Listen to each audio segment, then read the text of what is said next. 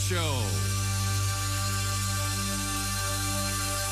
Everyone enjoyed the unspoiled a cappella majesty of Chicken Dean and all their best. Ba-dum-bum-bum, ba-dum-bum-bum, ba-dum-bum-bum, do-do-do-do-do-do-do. Ba-dum-bum-bum, ba-dum-bum-bum, ba-dum-bum-bum. Well, now they're back, and just in time for the holidays.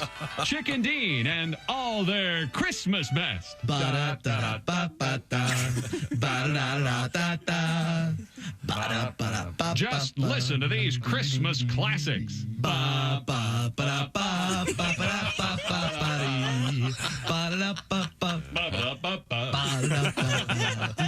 You'll get sing-alongs that the whole family can enjoy.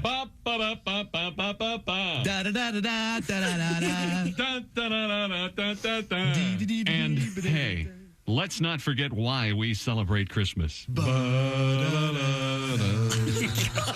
A dirge. Two men, two voices, and one shining star.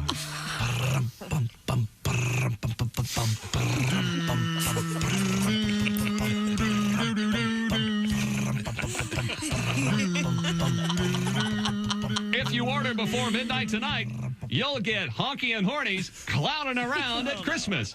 It's just for the kids. But wait, there's more. For this special radio offer only, if you call right now, you'll get Chicken Dean and Horny and Honky. Grandma got run over by a reindeer.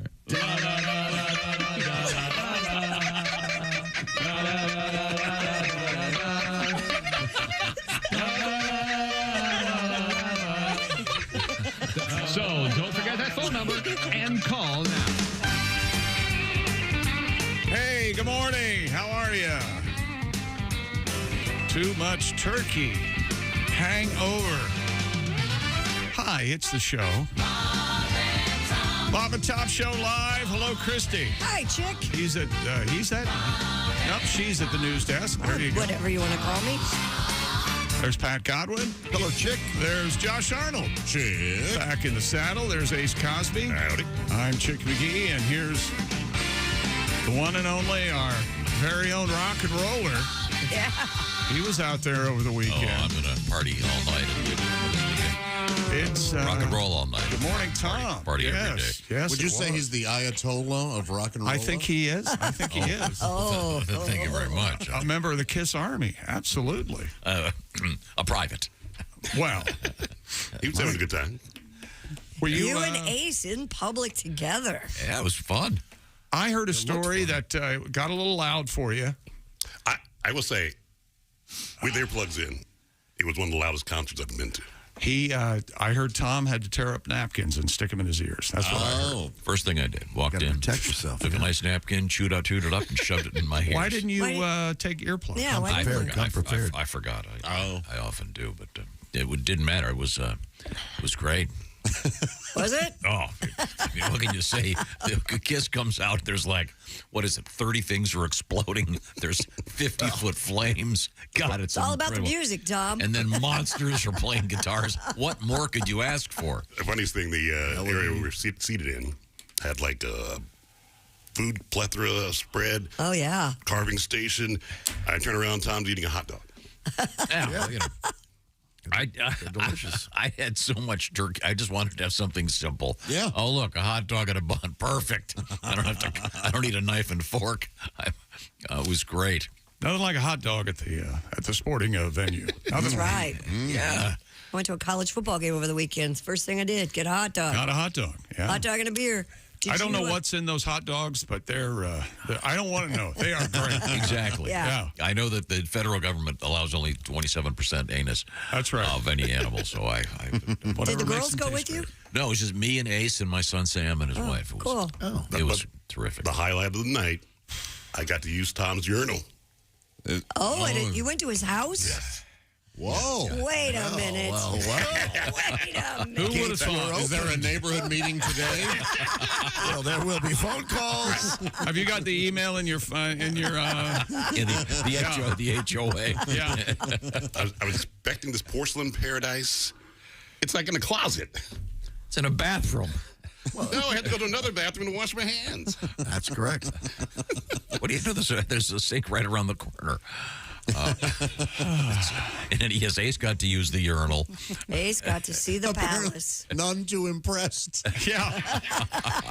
It's in what they used to call the master bath. What's the word now? En suite.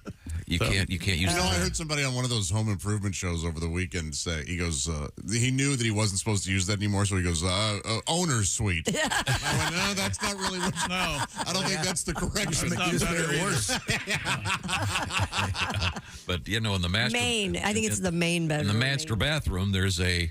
Primary is what, yeah. Primary, Sorry, there you yeah. go. The primary bathroom. There is a urinal, which is kind of a joke, but Well, evidently it's not up to Ace's snuff, Tom. Ace, if you'd walked out that door and then turned to your closet, left, there were the two sinks right there. You could have washed your hands. I have some nice scent-free pump soap. That's right. Oh, Yeah. Scent free. the old pump soap. Yeah, you know, in the pumper thing, whatever you Sure. Sure. No Fell's naphtha back there. I know. Fel's naphtha, that's what you use when you have poison ivy, I think. I don't. No, what is it? The orange Lava? Lava? Orange glow or something. It's in a big jug. Oh, yeah. It's at the truck stop. Sure. Yeah. The point Orange is, something. well, Ace and I went to see Kiss, Cool. and I'm glad Kiss is back on the road. Paul Stanley was sick there. Yeah, for a while. they canceled 3 shows, so we were kind of wondering. But now I got to hand it to Paul Stanley. For a guy that was sick, he's out there working hard. Yeah, he was singing, I bet, man. Nobody sings like Paul Stanley. And Chick, I thought of you when he did Lick It Up. So Lick it up. Lick it up. Can't get better than that. And I'll tell you what, Gene Simmons, when he breathes fire, I'd like to see Don Henley do that. It is all about the music. Yeah. And Gene, I love the way he's got this, like, he does these robot moves. Oh, it's best. Well, It's the he's best. on those Well, high it didn't- platform shoes. I'm You guessing tried they doing didn't that. used to be robot moves. They are now. Some say robotic, some say arthritic. That's right. Those guys, they were great. It was fun. You say so. And they're going to do a handful more shows, and I believe their last show from from Madison Square Garden is going to be live streamed. in Chicago tonight, and then one more show, and then 2 nights at Madison Are Square they not Garden. making up the Canadian shows? No. Apparently, Oh, wow. Until Kiss one last time next year. So how does Then it blow no. the fire? Then Is it no. with the And a Vital show will be on pay-per-view. So. Sure it will. Oh, it's pay-per-view? Okay. Yeah. Then I did read I have no doubt it'll be on pay-per-view. Yeah. I'm doubting it's going to be the final show. Okay? there is some, they might do a residency in Vegas, I've been told. So we'll see. Smart. It was fun. Did you guys go to get a sound check? Go backstage early? Anything of that like that? you meet With the guys. Ace, the king of Ace? He wasn't king of Kiss? We enjoyed the show as fans. All right. And it was the crowd. I mean, there were a whole bunch of people that had full makeup on. And Bunch of people went back for this. It was on Instagram and Twitter. They had the guys at Soundcheck, and there's something weird about seeing them on stage without their makeup, because Gene really looks like he's like, I'd rather be somewhere else. they were He's standing there, and yeah, they were no makeup. it was You hide a lot behind the makeup, Pat. boy? I know it. Come in handy, especially now. I would highly recommend it. It was fun. I hope everybody had a good Thanksgiving. I think by now most of the leftovers probably no good. Is that true? Today the day to didn't have any. officially throw them away. You didn't have any leftovers. No, I didn't host this year, so I didn't. That's the worst part about it. Oh, yeah. You don't get any leftovers. I actually made cranberries yesterday because I wanted cranberries. Really? Yes, I did. We hosted 20 plus people. Wow. I've got Yeah, we heard. tennis elbow from washing dishes. All of us know we weren't invited. We None heard. of us were invited. I don't think I wanted to be invited the way, from what I hear, the urinal sucks. Yeah. That's what I heard. In the closet. Got to go into another bathroom to wash your hands. What thanks. kind of dog and pony show is this? Where are you? Out there on the Green Acres? What kind of hillbilly setup that you got here? Josh, we haven't seen you for 10 days. You all right? Yeah. Nice try, China. Not this time. Yeah, the COVID. good. Yeah. Last time I saw you, I was sick as well, or getting there, and it didn't hit me. It hit me a little earlier than it did you. But Pat said that he saw you Friday night in Wisconsin actually get sick right in front of him. Yeah, That's true. Yeah. Yeah. Because we were Why? And I remember at one point I looked at you, Chick. I go, I feel like I've been hit by a truck. Yeah. And you're like, yeah, I'm not feeling great. And it was Well, then you didn't do your final number. I was sitting in the green room. All of a sudden, someone opens the door. Josh is getting off stage. my brain just stopped. Josh blows by me and he goes, I'm calling an audible. So I come sprinting out on the stage. It was something. Yes, all better though. Oh, Thank I'm you. so glad you're better. That Man. Wisconsin COVID's badass COVID. Yeah, man. I don't know what it That's the is, good but stuff. Did you have it's somebody good stuff. drive you home? No, I drove home 7 hours Saturday. God. Just I had Kleenex up my nose most of the time. And, Oh, That's a good honey. yeah. Did you end up in St. Louis for Thanksgiving? I did. I tested negative twice within 48 hours and then was able to go to St. Louis for the family Thanksgiving Saturday. And it was terrific. Just a Good. wonderful time. Turkey. Yeah, all the trimmings, it was great. Mm-hmm. Well, now we are officially in the land of Christmas music. Yes. Oh, yeah, that's right. Now, Pat, I know that during Ace's famous pizza romp, Oh, God. you did a boy. pizza song every day. Do you think we can do a Christmas song every day out of you? The 25 days of Christmas kind of thing, even though it's probably going to be about 23. Well, 22. we'll see. Wow. We can begin with a Christmas song today. Is that okay? Yeah, oh, yeah, absolutely. Maybe do an early one. Mm-hmm. Okay. Also coming up, the Ace Cosby joke of the day. We have interesting news for hunters out there. Maybe a gig for you involving possibly a helicopter. Huh? Yeah. Oh, yeah. There's an issue. Hunting deer from a helicopter? Better. Now, that's something. That Gotta lead sounds him a fun. little. Yeah. That's right. In the herd. That's not fair. We have criminal news. The deer are like they're flying now. Yeah. There's having a deer run into your car isn't fair either. So. All right, release the deer. Okay. Nothing like hunting. Okay. Well, we certainly look forward to that. We have dogs in the news, a bizarre JFK assassination story. And if you were going to do that, we had the news story about that 3-year cruise. People signed up to spend 3 years on a massive cruise. There's an update on what's going on with that. In sports coming up, what have you got? We got an NFL weekend to wrap up. We got more college coaches being fired. And here's how much we don't want you here. Here's $20 million. Please leave. Yeah, one of those. right? And Jimbo Fisher got 75 million, 77 million. And now What is it? IU's head football coach got 20 million, give or take. Oh, man. Jeez. If you're paying tuition, feel good about that. Instant classic yesterday in the NFL with the Eagles and the Bills. Oh, The Eagles- what a game. Eagles come out on top in overtime. So, and the Red Zone channel, which I watch every weekend, but thankfully I'd fallen asleep by this time. The fire alarm went off yesterday during the second games on the NFL at the NFL headquarters, which is in Los Angeles. So everybody had to leave the studio, including the host. And I said, "Well, that one thing will get Scott Hansen off the air. It's getting trip the fire alarm and shut his mouth up. That would be great." Thank you very much. Yeah, Right now, lots of stuff going on, Tom. the Bob and Tom Show was sponsored by BetterHelp. This time of year can be, I think we all know that, a little bit odd. And it's kind of natural to feel some sadness or anxiety, especially in the holiday season. Therapy can be a bright spot amid all the stress, all the changes going on out there. So this is where BetterHelp comes in, because BetterHelp has taken advantage of contemporary technology in the world of therapy. It's all about convenience and about using that phone or that desktop you've got to get hooked up with a proper therapist. So the way it works is you fill out a brief questionnaire. You'll get matched with a licensed therapist. And by the way, you can switch therapists at any time for no additional charge. Then the therapy itself is conducted online.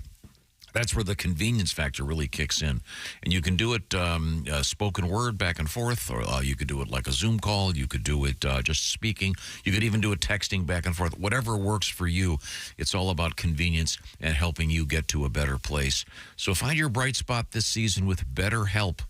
Visit BetterHelp.com/BT show today. That'll knock 10% off your first month. Once again, it's BetterHelp, H-E-L-P. BetterHelp. BetterHelp.com/BT Show. This portion of the Bob and Tom Show sponsored by BetterHelp. Coming up, we have an unusual story about a great baseball player, a great man who is taking on a high school girls team. We'll see what that's all about. This is the Bob and Tom Show. All day, all night, all Bob and Tom. This is Bob and Tom 24/7.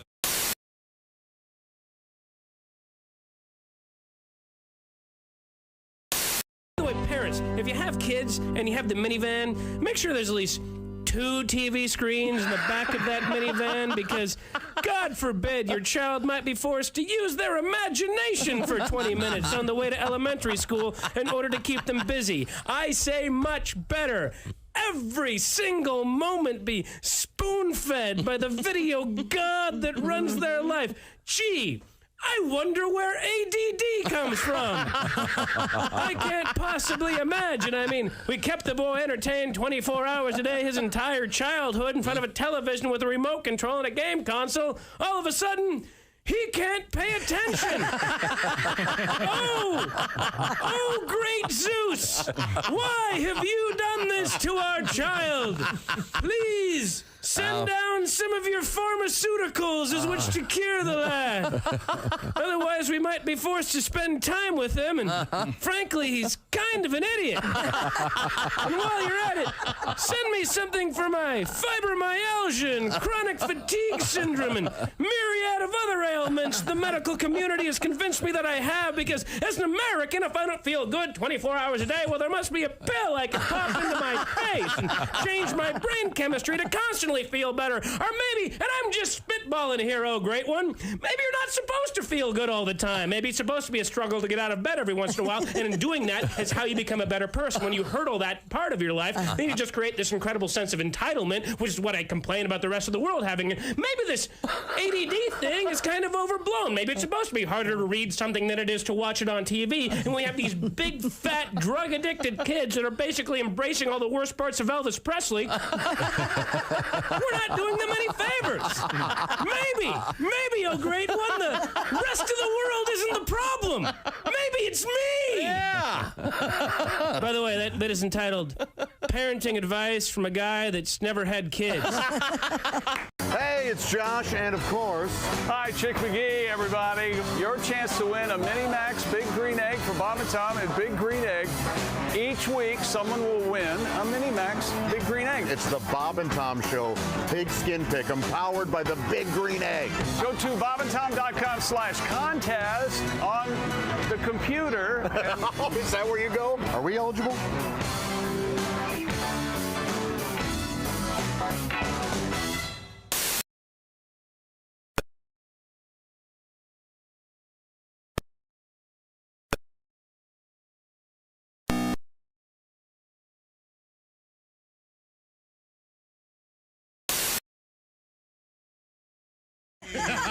Bob and Tom Radio.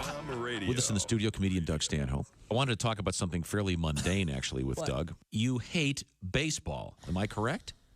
Baseball players always, they look like cops so much. They're so, they're so joyless. Are you out of your mind? But no, you watch any other sport and they're happy and they're pumping up the crowd, they're high-fiving. And baseball guys, they just look so joyless and smug, and they just sit there in the dugout and they look like cops. You know how someone gets pulled over, they have no registration, and you need 9 officers, and they all stand around with their arms crossed and self-important looking.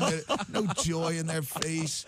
So what do you do during? Because I can tell you love. I mean, I'll so bet much. on baseball because I think that's the only reason people watch it, is because it's the only thing on in the summer. I hate the Yankees. That's the only reason I watch baseball, is to hope the Yankees lose, and I guess that's probably a miserable. Just because they buy their team and their fans are so obnoxious. Like, if you're gonna just be cheering in the stands, pick an underdog and have some character. If you have money on the game, it's different. That's like having stock in a company. Yeah. But if you're just gonna be a loudmouth, beer-fueled ass bag in the stands. Pick the underdog. Rooting for the Yankees is like going to a casino and cheering for the house. You're already supposed to win. You're standing behind the blackjack table going, oh, dealer busted your ass, bitch. Oh, that's my dealer. I got my dealer jersey on. Hey, this is Henry Phillips, and you're listening to Bob and Tom Radio. I travel a lot. It tends to mitigate. And also, it comes out more when I'm drinking. And since this is a morning show, that was tough. Okay. I think I'll get my own cologne. I will. It'll be a smell maybe of bourbon sweat and marijuana. Just to cover up the smell of bourbon sweat and marijuana. I want to be fresh and smell good. It smells too much like bourbon sweat and marijuana. Hope, the pleasant fragrance. Yes. Brought to you by Dude. Relax all. If you want to drink, we have a sales department here. Do we ever? There's plenty of alcohol down I the love hall. drinking. I get sick and tired of being bossed around by bourbon every night. These voices in my head. Punch that guy. Have sex with that girl. Eat that burger. Pee here. Turn left. Figure it out myself. Bob and Tom, 24/7.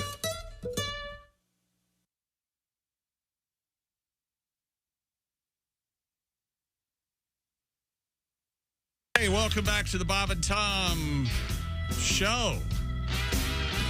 This was just holiday weekend one coming up for the holidays, right? You got Thanksgiving. Now we get into the serious business. Yeah, the gristle. Yeah. Holiday parties out the wazoo. How many are you going to? As little as I can. It's my official, yeah. Anybody hear this at Thanksgiving? Oh, man, I'm so full. I cannot eat another bite. Followed by pie. Oh, just a small piece of each. Heard it. I wrote it. Me too. Well, the big news here at the Bob and Tom show is that Ace and Tom went to a Kiss concert over the weekend. I'm so happy it happened. That's great. Yeah, me too. I kind of forgot about it. I almost died, stuff like that. But you guys had a wonderful time. And yes, you were out in the wild, so we'll have an email like this. Hello. This is from Sam. My name's Sam. I'm from Lake of the Ozarks, Missouri. All right. Hi, Sam. Longtime listener, first-time writer. My son and I attended the Kiss concert over the weekend. It was a blast. Halfway through the show, my son told me he had to use the bathroom really bad. So we walked up the stairwell, headed down the hallway. I looked up from talking to my son, and I see Tom Griswold. I said his name, and he stopped to talk to me and my boy, asking if he was a big Kiss fan. Do you remember this, Tom? Yes, sure, of course. And he shook my hand. I thought that was very nice of him to stop and chat with us for just that split second. Well, count yourself lucky it was only for a split second. But he goes, I'm so mad. I didn't ask you to get a photo with him. Over the years, I've often thought Tom was funnier than most of the guests. After explaining to my son that we just met Tom from the Bob and Tom show, he was also disappointed we didn't get a picture. Oh, I would have been happy to. Thanks, guys, for all the laughs and sharing Here Come the Mummies with us. We enjoy them, too. They're our favorite band now. That's Sam from Lake of the Ozarks. Oh, that's a nice story. Again, Kiss, Jimmy Buffett said it best many years ago. Don't try to describe a Kiss concert if you've never seen it. They were fantastic. Like Things on Fire. Was that the first time you've ever seen Kiss? I've seen them before a long time ago. Oh, okay. Just the level of showness. That's what is it? The extravaganza that is that production. Yes. Yeah, I don't know. You are the best. I think some of the best concerts I've ever seen is a guy and a guitar. Sure, of course. I don't deny that. But this is it's like a Broadway show, right? Yeah, it's like there's costumes It's and like fires. a circus, more of it. Yeah, a lot of visuals. But there's only one ring, right? But see now, with contemporary concert technology, they've got this. The sound is great. They've got the huge, big screens. Of course, is it constant fire? Not constant. They just do the fire when appropriate. It's like cursing. And if you curse too much, it has no effect. But if you selectively let it out there, it makes more sense. Like Gene Simmons doesn't blow fire every song. What's the opening song? Yeah, do you remember any of the songs other than the? I know there's fire. I've heard about the fire. Do you any songs that you remember? Deuce. Deuce. That was pretty early on. Yeah. I forgot the order of the tunes. They opened with Detroit Rock City. Oh, sure. Detroit Why Rock not? City, very good. What do they end with? Detroit Rock City. They end with, often get confused. I want to rock and roll all night and potty every day. Did you stay till the end? I did not stay till the very end. No wonder they're wearing makeup. That's a lot of partying. So how did you and Ace get to the concert? Were you? We rode together in an automobile. Is that right? That's correct. Did one of you drive? No, my son Sam drove. Oh. Oh, you guys partied in the back You seat? let him park his car in your driveway? With that window? With the window out? Still No, Somebody in your neighborhood didn't know with cops. No, he picked up Ace. I was not going to have it. Sam picked Ace up. I was not going to have that. I didn't want the tow truck. You put a bag over his head and then put him in the trunk? Yeah. This is just getting better and better. No, they came over to my house to pick me up. Okay. I took an Uber home. Oh, nice, you nice did? gentleman from Haiti. Okay. I continue with my 5 rating on Uber. Thank you. They just talked to zero. You checked your rating after the ride, didn't you? To make sure the guy from Haiti gave you a That 5. Haitian bastard better have given me a 5. Considering I went into my house and got him a beverage and came back out. Beverage or bar of soap?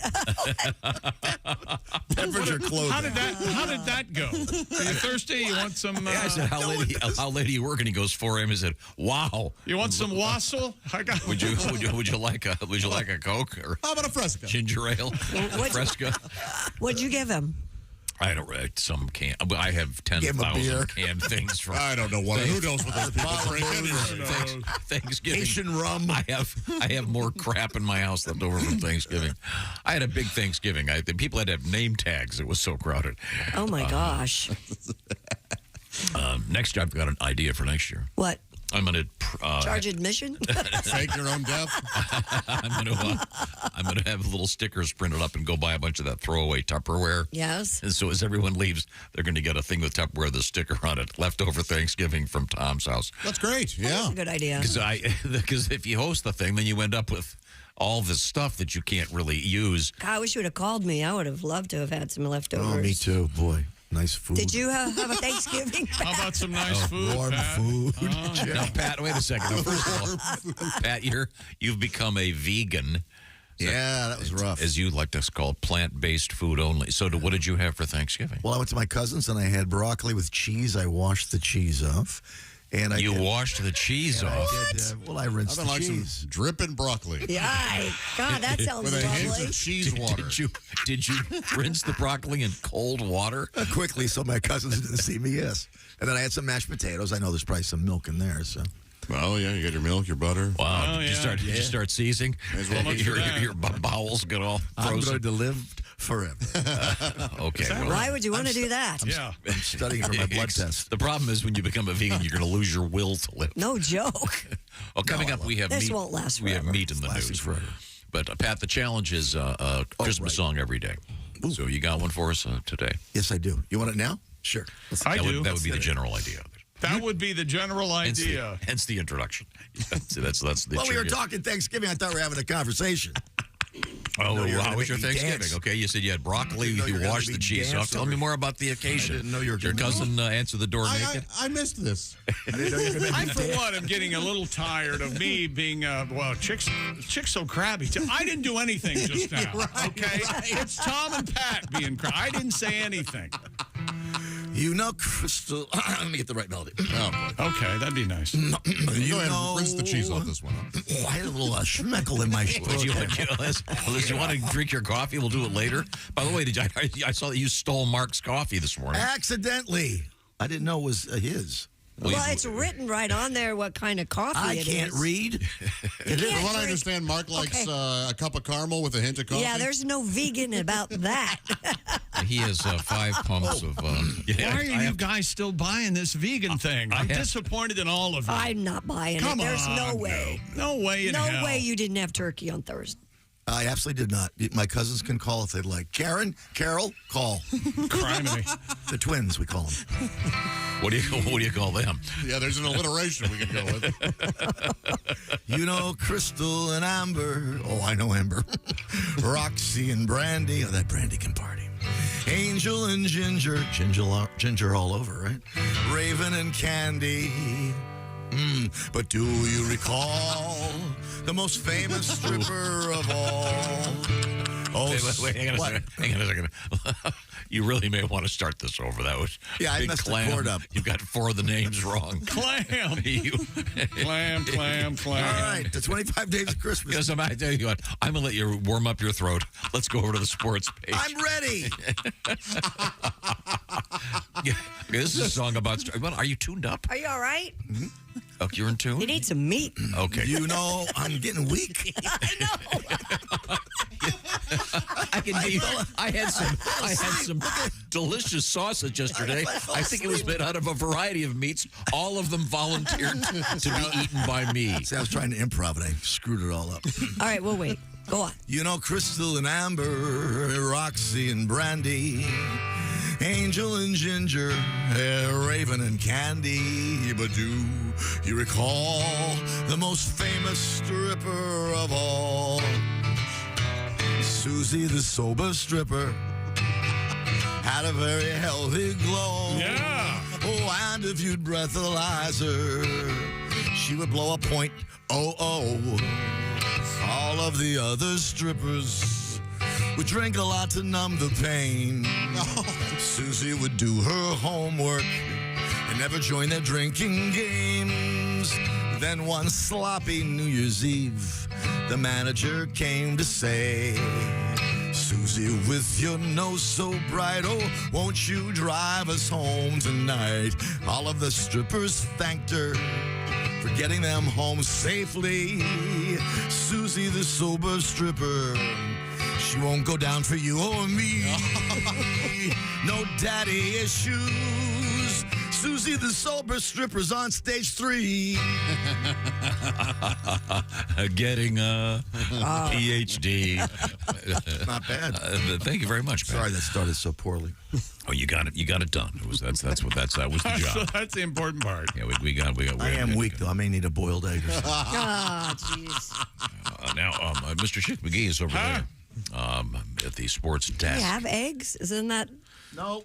Can't have an egg? No. I didn't think so. What do you drink? What do you get where do you get your protein? Soy milk? Where do you get your protein? You need protein. I have a vegetable protein and I have amino acids. Doesn't soy milk make your boobs grow? Isn't that a thing? Yeah, that's been happening. You know, there are studies that estrogen in the soy makes you men moody. Really? What happens. Yeah. Oh. What are you talking about? Yeah, see, there you go. Okay. I'll start crying. All right. NFL, what some are calling, I'm not one of them, but what some are calling one of the games of the year, the Jalen Hurts. Anybody? Yeah. Okay. Little Nazareth. Scored the winning touchdown on a quarterback draw with 2:37 left in overtime. The Eagles beat the Bills 37-34 in Philly yesterday. Hurts throws for 3 touchdowns, runs for 2 more, outduels Buffalo's Josh Allen. Rallied the Eagles from a 17-7 halftime deficit for the second straight game.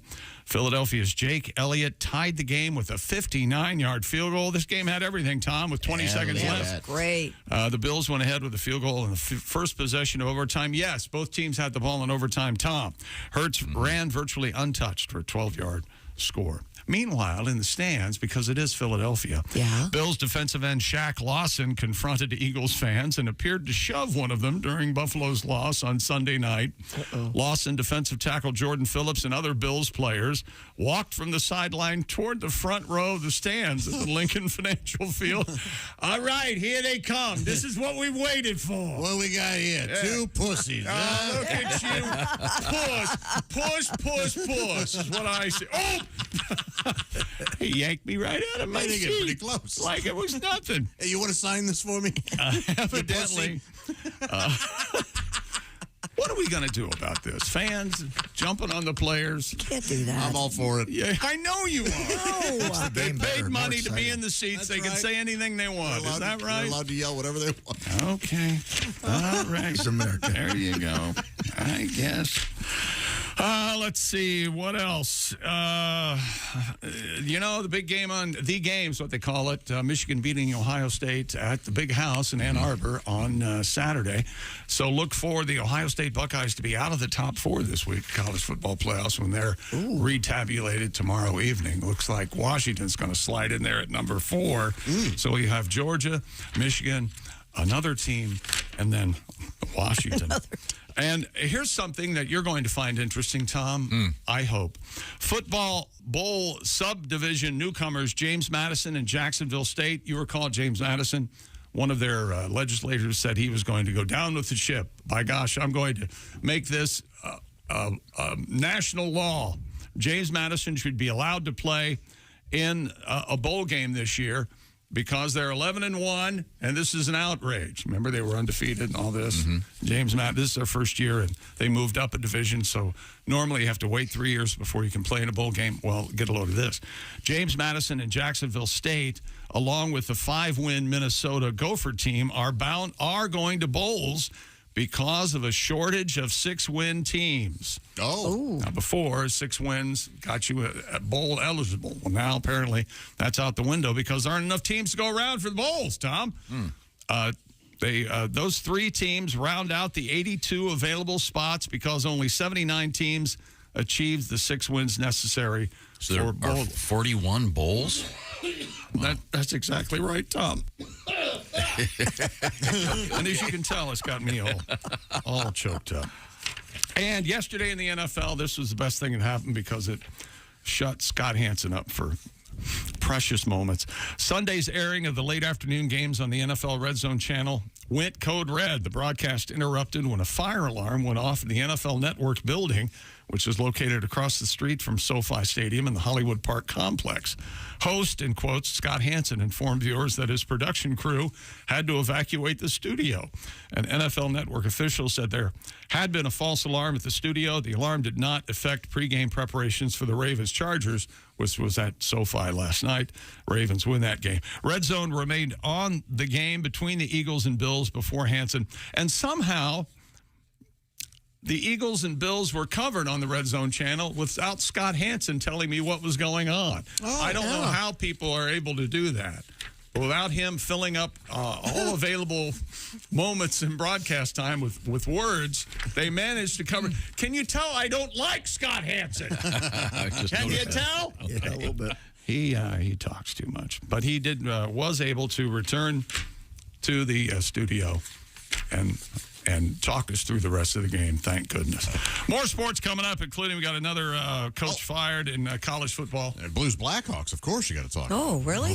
Nice that's in here somewhere else. Okay, cool. NHL. Yeah. We'll I analyze got that coming up.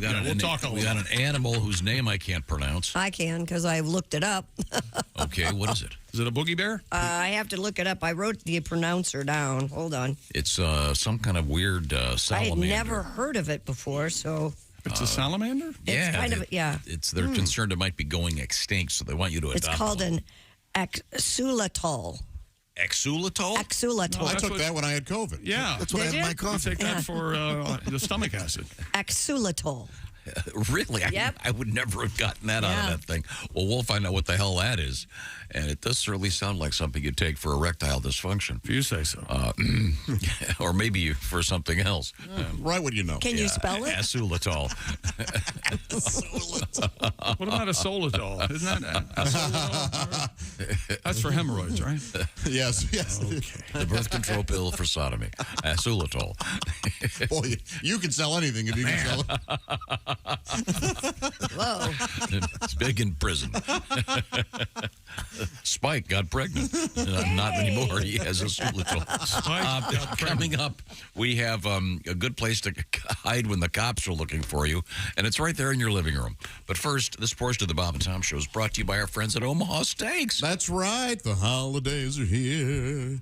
That's where you guys all go. The holidays are here. The holidays are here. So the holidays are here. Just get on with it. Here. And the Jolly Elves at Omaha Steaks, well, Jolly my ass! they have your wish list covered with guaranteed perfection during their Black Friday and Cyber Monday sales. Let's focus on the Cyber Monday sales. Go to omahasteaks.com, take advantage of 50% off site-wide, plus use code BTS at checkout to get an additional $30 off your order. Score delicious deals on tender, juicy, extra-aged steaks, or cozy up to some easy-to-prepare meals and carefully curated gift packages. Those are guaranteed to make spirits bright all winter long. Omaha Steaks, they have the quality, convenience, and everything you need to deliver an unforgettable holiday gift experience. And every purchase backed by their unconditional 100% money-back guarantee. This year, skip the guesswork. Bring joy to the world of everyone you love with gourmet gifts from Omaha Steaks. When you shop their Cyber Monday sale, you'll find delicious deals on gifts that are guaranteed to make spirits bright with 50% off site-wide. Plus, you'll save an extra $30 when you use promo code BTS at checkout. Simply go to omahasteaks.com and save big during the Cyber Monday sale. Minimum purchase may be required. Visit omahasteaks.com for details. Thank you very much. The perfect gift. I'll be sending my brothers some Omaha Steaks because they live in a different state than I do. So what a perfect gift. I know they loved them last year. They'll love them again this year. omahasteaks.com. Tell them the Bob and Tom Show sent you. Also, coming up, do people eat the same thing for dinner 4 nights a week? Well, the answer is most of them do. This is the Bob and Tom Show. Got something to say? Send us an email. bobandtom@bobandtom.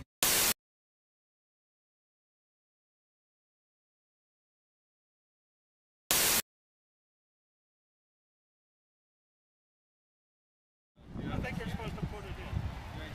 It's a concept.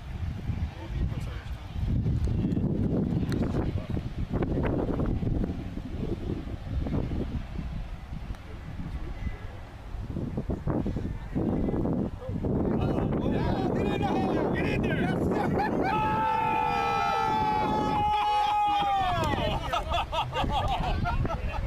Unbelievable! Kid, that's the best bump we've had all day. Congratulations. Tom, quickly, Tom. How does it feel? My God. What is that, 80 feet? My God. Now, right now, I'm buying a Mutual of Omaha hat, just like he has. Right now. Save that. You don't even have to hit it. You better hit that. That's unbelievable.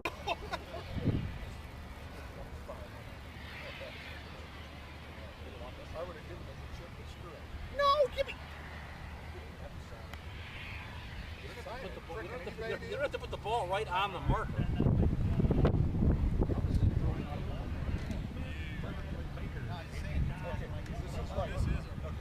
This is like a 2x4, okay? Just gotta practice. Can you pretend that you're on a 2x4? I do this a lot.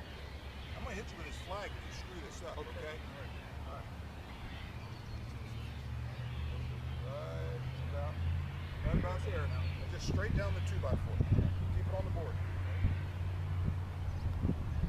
There should be. Yes!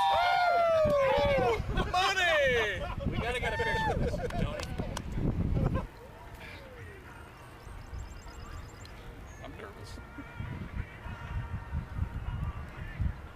Same people.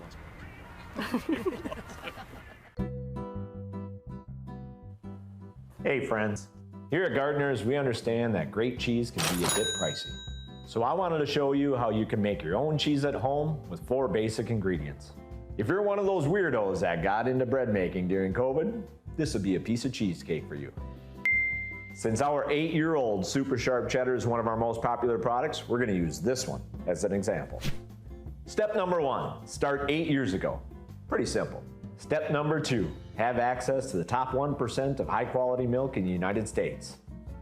Easy peasy. Step number 3, break out your highly sterile 9,000 gallon cheese vat. Okay, cut. This doesn't seem like a simple at-home DIY. Who's going to be able to do this from home? I'm just trying to explain to everybody the simple steps to making high quality sharp cheddar. Okay, we're going to have to cut. Well, but I haven't even gotten to the aging process yet. Are you freaking kidding me? Who the hell let this cheese hole in the door here? This is freaking bull crap. Goddamn, shove it up his derriere. I'm the cheese king. Guy wouldn't know a teeth if it slapped him in the face. This is utterly ridiculous. Okay, you're reading insults off of a sheet of paper. Okay, great. Cheddar days are coming, my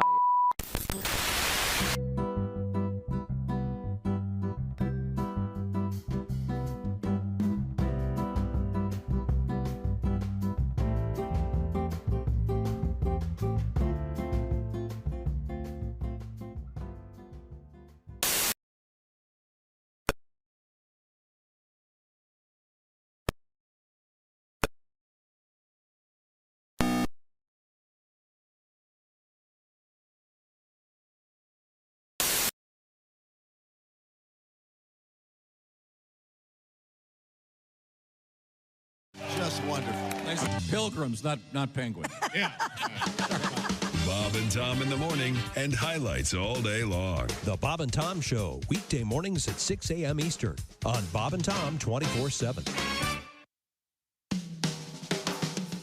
Hello. You're listening to Bob and Tom 24/7. This has been Chick McGee speaking. Are odors in your home a constant problem? Do you live with a smoker, have pets, or simply have annoying kitchen cooking odors that just won't go away? Do you ever hear comments like this? Gee, Janet, I never thought of fertilizing houseplants with cow dung. Or has a house guest ever said, Great room freshener, Bill. What do you call it? Early American locker room? You've tried carpet deodorizers, spray mist, incense, stick-up fragrance dispensers, and even plug-in devices that temporarily mask the smells in your home. Nothing seems to work. That's why Home Products Incorporated, a division of Frigamall Industries, is proud to announce its latest innovation, Le Clip. With Le Clip, foul-smelling odors seem to miraculously disappear. Simply put Le Clip over your nose and the nose of visitors to your home and see what a difference it can make. Hiya, Mary. How you been? Wonderful, Janet. Hey, your house smells great. See how easy? If you pick up Le Clip today, and if you're not delighted with the results, we'll send your money back. Le Clip, by the same company that brought you Le Blindfold, the product that makes messy, cluttered homes look more neat and organized. Gosh, honey, the house has never looked better. Le Blindfold and Le Clip. Pick yours up today. Okay. Hey, this is Frank Caliendo, and you're listening to Bob and Tom Radio.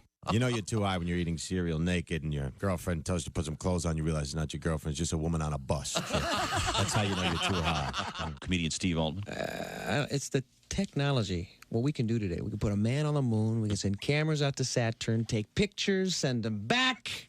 Computers. You know, but we still can't make a coffee maker that doesn't go...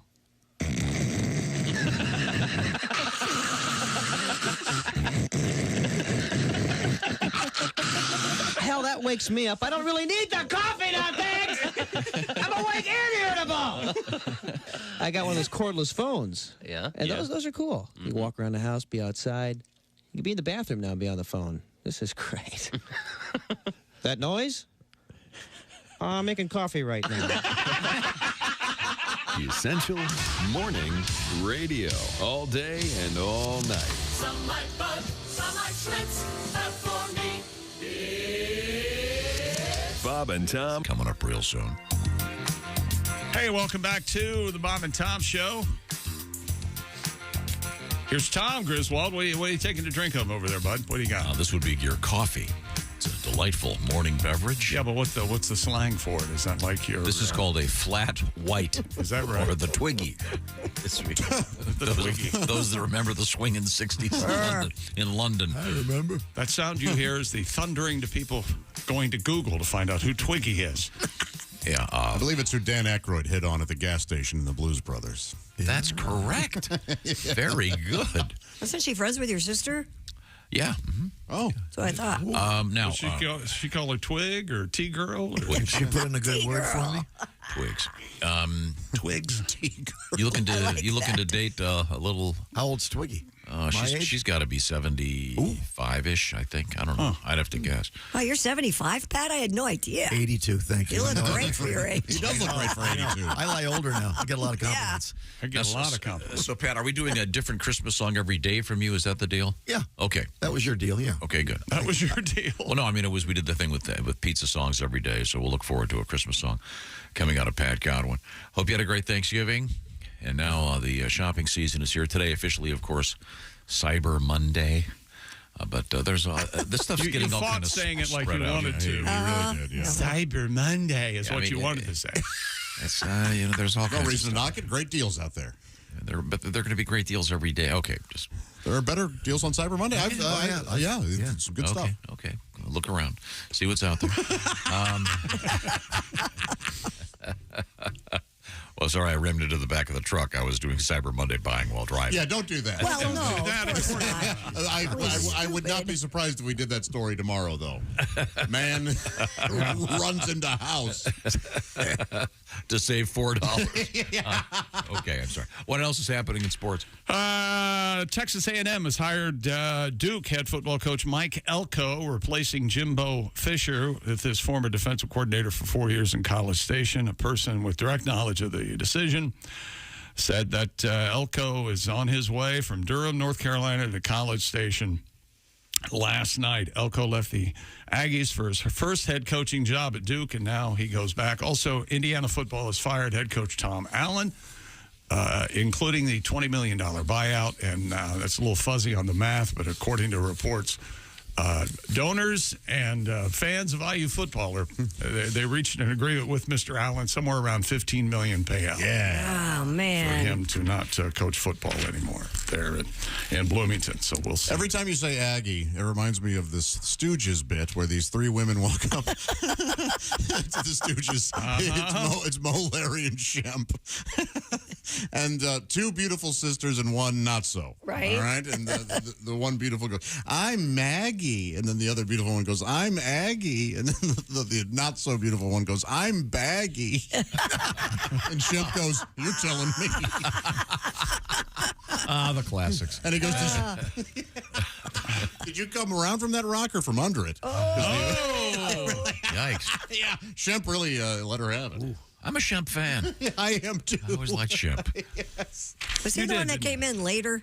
Well, he was on the movies later. He had the messy hair, I guess. He started off in vaudeville with them first. He was the brother. Okay. Yeah. He's Mo's Mo brother? and Curly's brother. Okay. In real life. Yeah, yeah. And they're what are their last Fine? Yeah. Howard. No, Larry Fine is the cousin? Yeah, he's like the Beach Boys. He's right? the Mike Love. Very good. Chick and I are on the same page. Yeah. He's the Mike Love as Mike Love is to the Beach Boys. Larry Fine is to the Three Stooges. Gotcha. The Howard brothers. So, thank you. And I don't know what's happening on this sports story, but I'm going to go ahead and share it with you anyway to see if you find the same problem with it I do. Okay. Retired baseball great Ichiro Suzuki recently pitched a shutout against a high school girls team in Japan. Oh, yeah? Well, of course he would. Why? He's very good. Yes. They're high school kids. I need to do a little something for my ego. I can strike these. During the 50-year-old's annual All-Star game, Ichiro threw a 116-pitch complete game shutout and struck out 9 in a 4-0 victory at the Tokyo Dome. It's not fun at all. Why? Why? I showed those girls. Wasn't that a great game? Don't you think I could still kind of sort of play, sort of? I think this is a tarnish. This is a mark. This is This must be some weird Japanese tradition. Oh, and the punchline is, I got to get my rim shot ready. The game had been set up to encourage women to play baseball in Japan. Yeah, that's. Well, then why wouldn't you throw underhand at them? Yeah, come on, Suzuki. You could be struck out by a former big leaguer too. Yeah. Come on out. Show him some heat. Yeah, he didn't have to throw 98. Yeah. Maybe the mid-70s. This is like Tom Brady playing Pee-wee football and throwing some touchdowns. Yeah, Come on. I don't get it. I don't get it. These kids are used to playing T-ball. I'll show them. I'll show them what it's like to face real pitching. Yeah. Man. So did he have a no-hitter? I don't Sounds know. like it may have been a no-hitter for him, but 4-0, 116 pitch, complete game shutout. So it wasn't a no-hitter. But no fun for the ladies. What's he trying to show these people? I don't know what the problem is. Okay, all right. More sports coming up, including a world record today. How about that? All right. Good. Love those world records. Oh, yeah. Who doesn't? Christy, what do you got on the way? Oh, we have a lot of stuff. We have a wife who was so mad about her husband's sexual prowess that she wants to protest a brothel. Well, do you think? All right. Do you think that's really going to persuade people not to go in? Interesting. My husband loves this place. You can't go. Who knows? We'll find out what the details are at the brothel. Plus, we have crocodile hunters in the news. This is the Bob and Tom Show. Thanks for listening to the Bob and Tom Show this morning. Catch any part of the show you missed later today on our...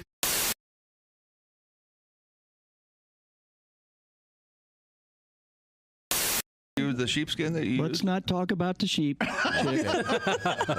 Okay. Brings up some really sad memories. Okay. Well, no, I know you've got it's tough when you name them. It's an a tough original breakup. song. Yeah. This is an original song from the Electric Amish. Can you guys favor us with the tune? Yeah, we play all originals because, of course, we're not even allowed to listen to the radio, so I don't even know what you guys hear. No, that's true. Well, go ahead, but I'd love to hear it. Well, all right. This is a little song goes a little something like this. It kind of tells you who we are. Oh. Carl, would you look at Barry back there? He's playing those drums like a crazy Mennonite. Yeah, for that he will surely burn in hell.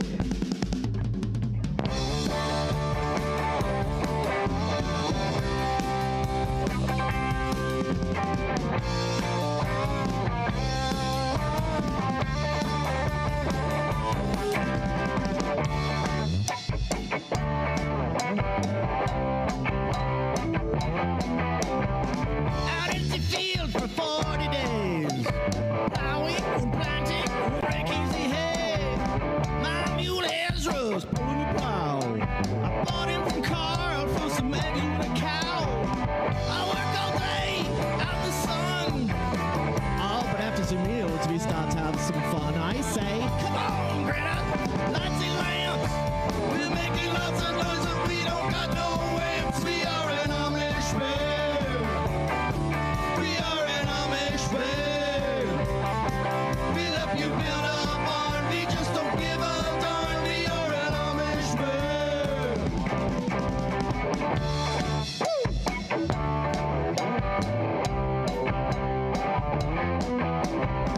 The women folk up in Napanee are working their churns for great berry and me. Sweet butter, rice make pies. Smell of their cider about to make me high. Now these young maidens, they had a band. They was out to meet us boys in the band. They said, the parson's gone, now's our chance. And we proceeded to have a big square dance. We are an Amish band. We are an Amish band. We'll stay all night home and play, but first we all must pray. We are an Amish band. Give it up for bravery.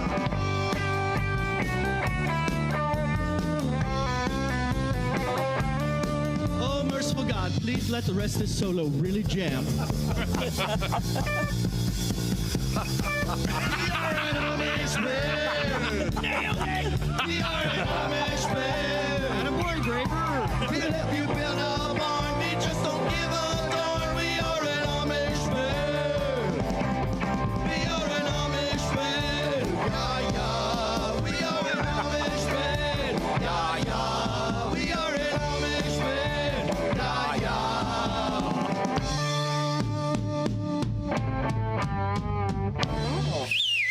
Yay! The Electric Amish, ladies and gentlemen.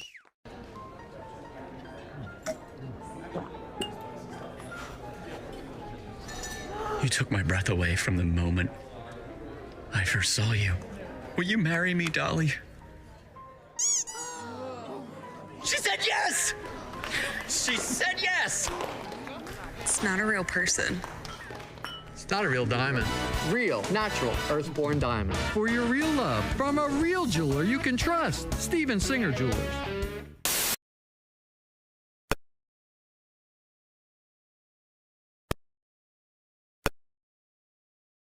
global fuel economy initiative.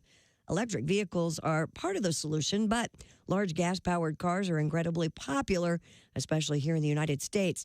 Their overall market share just keeps growing. And that's your news. I'm Christy Lee. More of the Bob and Tom Show on the way. Hey, hi, this is Tom. And this is Chick from the Bob and Tom Show. Hey, Christy, what's the best way to get full access to the show? Hey, what? You introduced me. That would be to become a Bob and Tom VIP. Very good. Now, Josh, what's a feature of Bob and Tom VIP? Wait a minute. Well, the live 5-camera video stream of the show, plus a podcast of the show, and comedy from the Bob and Tom archives. Excellent. Chick, what do you have to say for yourself? Become a Bob and Tom VIP now. Just go to bobandtom.com/VIP. See, that was worth the wait, wasn't it? Hi, this is Dr. Will Miller, and you are listening to Bob and Tom Radio. For Batman, it was Batgirl. For Superman, it was Supergirl. And now, meet Spider-Man's female counterpart. From Bob and Tom Productions, it's the superhero women have known about for years. All right, Toots, this is a stick-up. Hand over all your money. Oh, dear. Yeah, come on, lady. Hurry it up. Somebody's going to get hoiked. Help! Oh, please help! Won't somebody help me? Let that young woman go, you two ruffians. Yeah? Who's going to make us? I am. Come on, lady. You must be in your mid-50s. Yeah, what do you have going? Some kind of superpowers? Yes, I do. Take a look at these. Oh, gross. Let's get out of here. It's Spider-Vein Woman. Oh, God, no! Spider-Man got his superpowers from being bitten by a spider. Spider-Vein Woman got her powers from working as a waitress for 17 years. Don't make Spider-Vein Woman show you her legs, because if she has to, she will. Look at this one. I think I'm going to puke. Oh, here, hold my purse. I'll show you my hysterectomy scar. When you need help, call on the only superhero who wears long polyester pants, comfortable support hose, and sensible shoes. She's Spider-Vein Woman. Coming soon to a theater near you. Essential Morning Radio. All day and all night. This is Bob and Tom Radio. I actually I have a sexual fantasy associated with the earthquake. Go. Well, that woke Chick up. In my fantasy, I'm making love to this woman. Yeah. And then all of a sudden, she feels the earth move beneath her. Ah, yes. And then she rolls over on top of me and shields me from debris. Safety first, everybody. Safety first. Hi, this is Paul. And this is Storm. And we're Paul and Storm, and you're listening to Bob. Great show. Hey, welcome back to the Bob and Tom Show. Christy Lee at the news desk. Hello. There's Pat Godwin in the performance studio. Hey, Chick. There's Josh Arnold. Hello. Back. It's alive. There's Ace Cosby. Hey. I'm Chick McGee. And here's Tom Griswold, who over the weekend, big news, he and Ace went to the Kiss concert. 3 Christmas trees. Unbelievable. How many? 1 to go. What? You're going to put up 4 Christmas trees? No. I've got 3. 2 are up, and Ace, you saw that. I got the little one was done. That's the little one? Yeah, that was only, it's like a 4-footer. I mean, it's. Is it real? Yeah. Oh, yes. Yeah, Are they all real? Have you gone out and actually chopped it down in the woods? Or I have done that. I did not do that for these. Hacksawed it down? I went to the place I go every year. And I did that one year. It was one of my best Christmases ever. Oh, that's sweet. Hacksawed it down. That was fun. If you're going to do that, I would not recommend using a hacksaw. Why not? Because those are for metal. Well, you can get a hacksaw for wood. Any sort of chainsaw, man. But if you're going to do it, I recommend get goggles. Oh, God. You don't have to get goggles. Yes, you do. Because when I did it, I had to climb underneath the tree with a saw. And, of course, you're sawing wood full of whatever sap. Wood. It's not like sawing cured lumber. And I got down there and started sawing. And all of the bark, all of the crap that is in a tree just started coming down into my face. Is that right? Yes. You lead a very different existence than anyone else on Earth. If you've done it, it's not as easy as you think. So all 3 of your trees are real? And I've got 1 fake, 2 real. Okay. Yeah, it's a long story. Did you get the pre-lit? You like the pre-lit? What about the pre-lit? One of them is the little baby pre-lit tree. Okay. It's very nice. All right. That one's not up yet. That one's on the way, huh? No, it's in my daughter's. It's in it. Well, no, I took it out of the box. It's in 3 pieces, and it requires tools, and I was too tired. How do you put it together? An Allen wrench? Need an Allen wrench? And who the hell is this Allen guy? Yeah, why did he come along and he saw the screws and the nuts? I say Phillips and Allen in a cage match. I don't know why not. It does sound like versus Flathead. Taking Phillips. Doesn't Flathead sound like the name of a wrestler? Flathead. So, yeah, but give him the Scroogey Flathead. Every year it's the same thing. We get the lights out and string them together, and these are bright white, then there's the softer white. We Can't do that. Can't mix them. No, I know. Trust me, I found out. You know, the days are gone when you had to find out which bulb was burned out of the strand. So you don't have to do that anymore. Yeah, Thank goodness. That's a good thing. Yeah. But, so we're getting there. We're getting close. I'm just tired from a long weekend. I'm glad to be back to our routine. You know what I'm saying? You do seem like a creature of habit to me. You don't do very well out of your routine. That's correct. Knock over a tree in the middle of the night, probably. Oh, boy. You're going to knock over a tree. Oh, yeah, you're not expecting it to be there. Oh, you mean in the house? Yes. You're shambling around there in the middle of the night. You're walking in the forest. I do worry about the dogs. Do you have a lantern? The dogs coming in and going, oh, look, a tree. I think I'll pee here. Oh. My cat sleeps under the tree. She's taken to doing that. She doesn't try to tear it down? Little Christmas cat. No, she just gets under it. Cute. Sleeps under it. No, she's This could lead to my heart. worst story in the history of the show. No, we're not doing the worst story of the show. It's time to move on to sports. You know, when I was... Tell us, Uncle Chick. Actually, this did not happen to me. It happened to my dad, and he shared this story with me. They got him when he was like, I don't know, 4 or 5 years old. It's a Christmas family tradition.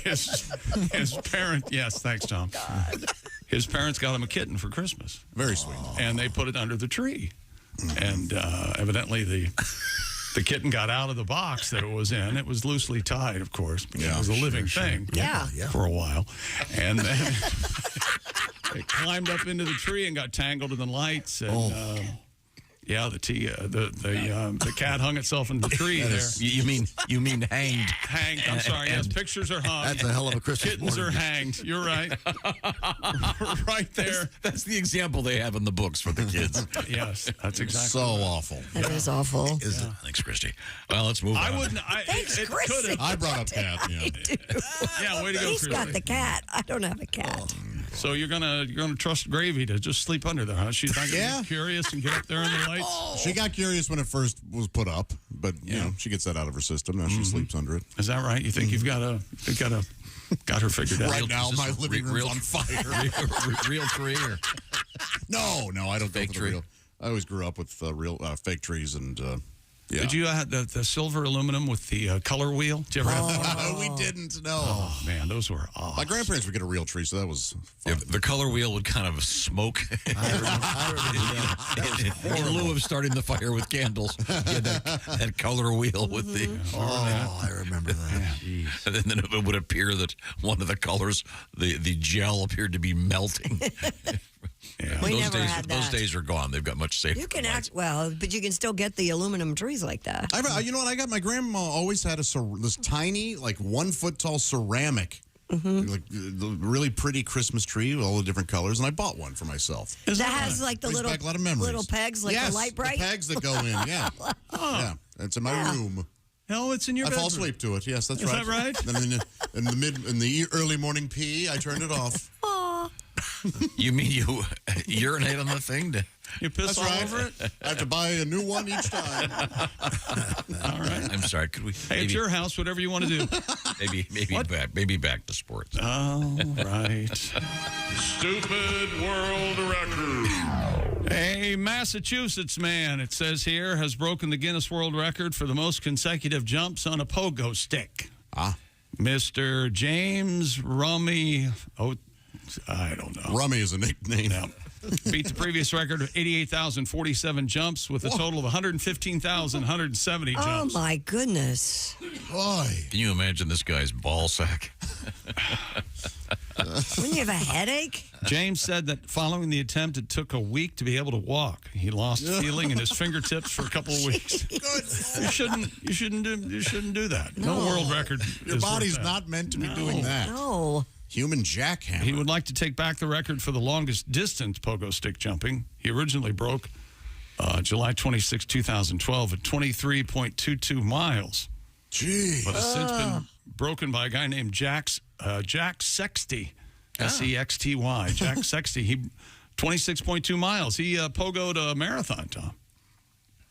Do you get pee breaks when you do this, or do you have to... oh, boy. Do you have to let it rip? Continue to want to ask questions that no one knows the answer to. Just asking. It's a fair question. You are jostling the bowels quite sure a bit, it's aren't just you? a urine? Yeah. How about a dosage there on the pogo stick? How about that? Oh, boy. You know what this guy does for a living? No, what? What's that? He works in the paint store. He shakes cans up, stuff like that. Oh, he's a bouncer. Oh, it was better than I thought it would be. That's all right. Yeah, that was okay. I mean, think of this guy's poor ball sack. Up, down, up, down, up, down. Looks like an aging bungee jumping. Maybe he has everything all, Up, tucked up. Yeah. You know, I was a professional pogo sticker for a while. Oh, is that right? Yeah, it has its ups and downs. You've joined the dark side.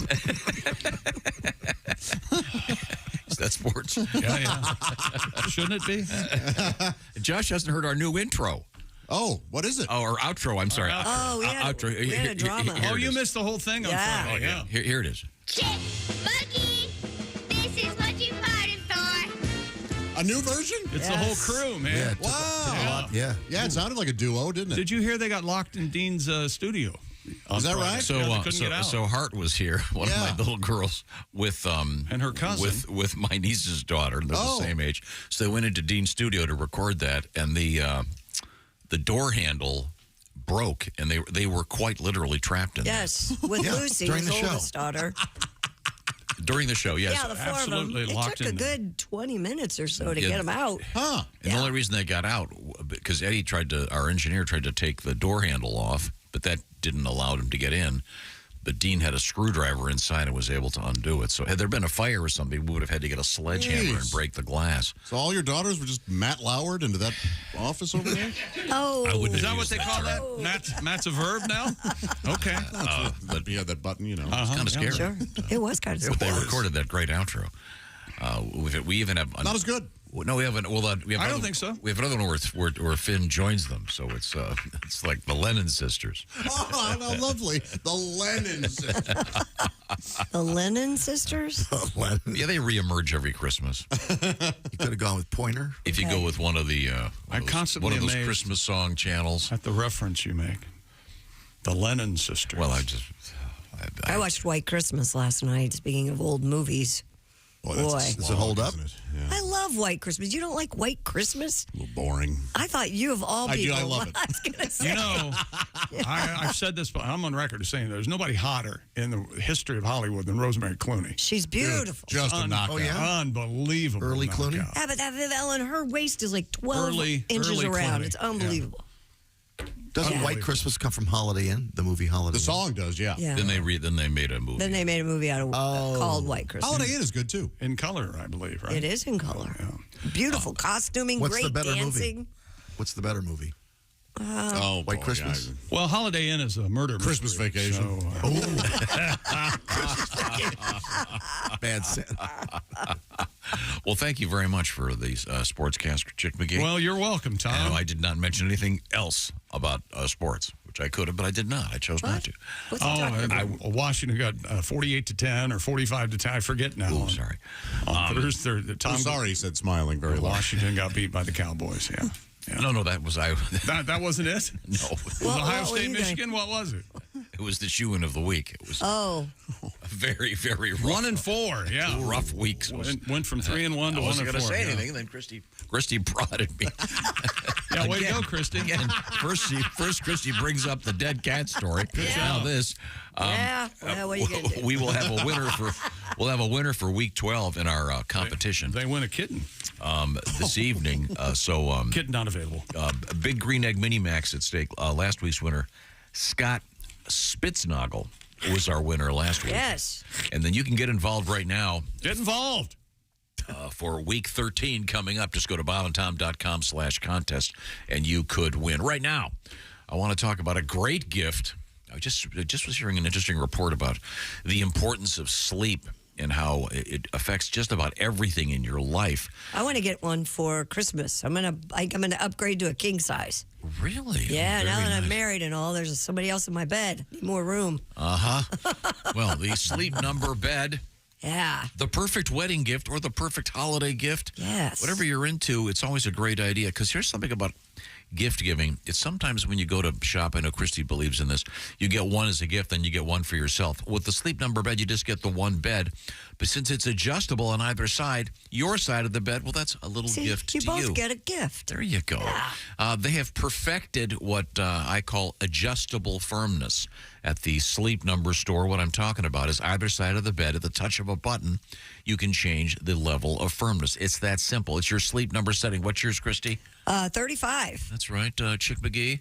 100, Tom. I like the firmest of all settings. So the way Christy has hers set up, it's a little bit less firm on her side of the bed. It's that simple. Holidays are fun. Have some fun and get yourself a great gift and a great gift for your partner with the Sleep Number bed. Why choose a Sleep Number bed now? Well, let's see. You can sleep at your ideal firmness, your ideal comfort, your ideal support with a Sleep Number bed. And now it's Sleep Number's special sale. It encompasses Black Friday, Cyber Monday, et cetera, et cetera, et cetera.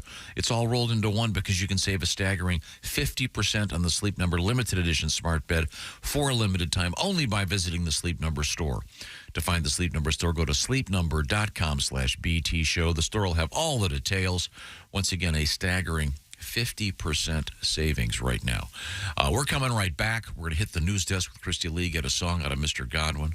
And we have also coming up a little bit later on today, we're going to talk with Reno Collier, comedian. This is the Bob and Tom Show. You're listening to Bob and Tom Radio.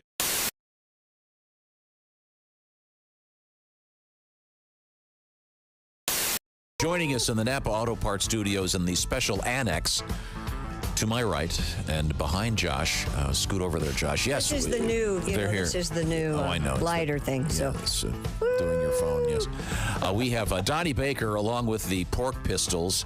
Hey, boys. Donnie Baker on tour right Good, now. Donnie, entrepreneur. Donnie, famous for his koozies and other semi-legal merchandise. Paraphernalia. Donnie, I like your wolf T-shirt with the wolf wearing a nice Santa cap. Yep, Miss Santa Wolf. I still got my boat for sale too, Tom, if you can mention that. Okay, now, do you know that Morgan Freeman's selling his boat, so you're up against Mr. Yeah, I appreciate him boat blocking me like everybody else. He's boat blocking you? I've got another, now a neighbor, 4 lots down, selling his boat, 500 less than my boat. Uh-oh. And he don't even have an outboard motor on his. Oh. Mine's got an Evinrude's, if you can mention that when you plug it. He don't even have an outboard. He's got an inbred motor, which runs good, but his sister has to start it. So, how can I compete with that? You know, I'm on Craigslist. He's got a whole budget to advertise on Ancestry.com. So, of course, he's that sounds great. I'm surprised you have an Evinrude. I thought you'd be more of a Johnson guy. Nope, got an Evinrude. Stick the governor off it, though. It's a beast on water. So I'm sorry that you're getting yacht blocked, but we need to get to the band here. Once again, can you introduce the fellas in the band? Yeah, on bass, I got Todd Boner. And then on lead guitar, my best friend ever, Scotty Winkler. And on drums, we got Dusty Privet. So this is our band. We're the Pork Pistols. We started off as Dirt Nickel years ago.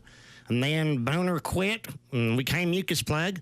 And then that didn't last, and Scotty got on the pills, and then we was Turtles with the D. See, we're done with Christian rock. What we're doing here is so much different. Well, now, Donnie, I know we have time for a couple more tunes here. Is this your new original one? What are we playing? This is a new original tape I wrote. It sort of ties into Thanksgiving. Because, you know, this is really the only time of year to start mixing stuff in your meals. Nobody really sits down with 4 or 5 side dishes when they go out, you know, to, wherever they're eating. This is like home-style stuff like the Pilgrims did. Oh. But it can sometimes shock your system. And that's what this tape's about, from Donnie Baker and the Pork Pistols. And I'll start this one, Dusty. This sounds like my boat when I start my boat. Oh. Okay? And we do this one because Motley Crue pissed out and quit, so somebody's got to sing our tapes good.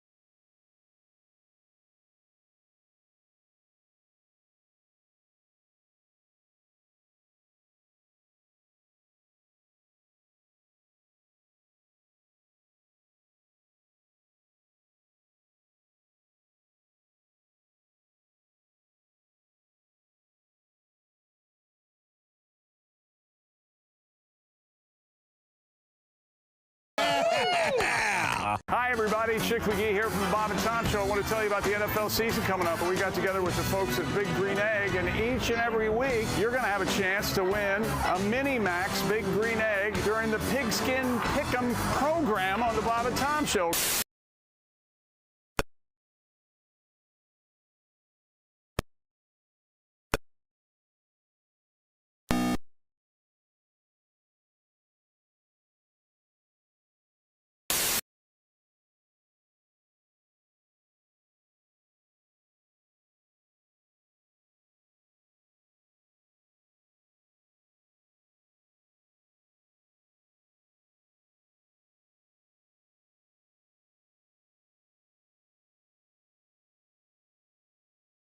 Nope, it's a tiger. Yeah, you're wrong. I'm like, okay, let's play a little game.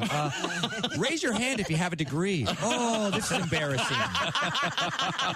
I graduated on the dean's list. You can't wipe your own butt. That's a jaguar. This is a winner. Next story. Eyebrow dandruff. That's disgusting. Is that a thing? I'm not proud of it. Why would you bring that up on the air? I didn't. It was Christy did. It was said in confidence off the air. Yeah. Don't ever say eyebrow dandruff in front of a potential lover. No. Hey, look, ladies. If I'm on top, you might get sprinkled on. Well, let it snow. If you're on top, I'll just let everybody else finish that. Oh, I see. If you're on top, you got about eight seconds to live. Is that it? I wouldn't say 8. If you're on top, Godspeed to your ribs, ladies. Is that what we're getting at? Hi, this is... Hey, welcome back to the Bob and Tom Show. Right smack dab in the middle of the holidays. We're all kind of loogie. In the thick of it. We're in the thick of it. All right. We're up to our ears in weeds of holiday celebration. I'm psyched. Is that right? A lot of great Christmas songs out there. Already having a good time. Mm-hmm. Ready for the holidays. Yes. I haven't had good ideas for presents. the Christmas feeling since, let me think, 2011. And I don't see this year changing. It's going to change. This is your year. Thank you very much. Is this year? I can feel it. I can feel it. No, that's not. Got a lot of love coming your way. No, that's not going to. It's like the setup for a Hallmark movie. No. Yeah, it's going to happen. This is where. Speaking of love, yesterday was Chick's birthday. Oh, happy birthday, Chick. Hang on a second, Tom. Thanks for mentioning that. You're finally ahead of me. We get to our age, we don't mention birthdays. Yes, we do. No, we do not. No, we don't. Oh, shoot. I sent you a text, should I not have? I sent you a text, too. Did I No, mess you're up? not supposed to. forgot it. No. I'm sorry, man. No. No, I don't You want get to be 73 years old. You're not going to like birthdays. I'm telling you. You've got quite a ways to get there. Got a nice letter here on a different topic. Thank God. I was listening to some of the shows over the Thanksgiving break. Nobody cares, Pat. And I heard that... Nobody cares. Thank you. This is from Brian. Hi, Brian. I'm going to turn up the Krabby meter. Turn it up. We appreciate you. Turn it up, Tom. I realized that Pat's new girlfriend is named Paula. Have you checked with Pat about doing this letter? Oh. We played pickleball last night. Wonderful, yeah. That means everything's okay. I realized that was the name of Tom's maid from childhood. Oh, yes. The famous one Tom thought was a German spy. Coincidence? I think not. Right. And what was her sister's name? Helga, or stereotypically Helga? Is that right? Hilarious. Absolutely. And she and Helga would be talking on the phone, and it would always scare me. Oh, Tommy! It's time to get in the shower, Tommy! Oh, my goodness, Tommy! It's getting too big for me to give you a shower! Paula was about 5'2" and built like Happy Humphrey. She was a big gal. My goodness, your Schwanzstück is gigantic! Her strudel was to die for, though, as they say. It was. Don't stare at my heaving bosom. My creamy strudel. Helga, help me. Try that voice on your Paula, won't you? Your T-shirts have grown so crispy. Let me know how it goes. Paula taught me how to iron. I always remember the little-known Donald Sutherland movie, Eye of the Needle or something. That's a great movie. I'm not familiar. There's a part in it where he's a German spy, and because you thought you were certain Paula was a spy talking to her sister. Right? Did her sister live here in the States? Yeah. Mm-hmm. Oh. I met her a few times, actually. She looked like her sister? No. Three-way? My brother-in-law's mother's name was Helga. Maybe they were related. You don't know. Could be. I don't know. Let's shift gears. Did you give her the old German upside-down cake? Again, no, because Paula would have eaten it. Or German chocolate cake. Pineapple upside down. Do you have a hole? You have a hole drilled in the wall? Give her the German Hawaii, Berlin. People confuse the two all the time. Hawaii and Berlin were both part of one war. I remember flying into Berlin and getting one of those lays put around my neck. What is it? And then then they tightened it and hanged me. That's Norm Macdonald. Keep an eye on Germany. They keep starting fights with the world. Okay. I'm sorry. Christy Lee is at the Bob and Tom news desk.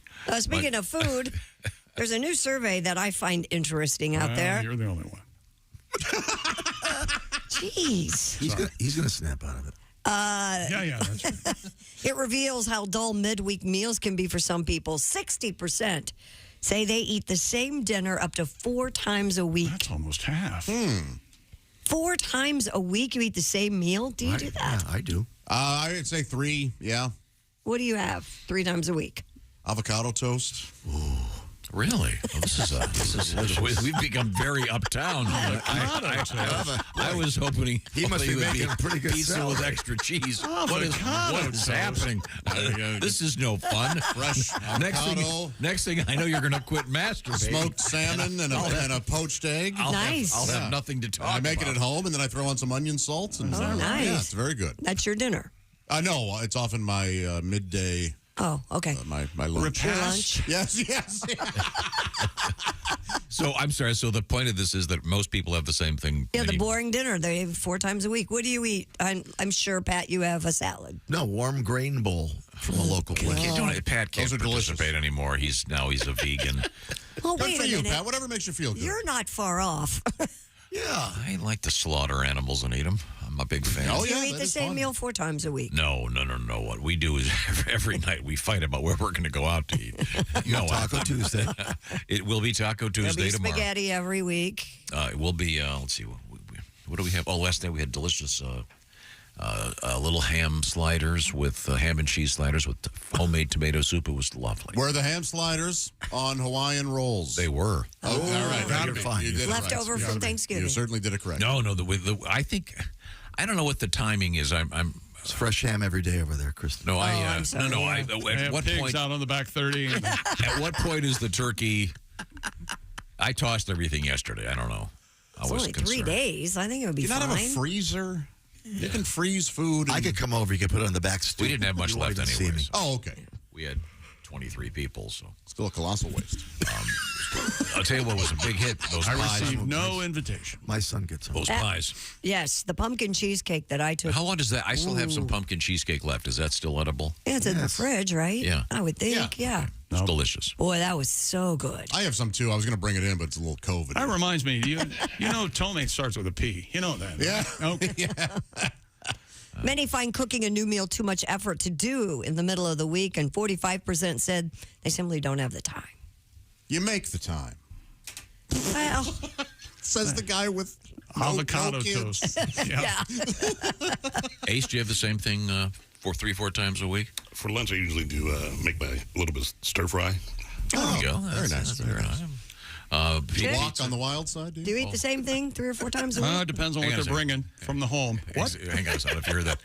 Walk, W-O-K, walk on the wild side. Who said that? A reference, of course, to both. Right over there? Lou Reed. Wow. There has to be some restaurant called Walk on the Wild Side. Oh, I'm sure. There will be tomorrow. There used to be Walk and Roll. Yeah. That was like a chain, right? Yeah. Really? They had great egg rolls there. Oh. Evidently not so great. You know what? Not everything is. Now it's Walk on By. Little Dionne Warwick tribute as they close as they put the close sign up. Walk on by. Thanks a lot for not coming in. Is there one for the Ventures? Walk, don't run. We can do this all day. The Ventures. What's wrong with the Ventures? You can out obscure anyone. The Ventures aren't obscure. Sure they are. Yeah, they are. I don't know who they are. They're old. They're in the Rock and Roll Hall of Fame. Real old. The Ventures? Yeah, sure. Pity vote. The Ventures are in the Rock and Roll Hall of Fame. Yes. They are? They are? Somebody fact check. Oh, they have to be. Walk, don't run, and what? If Patty Smith can be in there, the Ventures who can actually play instruments, they have to be in there. I'll look them up right now. 2008. Really? Yeah. Good for the Ventures. Well, good You ever hear this little tune, Christy Lee? None of us can Here hear it is now. Why isn't it playing? You're playing it in your... You ever hear this? I've heard this. That's the Ventures. Oh, that's garbage, isn't it? It's a classic. I love it. That's Wipeout, of course. It's a lot more unpleasant to the ear than I recall. How about this one? This would be the Chinese restaurant Walk, Don't Run. Also, Yep, here it is. mute. Why is this not going? Because you're running. As you can see, by the way, editor's note. But the drummer had more than one vote in this. They like the drum intro. Yeah. Don't you remember a time when if someone would say they're a drummer and you'd always go, "Can you play Wipeout?" Yes, I do remember that. Can you see someone doing that to Buddy Rich? Buddy Rich. Another obscure reference. I'm going to start counting them every morning. Buddy Rich was certainly a fine I'm like drummer. Buddy Rich when I fly Johnny off the Carson. He hasn't been alive this century, I don't think. No, you can go with Kenny Aronoff now. I could go with Kenny as a great drummer. What was the Ventures hit?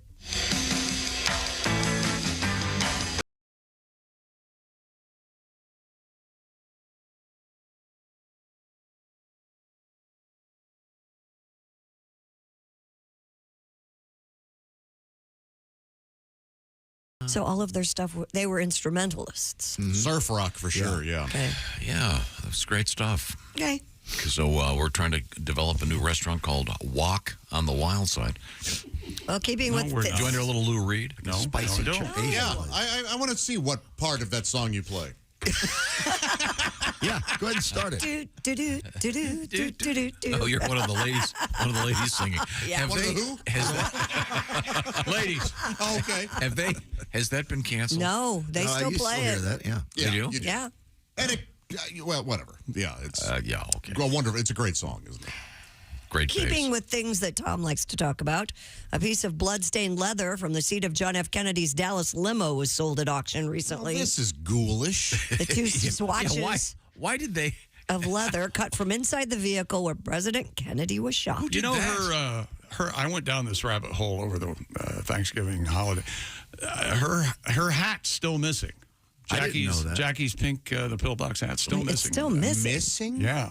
They've never. Did it fly off when they drove off? No, I don't. She had it on there for a while, but no, she probably threw it away and apparently- never want to look at it Yeah, again. gave it to somebody, and then that person gave it, but they're not really sure where it is. Wasn't it like a good 36, 48 hours when somebody came up and said, Mrs. Kennedy, let's... Well, she kept Change the saying, clothes. I want them to see what they did. Yeah. Oh. Yeesh. And she kept saying they. Okay, Tom? Okay. It was a dumb hat.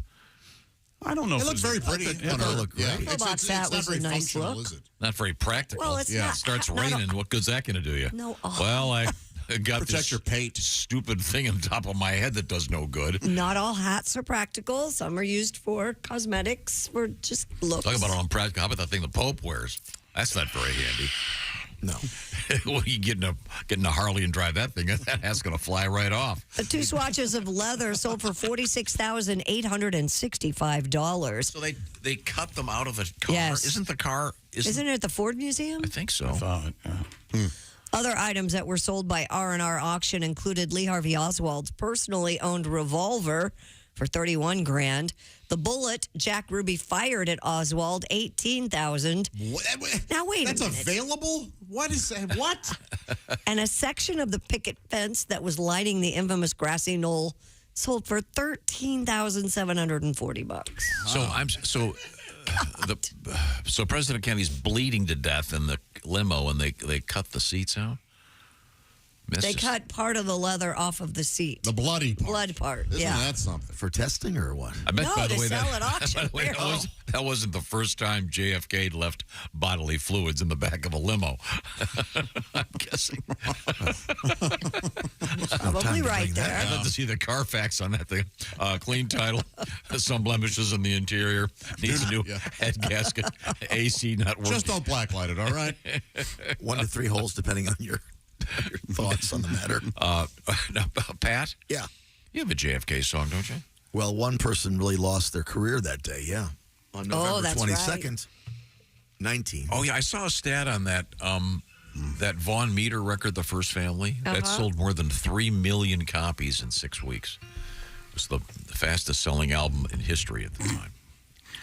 And we were presented with a copy of it.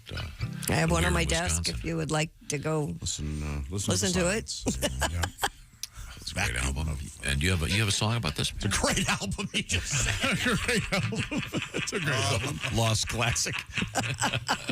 And, we used to go over to my friend Roy's house and play it. I don't think you're going to hear that this Thanksgiving, though. Hey, we got a great comedy album. No. We're going to play Richard Pryor, then we're going to segue into the First Family with Vaughn Meter. Then maybe some Robin Williams. Pat, you got this one? There once was a man named Von Meter who did a great JFK. His impression of Kennedy was flawless. Everyone would say that one day the crowds dried up.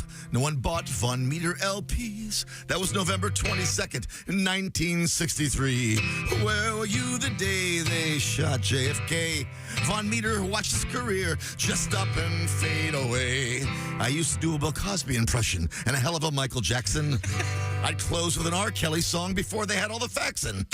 I can't do these things anymore. It wouldn't be PC.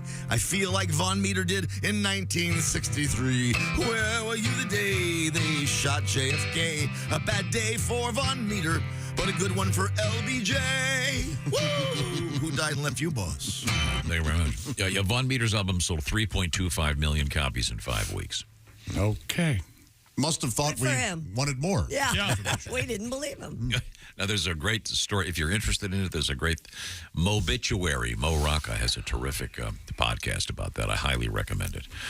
I even got the endorsement of Chick McGee a few days ago. Yes, that was a while ago. Have you withdrawn your endorsement? Yes, I have. No, of course not. Okay, well, thank you very much. Christy Lee. Yes. Coming up, you have one? Well, you know, we most of us have had a colonoscopy. Well, this guy, they found a very interesting item in his colon. We'll talk about that. Oh, boy. Wow. Putting things up there. No. So far. No, I don't think they, well, I don't know how it got there. Oh. But. Could it have got, is it something that could have gotten there on its own volition? Yes. Oh, no. Well, Kind of. that would be. Wait a second. Wait a minute. Hold that thought. That would be, if that happened. Well, there's. Well, It could. It could. That would be a trick. I would go to the circus to see it when we come back. Is that right? Yes, we have a colonoscopy find when we return. This is the Bob and Tom Show. Hey, thanks for listening to the Bob and Tom Show this morning. Get a look at today's show on our YouTube channel.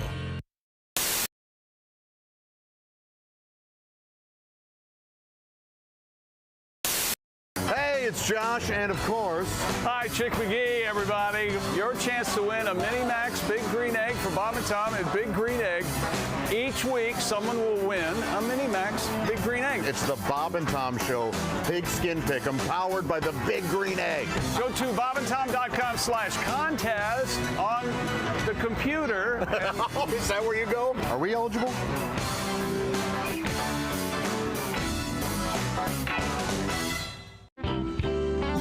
Good to see you guys. What are you going to play? We'll play So Many Roads. Here we go. Okay.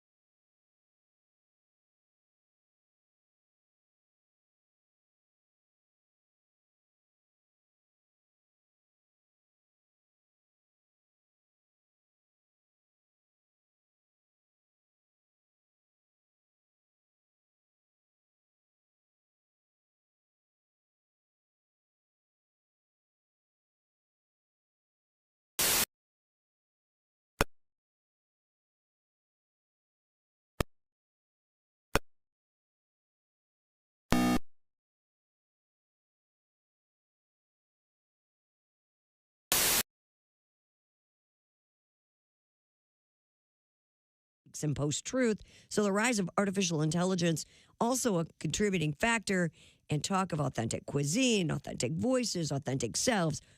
We've all heard it authentically. And this week's new entertainment releases include a new album from Peter Gabriel. Harrison Ford's last hurrah as Indiana Jones will swing onto Disney+. And Elvis will be honored with a starry special, Christmas at Graceland, featuring Post Malone, Alanis Morissette, John Legend, Casey Musgraves, and Kane Brown. And the creators of Cobra Kai are behind a new Netflix series called Obliterated. And a Robin Hood battling giant robots is the theme of a video game called Gangs of Sherwood. And that's your entertainment news. I'm Christy Lee. More of the Bob and Tom Show coming up. Think you know your pro football and want to put your knowledge to the test? Then play Pigskin Pick'em every week at bobandtom.com. This is your chance to win a Mini Max Big Green Egg. Just pick the winners of this week's pro football games and you could win a Mini Max Big Green Egg. Head to bobandtom.com/contest and play Pigskin Pick'em. And don't miss the Chick McGee Shoe-In of the Week, Thursdays on the Bob and Tom Show. Bob and Tom. 5, 4, 3, 2, 1.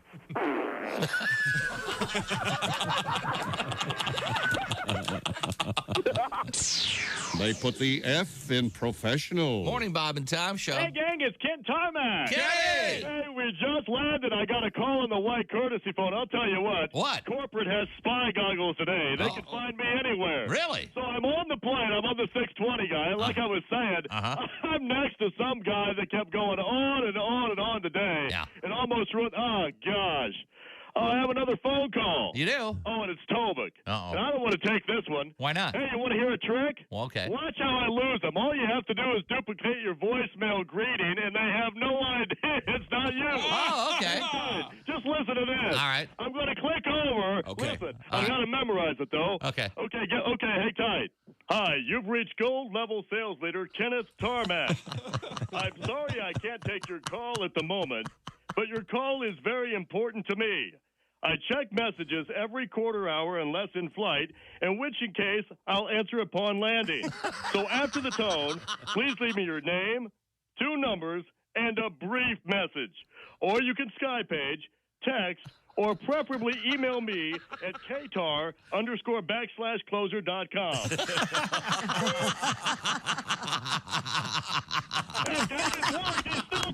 He's still talking. Is he talking? Yeah, he's still chatting me up. Oh, God. I'll catch you later. I can't get enough of this. All right, bye. We just landed and I pulled it off again. Oh, you did? I Okay. don't believe I called Bob. Morning laughter just might be the best medicine. If you want to turn your daddy parts orange, eat some Cheetos and watch some porn. Bob and Tom Radio, 24/7. The man in the studio with us is comedian Greg Hahn. Did you ever take your pants off on stage, Greg? No. Good call. I used to do that on what's it called? Casual Friday when I had a job. And then they kicked me out. They let me keep my seat.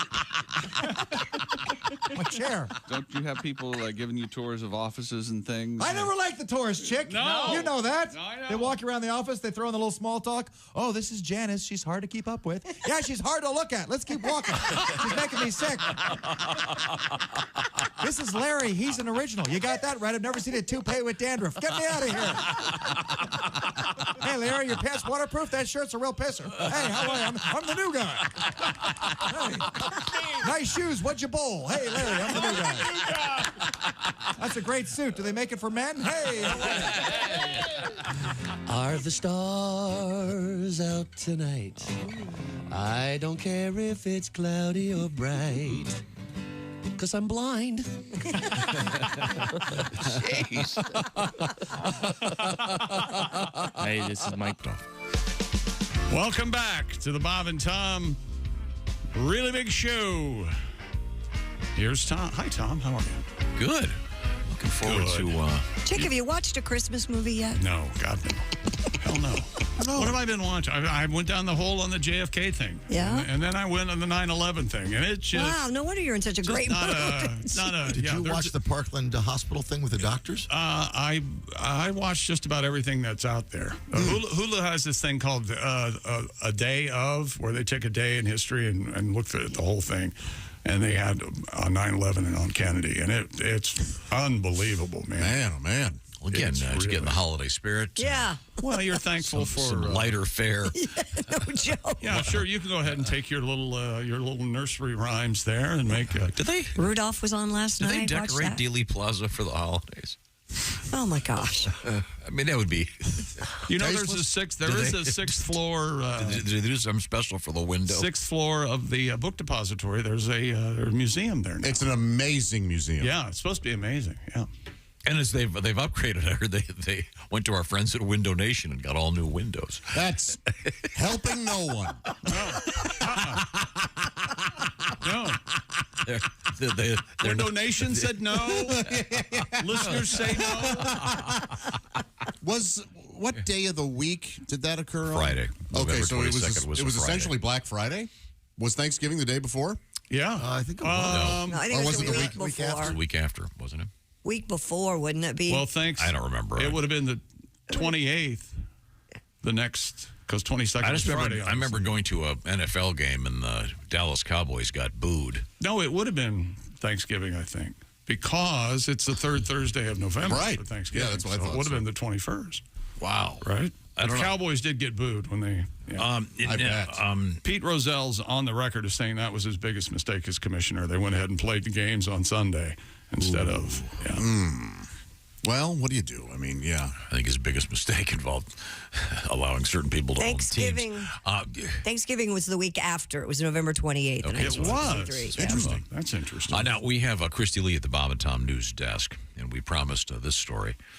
Doctors found an intact blank in a man's colon during a colonoscopy. Little password? Or Yes. Oh, this is exciting.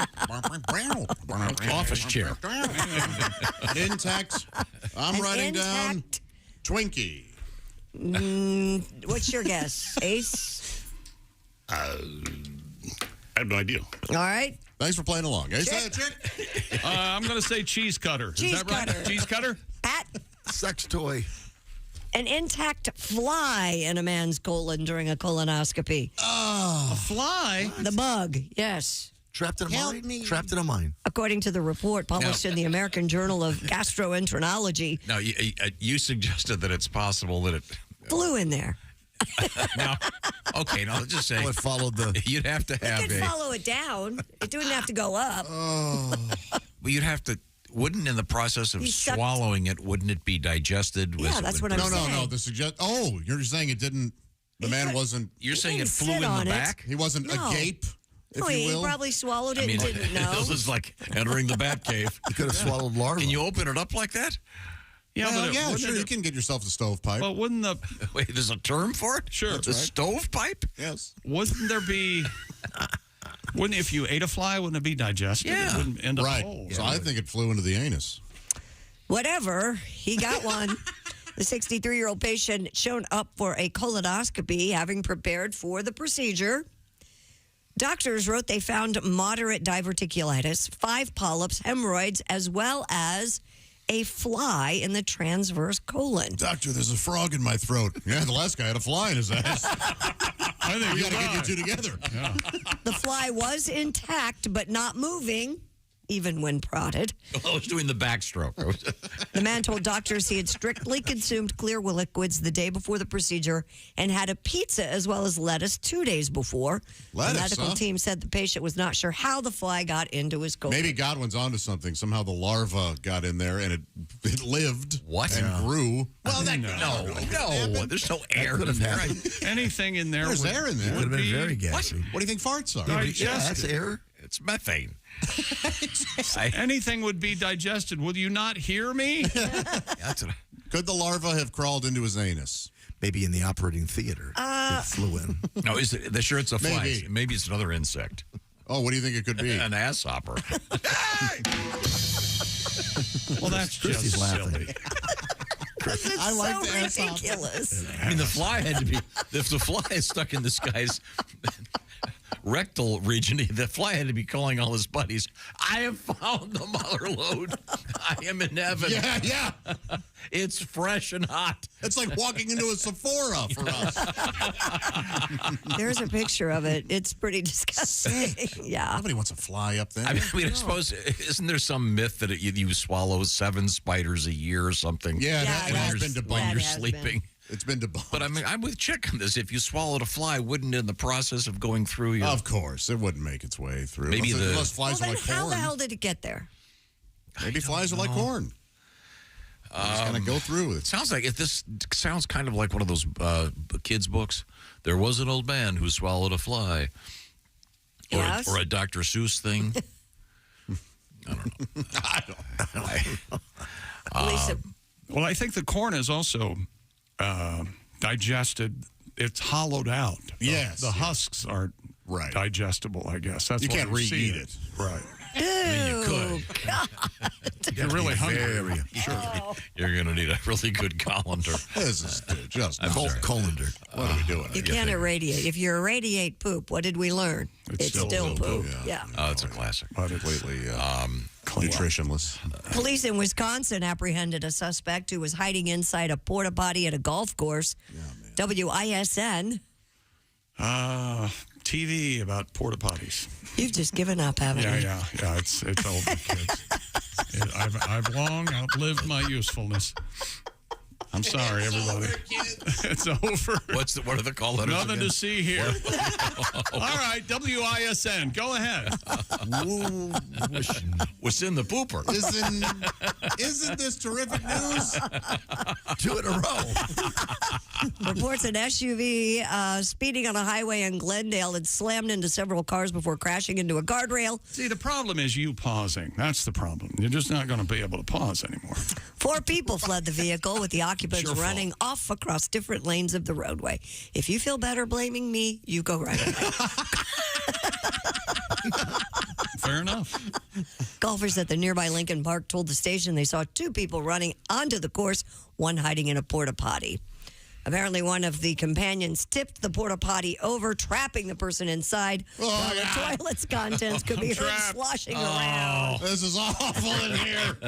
Responding officers were able to take 2 of the 4 suspects into custody. This is where being a police officer, what a rough day. It seems like you and your brothers would have played this game on one of your other brothers, Josh, that you would have seen one of you in the porta potty and locked him in there and knocked him over. Thankfully, somehow we had, there were limits to our brotherly nonsense. Okay. Yeah. But again, the police have to take this crap-covered idiot into custody. Do they? Sure they did. Do they bring over a pressure washer? This is why I couldn't be a police. I'd walk up to the guy covered in crap, shoot him, and go, I'll just do the paperwork. It's way better. Put him out of his misery. Josh, you can't do that. I mean, hasn't the guy suffered enough?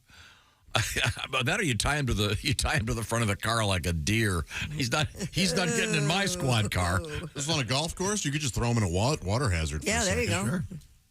Hey, go wash that off. Do they have to wrap the guy in blankets? Or I think that's what they end up. Well, they that's have what to have we've had something. emails saying. That's what. Oh they do, God! Still, yeah, that's a rough day on the beat. Mm-hmm. Okay. Oh well. Thank you very much, Christy. What's coming up? Well, we're not done with poop. We got more coming up. Oh, good. I know we got sex workers in the news. We got great sex stories. And I got a letter for you how to pronounce that critter. We have somebody's going to fight me on what the dictionary said? Yep. We'll find out what that's all about a disappearing critter. I give up. Now Christy's giving up. Okay. That's 2. It's going to be fun. Pretty soon it's just going to be me and Ace talking about the Kiss Show. And then Gene said, what? And up to your ears and jokes of the day. Yes, sir. Oh, that's up next. This is the Bob and Tom Show. Just got to get a hold of us. Call, fax, mail, or email. Get all the contact information you need at bobandtom.com.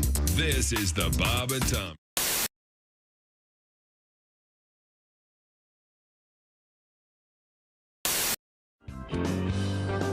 Here we go. Last one. All right.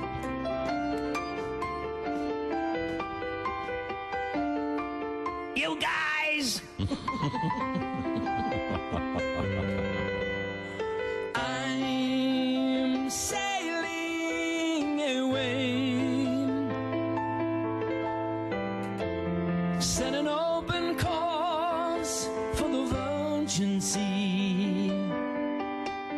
'Cause I've got to be free. Free to face the life that's ahead of me. On board, I'm the captain, so climb aboard. We'll search for tomorrow on every shore, and I'll try. Oh Lord, I'll try. Everybody, we go, Jimmy, to carry on. Come on, kids, sing with me, Bob and Tom. Yeah, a gathering of angels appeared above my head. They sang to me this song of hope, and this is what they said. They said, come sail away, come sail away, come sail away with me. Come on, folks. Too high. Come sail away, come sail away, come sail away with me. We rock it. Come sail away, Jimmy. Come sail away with me. Going up the chords now. Come sail away, come sail away, come sail away. La Bamba. Hoy! Yeah! I don't know. Dennis DeYoung. We're making that up as we go. Interesting ending.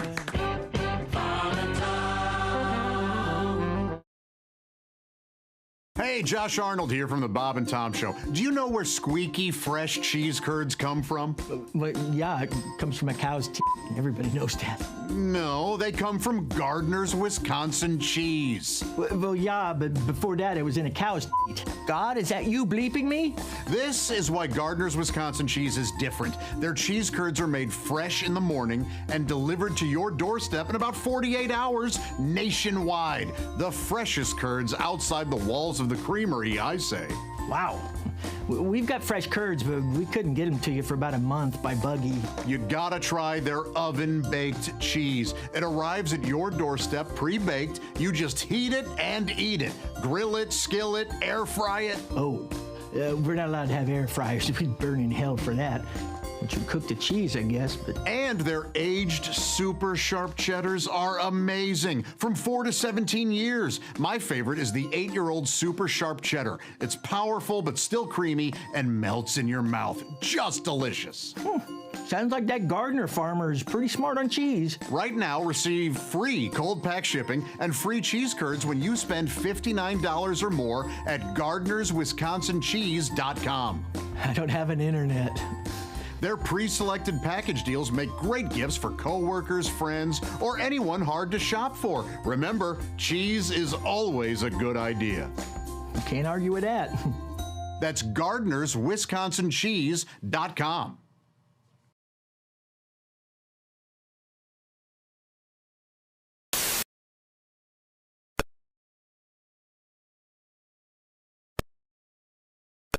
You got to work, dude. I like to go out and chalk up. The whole key is chalking up. You got to chalk up when you go. You got to chalk it up.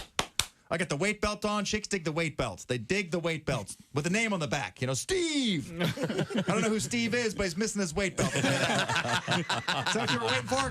That's oh yeah. Oh, yeah. Oh, I like to pump it up. You got to be in top shape because I play golf. You do. You guys know the golf bit. Oh, yeah. I love golf. I play a lot of golf. I got some new golf jokes. I play a lot of golf. Oh, yeah. Every hole, like 14,000 strokes. That's a lot of golf. You know what I mean? I look like a propeller out there just swinging away. I love golf. I swing with one hand. I don't even use two hands. I don't care.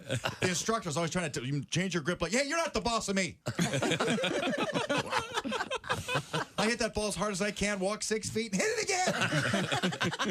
Every hole I use the driver. Par 3, I don't want to see a 7-iron. I let the big dog eat. I grip and rip it. I got the weight belt on. Steve's playing some golf, baby. You give me a golf cart, a 12-pack, and a lake, I'll show you how to have fun all day. You ever wonder how far a golf cart can go in a lake before it sinks? You ever wonder? 13 feet. I love golf. What a sport.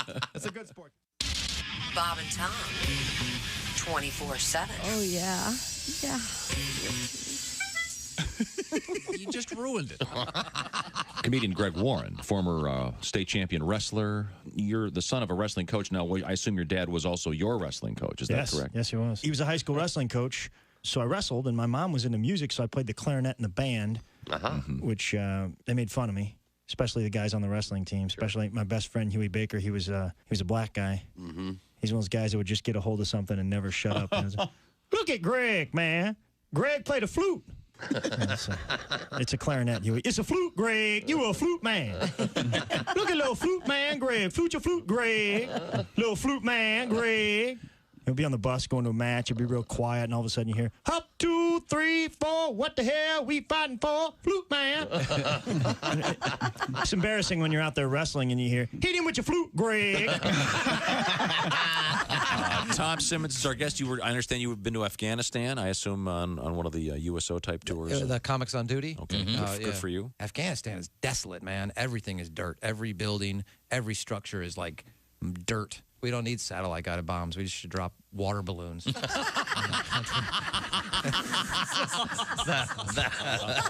That'll muddy you. Wow. Turn that place into mud and farmland, and it'll be great. Have you run this strategic idea by the people at the Pentagon? Yeah, it'd save us a lot of money. This is positively launching brilliant. a massive hydro attack. That's what we're going to do. And, all of these fire bombs are merely drying it out. Hey, welcome back to the Bob and Tom Show at the news desk. It's Christy Lee. Hello. There's Pat Godwin in the performance room. Hey, Chick. There's Josh Arnold. Hello. Ace Cosby's here. Hey. I'm Chick McGee, and here's Tom Griswold. Coming up, we have a critter in the news.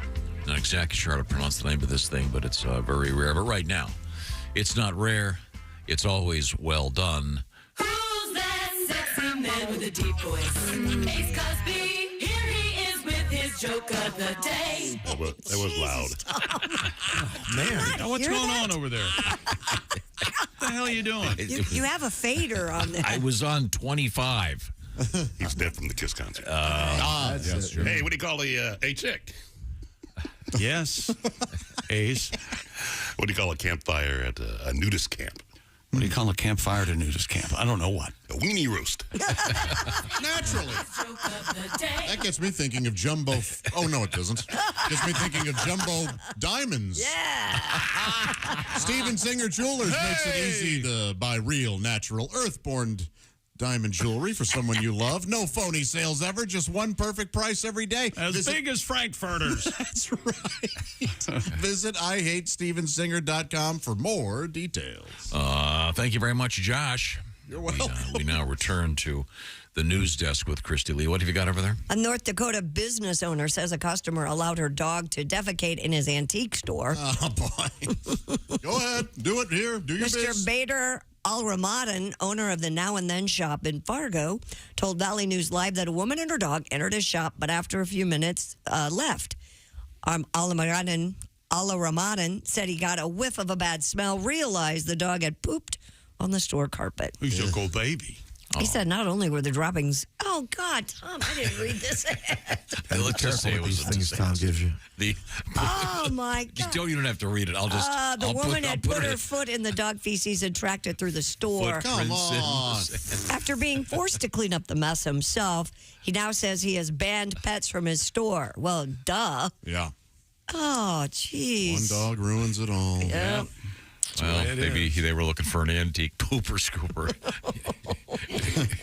You guys have pooper scooper? Never mind. Oh. Too late. I stepped in it. Who does that? I mean, come on. Yeah, dirtbag. There's more to that story. She must be mad at him for something. You don't just take your dog into a store and do that. Maybe, I don't know, something. That sounds like a Pawn Stars thing. Rick What? knows a guy. Oh. Who can clean it up. Yeah. He's going to have to head over here. What else you got? An Australian crocodile egg hunter, now, did you follow that? Not the crocodile itself, looking for the eggs, was killed after the helicopter he was dangling from ran out of fuel mid-flight. Oh, jeez. According to a report. What? According to a report from the Australian Transport Safety Bureau, quote, Outback Wrangler television series personality Chris Wilson had been attached to the helicopter from a 100-foot line when the incident occurred. The pilot failed to notice the dropping fuel before the tank ran dry. I see. That's pilot error. Yeah, I have a rule when it comes to copters.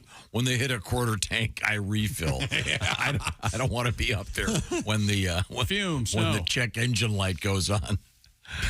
As the helicopter fell, the pilot, quote, released the egg collector above a likely survivable height, fatally injuring him. Oh. The Australian Broadcasting Corporation reports 3 people have been charged in relation to the incident. An investigation revealed the pilot took cocaine in the days before the accident and likely failed to refuel the aircraft. I see. The pilot was found lying beside the helicopter with serious injuries. The Northern Territory allows hunters to collect wild crocodile eggs to help manage populations, allowing them to be sold to farms that use the reptiles for their leather. Dangling from a helicopter is how you get them? Apparently. That's got to be tricky. Well, you got to snatch them quick and get out of there before the crocodile realizes you stole their eggs. Yeah, what if when the copter takes off, he dips a little, all of a sudden you got a crocodile eating your head? Yeah. Wear a helmet. That's a chance you take. Yeah. That's not a casket. This is a casket. Oh, there you go. That's crazy. Wow. You think crocodile hunters, you think crocodile get them, not stingrays and helicopters. And Ugh. I kind of want to see what this looks like.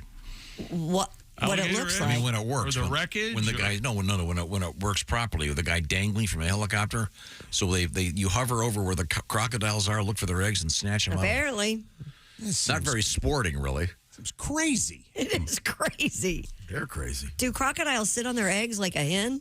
Yes, and read the paper. But I mean, this guy's dangling there like a meat piñata, waiting for the crocs to come get him. I don't get it. It's scary.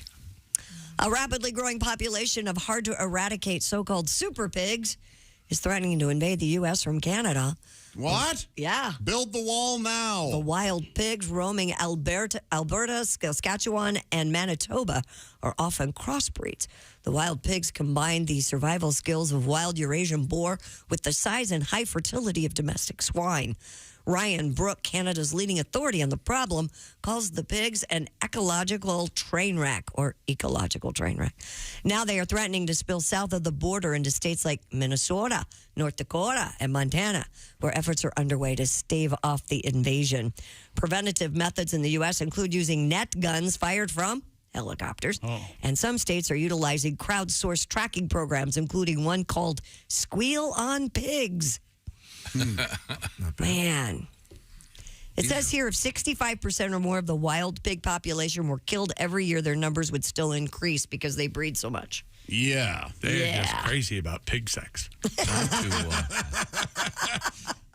Time to merge the movie Babe with Rambo. Yeah. Can't they just get a bunch of very qualified hunters out there and start picking them off? What would you call it, Hambo? Oh, I like that. Yeah. Oh. They go out there killing wild pigs. That's awful. Man, I do like bacon, though. Don't you like bacon? I like a lot of pork products. Yeah. Me too. Sausage, bacon. Can you eat the wild pigs? Is it I didn't care for it when I had it. I've never had wild boar. Have you had it? I have had wild boar, yeah. But I prepared it myself, and I don't know if I did something wrong or not. But they have trouble with wild pigs in Austin, I guess. Wow. Coming down from the mountains. I read that same article. Yeah. Destroying people's lawns. Yeah, don't they come down? And they smell real bad. Well, they don't bathe much. They call these super pigs. Super pigs. Do you have a song, Pat? For pigs? Yeah. No. Oh. I mean, give me 10 minutes. Well, at least you told us. All right. I thought I saw you grab your guitar. I always grab my guitar. Oh, really? I saw you grab your organ. He never lets it go. It's time for Super Pigs versus Cocaine Bear. Yikes. Okay, well, good luck with that. Mexico has launched an adopt an. All right. How do you pronounce I got a letter word? here. It's spelled AXOLOTL. And I got a letter here from Kelly. Hello, I'm glad Josh is back. Please tell Christy the pronunciation of the animal she's trying to say is axolotl. Axolotl. Okay. They're adorable little fish lizards. Are they? They sound adorable. Axolotls are an iconic endangered fish-like type of salamander. The fundraising campaign called Adopt an Axolotl asks people for as little as $35 to virtually adopt one of the tiny water monsters. Virtual adoption comes with live updates on your axolotl's health. And for less, donors can buy one of the creatures a virtual dinner. These have like a niche fan base. I've seen stuffed animals of these. Oh, is it like the Norwal thing? Are you serious? Kind of, yeah. Do you have a picture up of one? Yeah. I've never seen one. They look like a kind of a fish meets a salamander. Yeah, they're odd. They look very cartoonish. Yeah. Does it say after you adopt one of these, does it say how old they have to be before you let them know that they're adopted? I think it's before you have the talk with them. Here in the United States, we adopt a highway. Honey, mommy, and daddy love you. Do you suppose they really, you make this donation, do they really tell you about your particular axolotl or I bet they do. Generic. Sure. They can't just make that stuff up. Okay. Yeah, it's just like the star you buy, right? Everybody, I have Right. a star. Do you have a star named after you? Or a piece of the ocean. Or, Come on. Yeah. They're kind of ugly, but they're kind of cute. Yeah, they're bizarre. Yeah, a little. They call, as you said, they call them what? Baby water monsters, tiny water monsters is what they're called. Now we were talking. You had an interesting article earlier about the average person eating the same dinner 4 nights a week. Right. That's actually kind of sad, and this is where HelloFresh comes in. Absolutely. HelloFresh is the #1 meal kit in America, and this is all about shaking up your food life by providing you with great food, and as they used to say, and you helped. What I'm talking about is HelloFresh. They will help you get a little bit less stressful this holiday season. Skip the last-minute trips to the grocery store. HelloFresh delivers the box. Inside the box, they have all the ingredients you need. Everything is already measured out. You just put it together, so you're talking restaurant-quality food. In some cases, just 15 minutes, and that thing is on the table. Quick fixes for this very stressful, busy time. HelloFresh, the most wonderful time of the year, is the most delicious with HelloFresh. What you do is you go to HelloFresh.com/BT Show Free. Why the code BT Show Free? Well, that means breakfast for life as long as your subscription is active. See what I'm talking about by going to HelloFresh.com/BT Show Free. Free breakfast for life with your active code. Once again, the code is BT Show Free. Keep that subscription active. And 40 recipes to choose from at least every week. And over 100 curated picks from HelloFresh. Find out what I'm talking about. HelloFresh.com/BT Show Free. And by the way, they've got all the instructions. Pictures. Right here, we got rapid stir-fried beef and broccoli, Ace. In less than 20 minutes, you have dinner on the table in one pan, 6 easy steps. They send you all of the ingredients right there at HelloFresh. On the card, easy to follow. Thank you very much. Once again, HelloFresh.com/BT Show Free. Coming back a little bit later on this morning, it'll be comedian Reno Collier. Also, if you're being chased by the police, where would you hide in your living room? We'll find out. This is the Bob and Tom Show. You're listening to Bob and Tom Radio 24/7. Thanks so much for listening to the Bob and Tom Show this morning. You know you can see the Bob and Tom Show on our YouTube channel anytime, even right now. Just go to YouTube, search the Bob and Tom Show. Next thing you know, click on today's show, and you'll be watching as you listen. You can see, well, as an example, there's Ace Cosby telling his joke of the day. There's Chick McGee interacting with Ace. There's the punchline. Now back to Chick, and there's his reaction. That's why you watch on the YouTube channel. It is just that fun, and it's free to watch as well. A lot of folks like to take in the Bob and Tom Show while watching, while having breakfast with the family, or maybe just a loved one, or by yourself. We don't care. As long as you're not driving down the highway in your semi watching our show, that would be bad. It would be dangerous. Wait till you pull off on your truck stop, and then you can hang out with us there on the YouTube channel and watch the Bob and Tom Show all morning long. YouTube and the Bob and Tom Show. Marriage made in heaven. And you're listening to Bob and Tom Radio. Hi, everybody. Christy Lee with your Bob and Tom News Update. The family of Rosalind Carter is beginning 3 days of memorials for the former First Lady and global humanitarian who died November 19th at the age of 96. There will be brief ceremonies today in the Carter's native Sumter County, Georgia. Then Rosalind Carter's remains will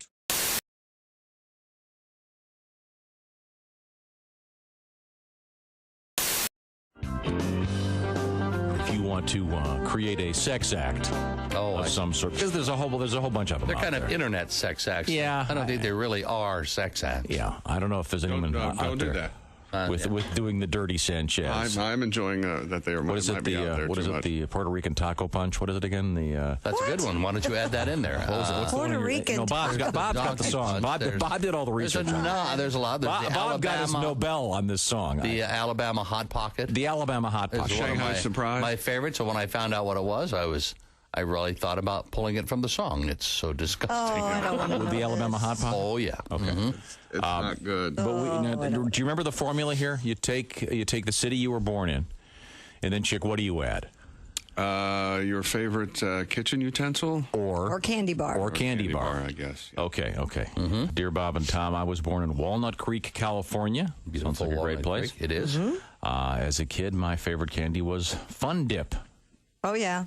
Fun Dip. The Walnut Creek Fun Dip. I don't know what those are. It's like a stick, and it comes with a powder, and you stick the like candy pixie stick. sticks, only. Well, no, it's like a popsicle. Oh, and the stick is made out of sugar. Yes, and you lick it and lick it in. Oh boy, you lick it. I'm sorry, Freud's in the phone. They heard that.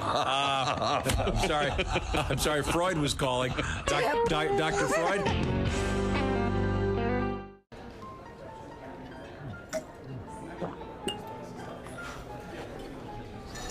You took my breath away from the moment I first saw you. Will you marry me, Dolly? She said yes! She said yes! It's not a real person. It's not a real diamond.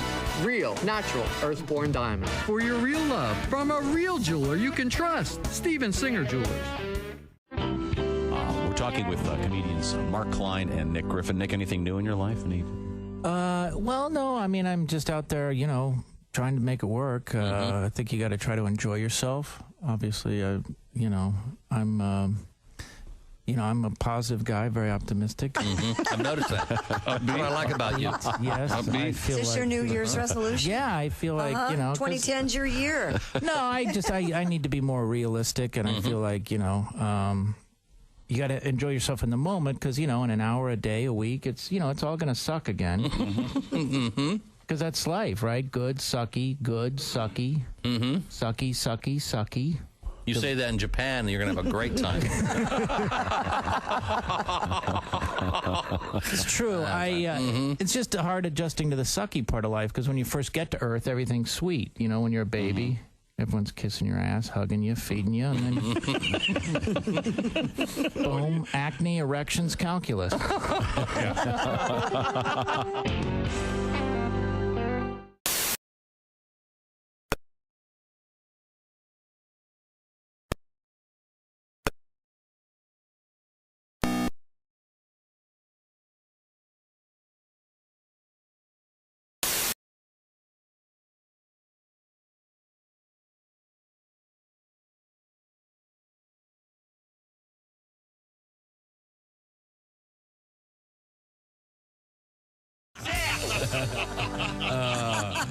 Bravo. Thank you. Hey, don't say we didn't warn you. There's laughter ahead. You guys want to grab lunch? We can't go anymore. Holy That's a cow. good day's work, everybody. This is Bob and Tom Radio. Now, Dwight Slade is our guest. Dwight is a very healthy guy, but you were saying that you had a colonic? I had a colonic. It's a water skiing accident that you do on purpose. This is where they fill your lower cavity with... Why don't you walk me through this? With water. Is there an audio component to this as the revealing is taking place? Like nothing I've ever heard. Yeah, they play this. There it goes now.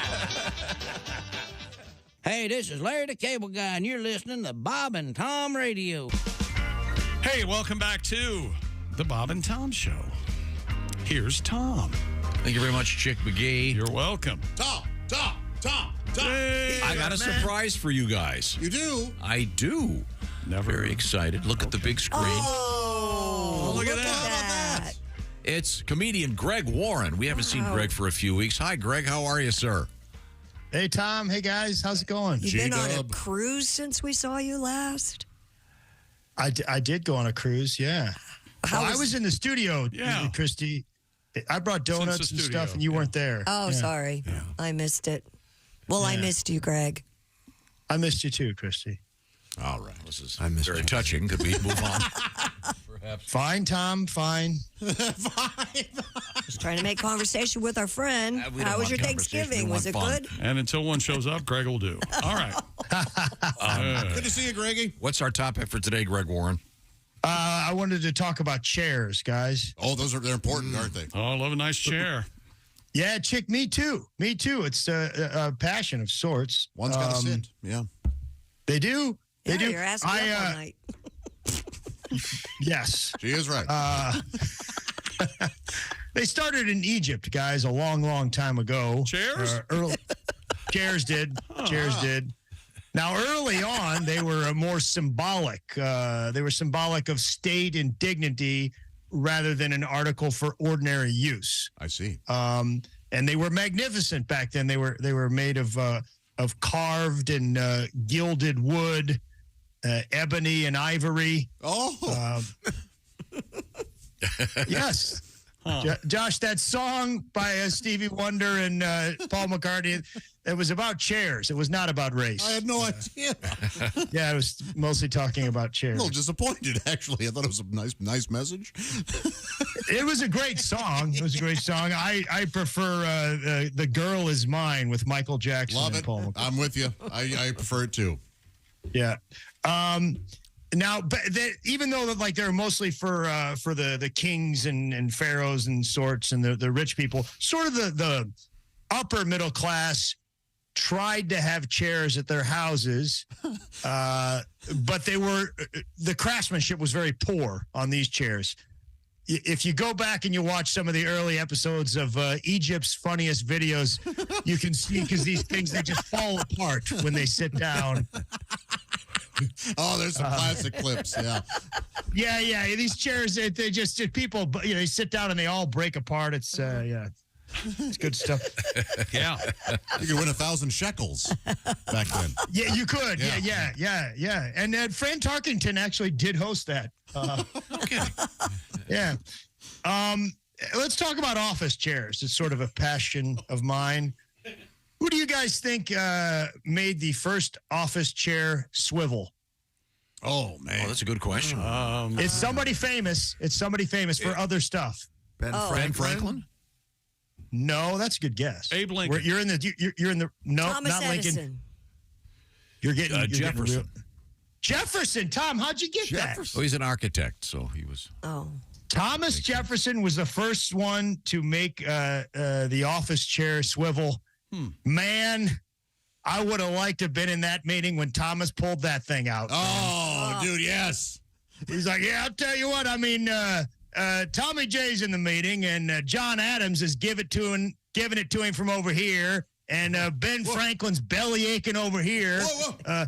Tommy turns to John and says, shut your mouth. Then he does a full 180 without getting out of his chair. Tells Franklin to go fly a kite. Perfect. At that point, we was like, let him write the Declaration by himself. I mean, the guy's half machine. No, it's great, Tom, that you got that. He introduced, it involved introducing an iron spindle between the top and bottom half, which allowed the chair to rotate on rollers taken from window sash pulleys. Very smart. Very smart. Iron Spindle, I don't know if you guys remember, was a big heavy metal band back in the late 1700s. Pretty good. Real dirt bags. But they sounded great. They did sound great. They had that crazy steamship song. It was really a hit. And then there's Iron Spinster, aging punk rockers. Yes. There's the bad attitude. They still have the weird hair. Yeah, they do. They're great grandmas.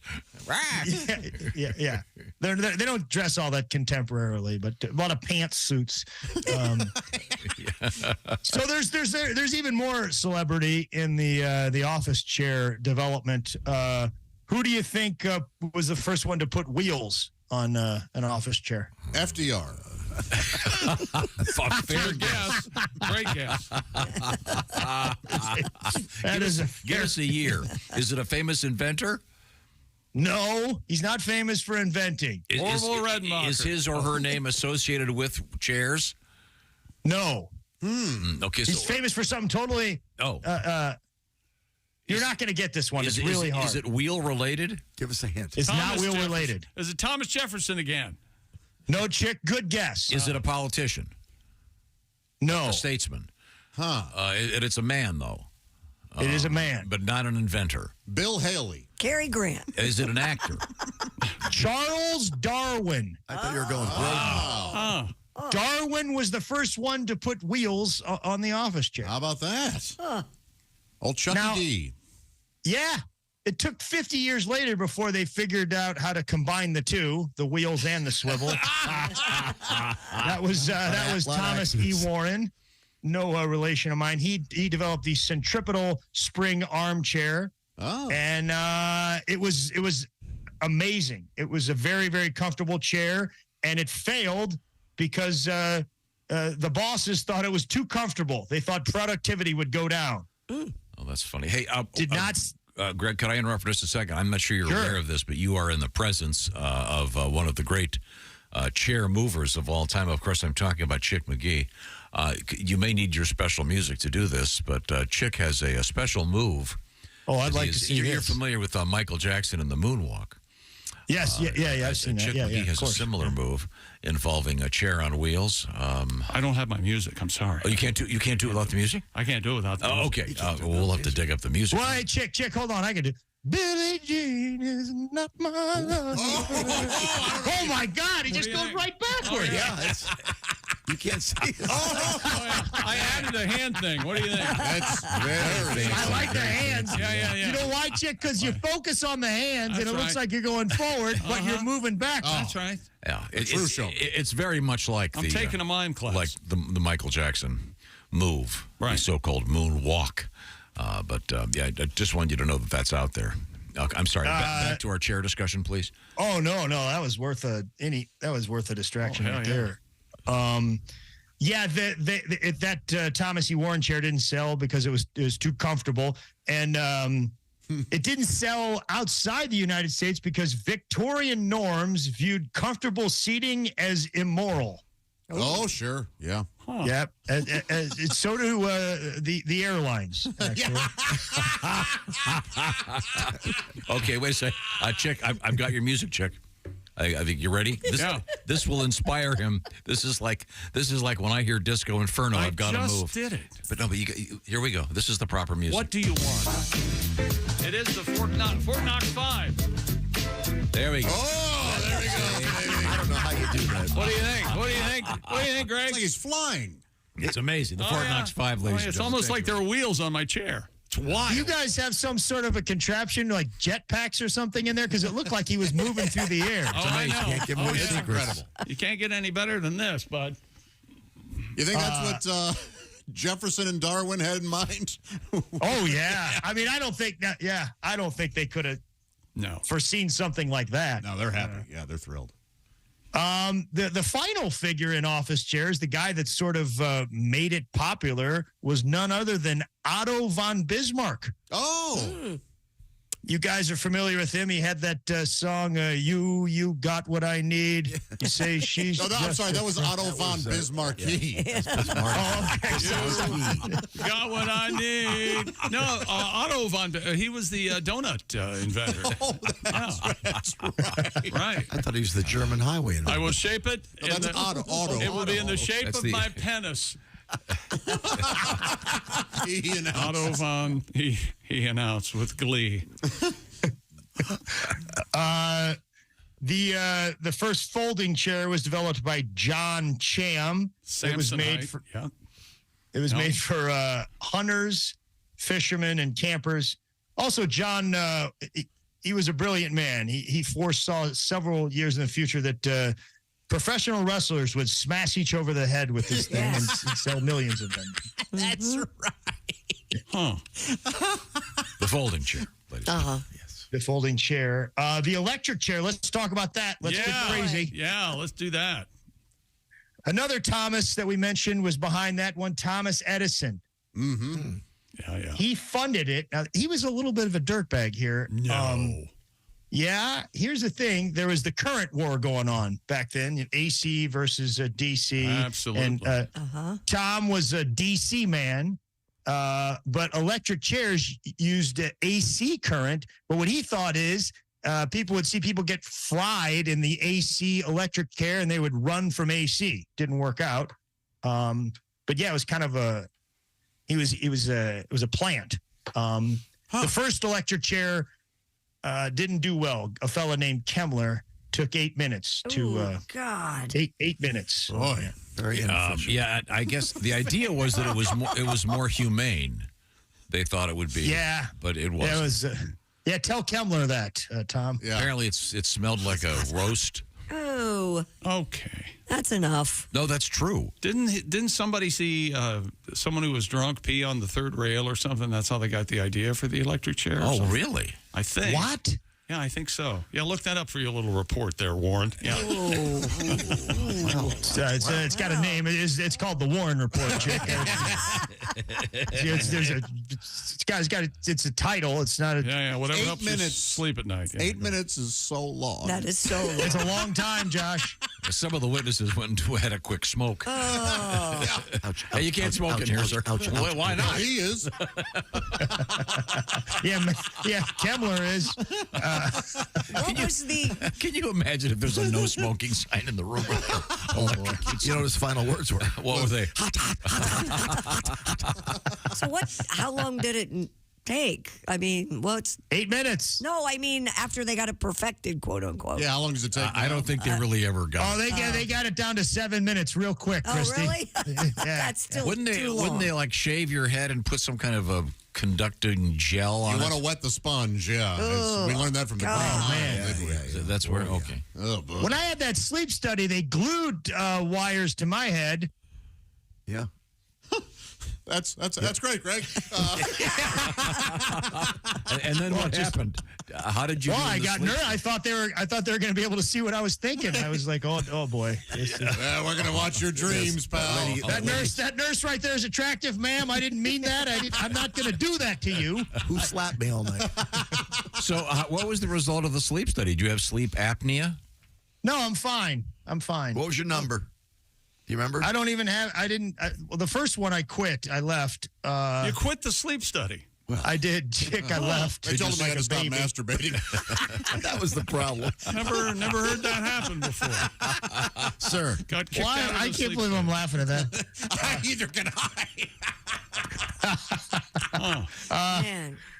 Oh, back to electric chairs, guys. The Emperor Menelik II of Abyssinia, that's now Ethiopia, he thought this electric chair was a great idea, and he ordered one because he wanted to use it on his political opponents. Hilarious.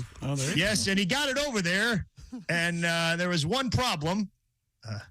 No electricity in Abyssinia. All right, we just plug this. We just plug this in. Plug it in. Plug it in.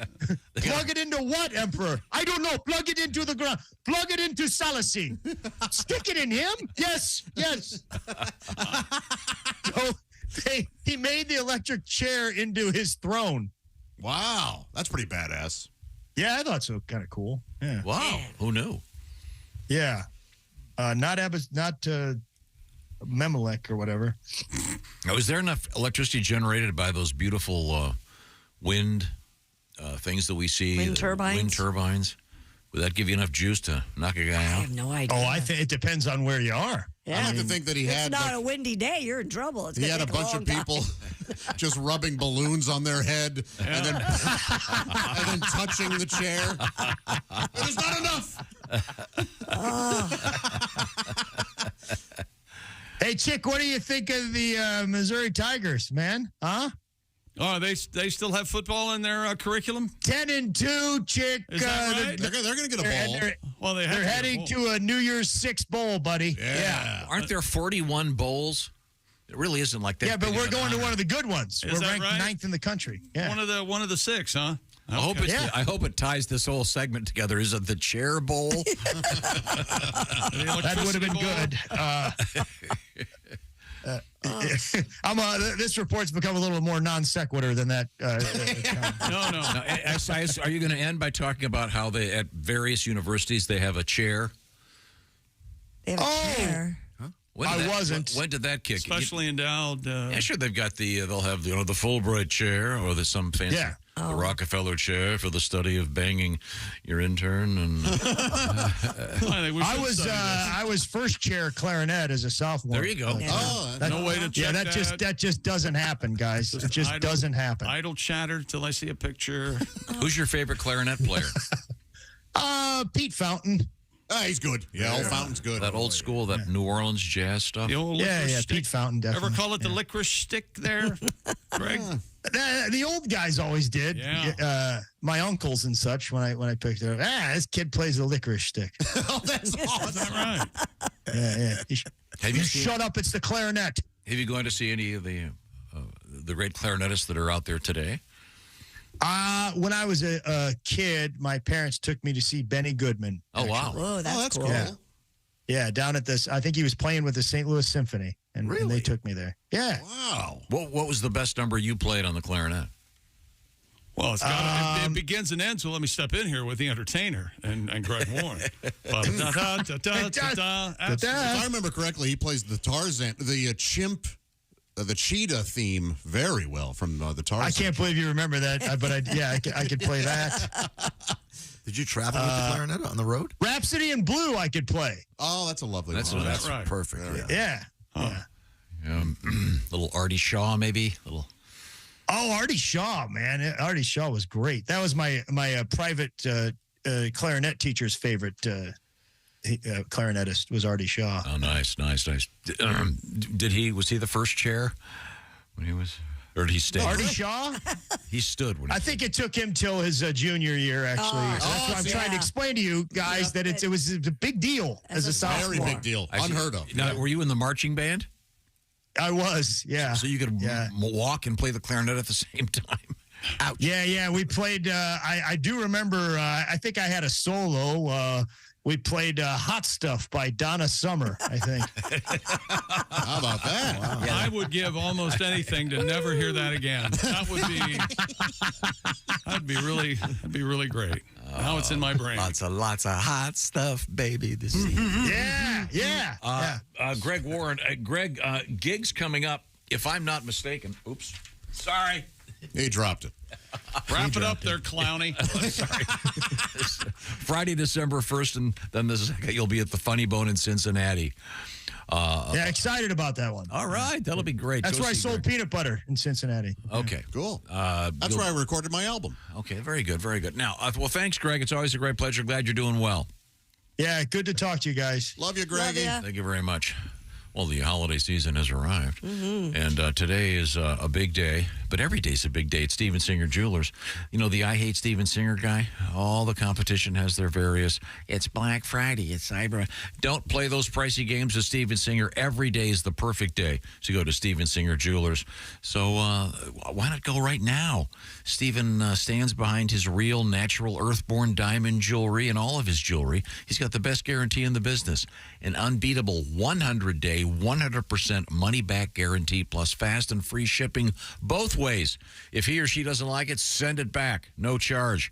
What other jeweler has a policy that great? Feel confident buying real earthborn diamond jewelry for someone you love. Go to IHateStevensinger.com. That's IHateStevensinger.com. He's an Steven, Steven, by the way. In case you were wondering. You were wondering, weren't you, Christy? That's right. No, that's Stephanie no PH confusion. for him. PH is phony. That's right. the Stevens with PH. Phony. Right, Josh? And the V is very genuine. They're very good. Famous Stevens with a PH, Josh? Stephen King. Okay, very good. He's good, too. But he won't sell you jewelry. IHateStevensinger.com. Tell him the Bob and Tom Show sends you. Just don't mention anything I just said about the V thing. When we come back, we have brothels, we have fleeing from the police, and we have a sex worker in a rather unusual gig, if you will, when you wait to hear this one. This is the Bob and Tom Show. Reach us toll free.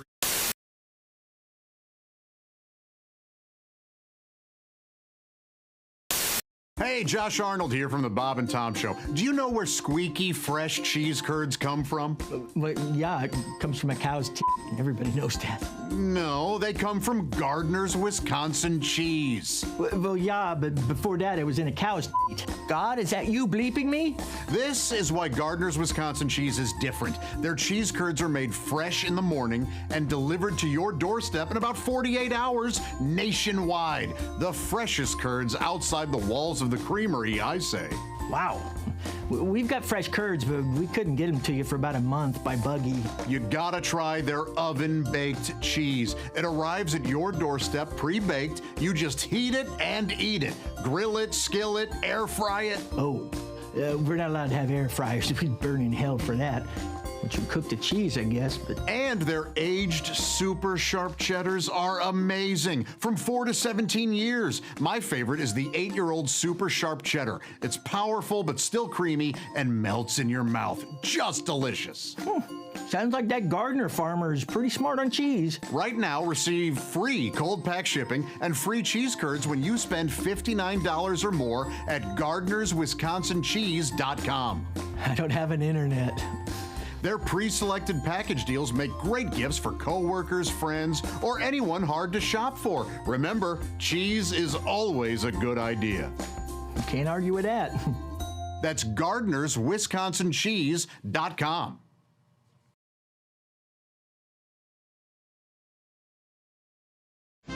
This is the Bob and Tom Show. Hey, hi. We're hanging out with comedian Ron Ramey. Chick McGee doing double duty. Chickster, anything else? What's the most dangerous thing about starting a new relationship with a girl, fellas?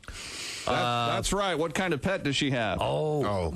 I was going to say finding out she's a psycho. And what does it mean about her? Well, maybe depending on the kind of pet, you can tell she's a psycho right away. This is from holytaco.com. If she has a big dog, what she thinks it says about her. Mm-hmm. I'm not like those other girls with their tiny yappy dogs. I'm a strong, confident, independent woman who's making it in a man's world. I see. What it really says, says, I love big dogs, though. What it really says about her is a big dog says, I want a boyfriend. I want a boyfriend. I want a boyfriend. I want a boyfriend. Really? What the pet is thinking is, please stop using me as a body pillow and grinding on me in the middle of the night.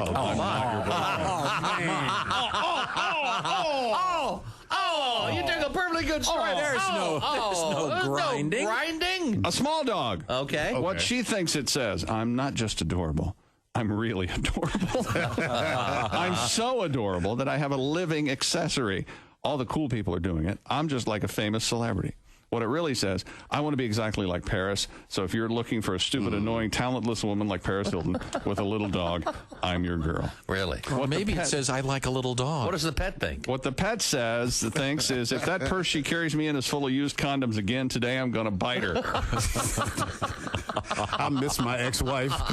This is a mean website. Here's a cat. What if she owns a cat? What she thinks it says, I'm responsible enough to care for another living creature, but I don't want to have to pay a lot of attention to it. That's why I have an animal that I could potentially leave alone for a few days, and it would be just fine.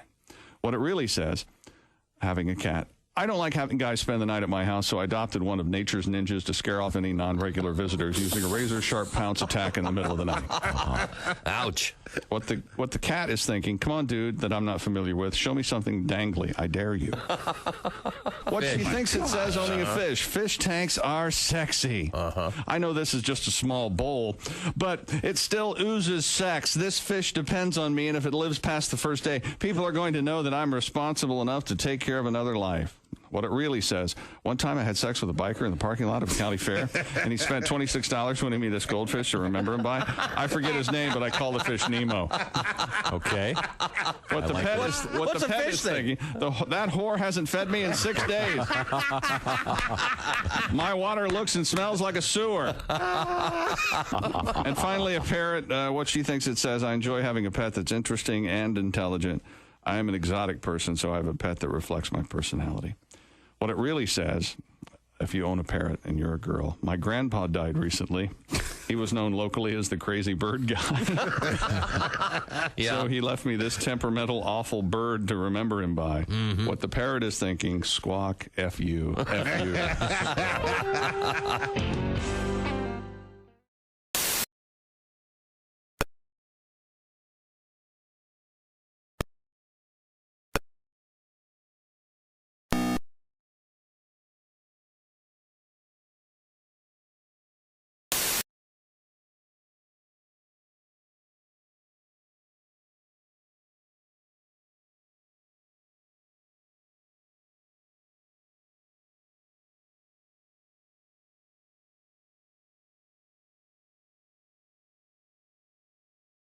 This is a different register in my voice.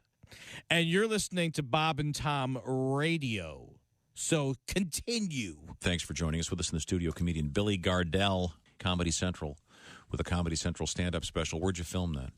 New York, at the Hudson Theater, which is really cool. It was, 2 blocks off of Broadway.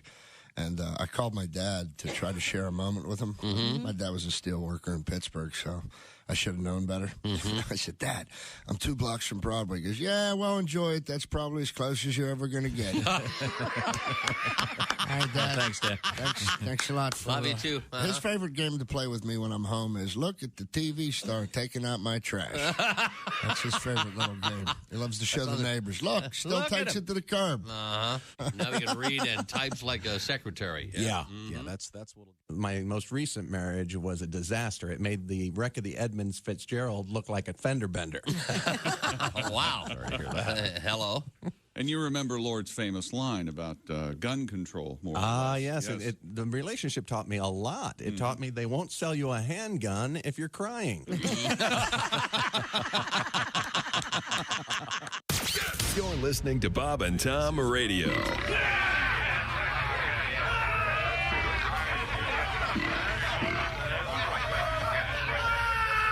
Essential Morning Radio. This is Bob and Tom Radio. The place on fire. The great songs. Hi, welcome back to the Bob and Tom Show. We're just talking about the KISS concert that Ace and Tom went to over the weekend. Had a great time. Oh, yeah. The music was just unbelievable. They had hot dogs, Did you potato sing chips. along? Certainly, yeah. There's some of the songs I know. I was kind of surprised. Well, yeah. Well, do they do Beth? Did they sing my favorite Lick It Up? They did. Lick It Up. That's a good one. What about cold gin? Is it cold gin time again? Been there. Cold gin. Yeah. Had some braised pork. Cold gin? Yeah, you did. Gin. Yeah. G-I-N. That's a song they have. It's a song. Cold gin? Yeah, where Yes. Ace and I were sitting, it was kind of like a suite setup. So there was. Oh, it was sweet. It was. That's awesome. It was great a food. buffet. Tom's going on hot dogs. Sometimes you just want a hot dog. Eh? Yeah. The thing is that you're in a basketball arena. You want a hot dog. You don't want whatever that was, braised pork. I'm sure it was lovely. But Did you put anything in your purse, Ace, before you left? Had a box of popcorn. Mm-hmm. Well, I know what you're insinuating. I'm not implying anything, is what you mean. I mean, I'm telling you. First, I would have taken a hockey bag. Yeah. I've gone to the all-you-can-eat and taken a chicken breast or two. Damn right I have. But it's amazing that the advances in concert technology these days. It's just so great. You know, back in the day, you'd be sitting back there going, are there people down there or are they ants? Now they've got the giant screens. And, of course, KISS has like 50 feet of flames every couple of feet. Did they fly in the air? Well, when it opens up, well, I don't want to spoil it. But Do they do Beth? Do they sing Beth? Yes, they do. How'd they do that? Beth, you hear me? You hear me calling, but we just can't find the sound. They never found So we decided to Who add sings flames. that? Does Eric Singer sing that? Yeah. Oh, really? Oh. On the drum. I like Beth. Am I the only one? No, I like yeah, that. you're the only one. That's considered, I just saw a survey of the KISS solo albums, of which there are more than 25. Believe it or not, that's considered to be by far the best one. Oh, okay. Who would have thought? Not Paul Stanley's, not Gene Simmons, no. But it was a fun show. It was really cool. Now, we have... Do they do any of the... No, because they weren't with them, right? Any of the single stuff that they did, like New York Groove or anything like that? No. But those guys weren't there. Do they have an opener? That's an Ace Frehley song. Yeah, they're Paul Stanley's son, actually. Are they still so fighting? confusing. Are they still infighting? Are they still not getting along? Those You know, guys? when you've been in the same room for decades, Yeah. you know. I don't know how long you've been here, but it hasn't been a decade. But yeah, you and every one of my last nerves are having a big party. Now, we had a news story earlier today in which what was found during a colonoscopy? An intact fly inside the person's colon. I didn't want to know any of this story. But now, when they did my colonoscopy, they found Ace's nose. Oh, that's very You guys had a hurtful. lovely weekend. Kissing my ass. You say, okay, I'm kidding. Man. If there's one thing Ace doesn't do, Well, that's what I do. but should, it's kiss your ass. No, Ace uses That joke is for me. Ace uses reverse psychology. Yes, he does. He knows what he's doing. Does he, though? Keep insulting him. That'll help. He saw your house, though. Now Ace he's was ask at for my a raise. house. Yeah, none of us have seen your house. Sure you I've have. seen it. I've seen it. Oh, wait a minute. No, we haven't. Well, the invitations must have been lost. Have you been there, Josh? No. Chick? God, no. Dean? You can help me today. I got to string some more lights today. You can come over. Oh, you got a guy to help you with that. No, these are going on Hart's balcony. I got to. What time should I be over? On Hart's balcony? She has a balcony? It's like Romeo and Juliet. Hart's balcony. I just about can't stand it. When we were building the house, Sweat of my brow. when we were building the house, she said she wanted a balcony. And of course, you said, anything you want, dear. And a moat and a pool Out in of my her room. window. Well, she's 7. What's wrong with having a balcony? There's could no, have said- having a balcony is awesome. She could have said It pet is alligator. awesome. You know? Yeah. Could have been anything. So, in order to get her to go to breakfast yesterday, I had to bribe her with something. So, Yeah, instead of just telling her to get in the car. Being a strong parent. Get your ass to the car, kid. Nope, you have to bribe her. Yep. So what time's the pony arriving? We have- Trail of diamonds to the car. No, we're not getting a cat or a pony. So, we're putting up some You lights should on get her a pony. balcony. Gosh, I wish this would get back to her. No.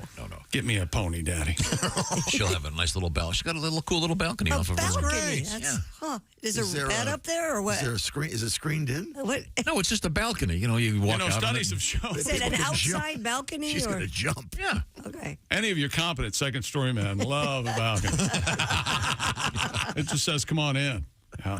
He's the door's locked. second story, man. That's right. That's hilarious. I'll string those lights up today. It's going to be complicated, though. Why don't you Just be string me careful. up while you're at it and just let me hang? Be Can careful. You? There's no plug out in the balcony. I should have thought of that when I built it. Killing me Well, slowly. run it inside. Oh, yeah, there's a door there. Like he did anything. You run it under the door. Can't run into the door. The door's sealed. Then what are you going to do? I'm going to throw it over the edge of the balcony down to the outside. Attaboy. That'll look lovely. I've got That'll be lovely, yeah. all I need is about 300 feet of Extension cord. extension cords. I'll be stopping at the hardware store for the 30th time. All right. I was there at least 4 times this weekend. You must know the president of your neighborhood association by now, I would think. Well, there was a run-in. We run-in? Sure there was. We sorted it out. Was it when Ace Landscaping? Was it Saturday? It may have been an issue. It's time now to do a special bonus holiday treat for those of you that like a nice holiday That's treat. the holidays. Jesus Christ. No, I'm setting this, Christy. I'm setting this at 30 on my machine here. Tell me if this is the right volume. Ready? Here we go. Much better. Perfect. Acceptable volume. Perfect. Here he is with his joke of the day. Hey, Chick, Yes, Ace. what would you say about an NBA player surrounded by killer chickens? What would you say? An NBA player surrounded by killers? I don't know what, Ace. He's in foul trouble. That was Ace Cuffy's joke He is of in the foul day. trouble. Your thoughts, Josh? My apologies to Omaha Steaks. And I want to thank them, though, for their Cyber Monday sale. They have Go to- lovely fowl. Yes, they do. Those air-chilled chicken breasts. Go to omahasteaks.com. Get 50% off site-wide plus an extra $30 off when you use this code BTS at checkout. Minimum order may be required. Thank you very much, Ace. Thank you, omahasteaks.com. Once again, that is a great gift. Omaha Steaks, for someone out of town, they get them something they really want. Well, I was going to send them a book that they'll never read, and if they do, it'll take them 15 hours of their precious time. No, they want steaks. I'm telling you. I also recommend the lasagna. And speaking of hot dogs, Frank's are tasty. omahasteaks.com. Tell them the Bob and Tom Show sent you. Christy. What? What do you got coming up? Oh, coming up, we still have a woman who's very upset about her husband's brothel use. She's going to do a protest, possibly. We have another sex worker in the news, and deep space astronauts are going to face a lot of problems. We all know that. But this one might be just as upsetting as... I don't know. I don't know where I'm going with this. Your hint is deep space may only be a couple inches. Yeah, you're this is the Bob and Tom Show. Add to or continue the conversation. Check out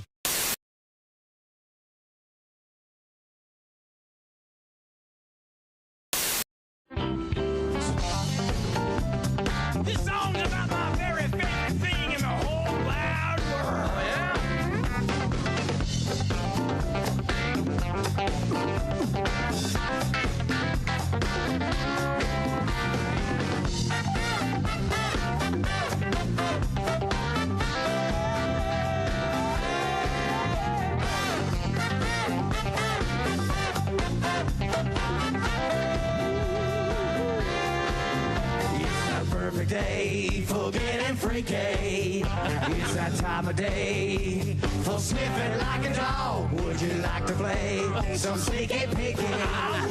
What I'm trying to say is that I'm feeling like a song. So what you say? We're gonna come and play. So what you say? Come on, let's get busy. Can I get some booty? Can I have some sweetness? Can I see your beauty? Can we get down on the floor? Can I get some booty? Can I have some sweetness? Can I see your beauty? Can I have some more? Oh,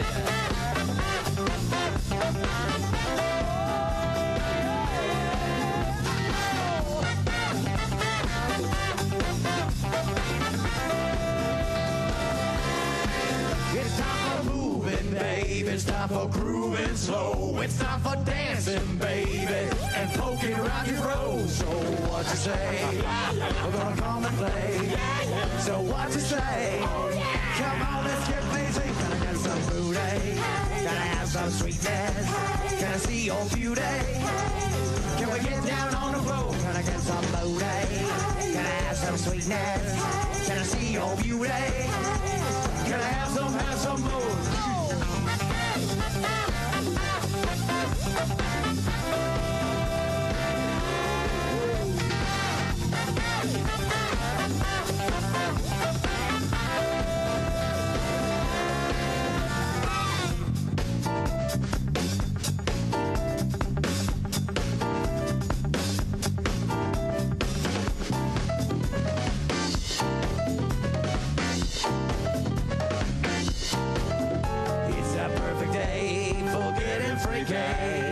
It's that time of day for sniffing like a dog. Can I have some booty?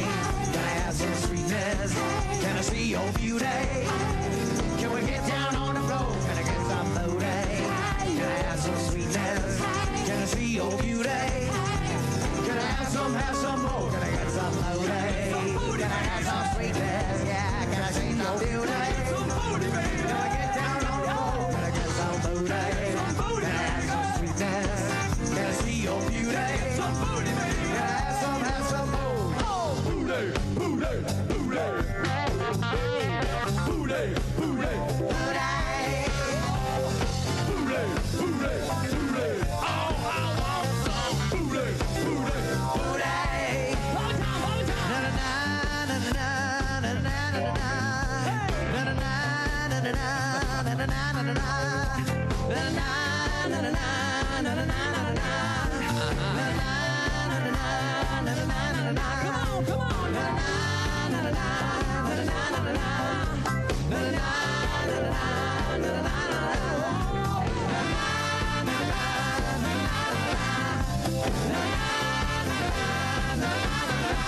Can I get some booty? Can I have some sweetness? Can I see your beauty? Can we get down on the floor? Can I get some booty? Can I have some sweetness? Can I see your beauty? Can I have some more? Can I get some booty? Can I have some sweetness? Can I see your beauty? Can we get down on the floor? Can I get some booty? Can I have some sweetness? Can I see your beauty? Can I have some more?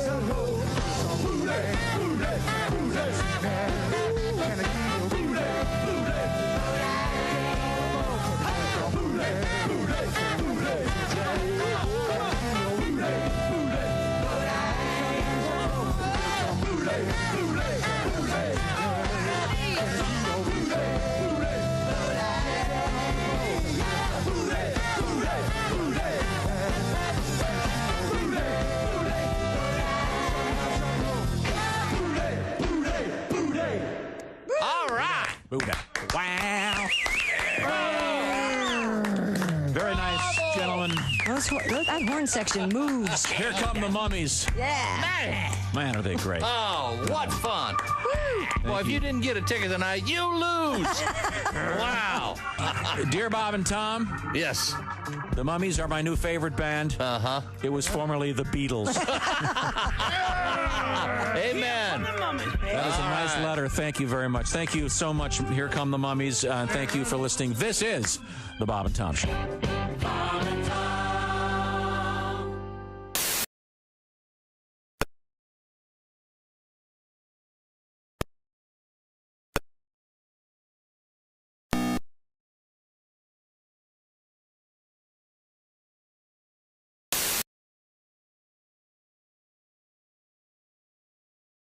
You're in the deep end. Except in Kentucky. Jeez. I knew I should have held my ears for that. Thus concludes another exciting quick episode of Biff Whiskey, Frontier Idiot. Lifeguard. Thank you very much. Hi, this is comedian Rob Haney, and you're listening to Bob and Tom Radio. When grandfather dies, life will be strange.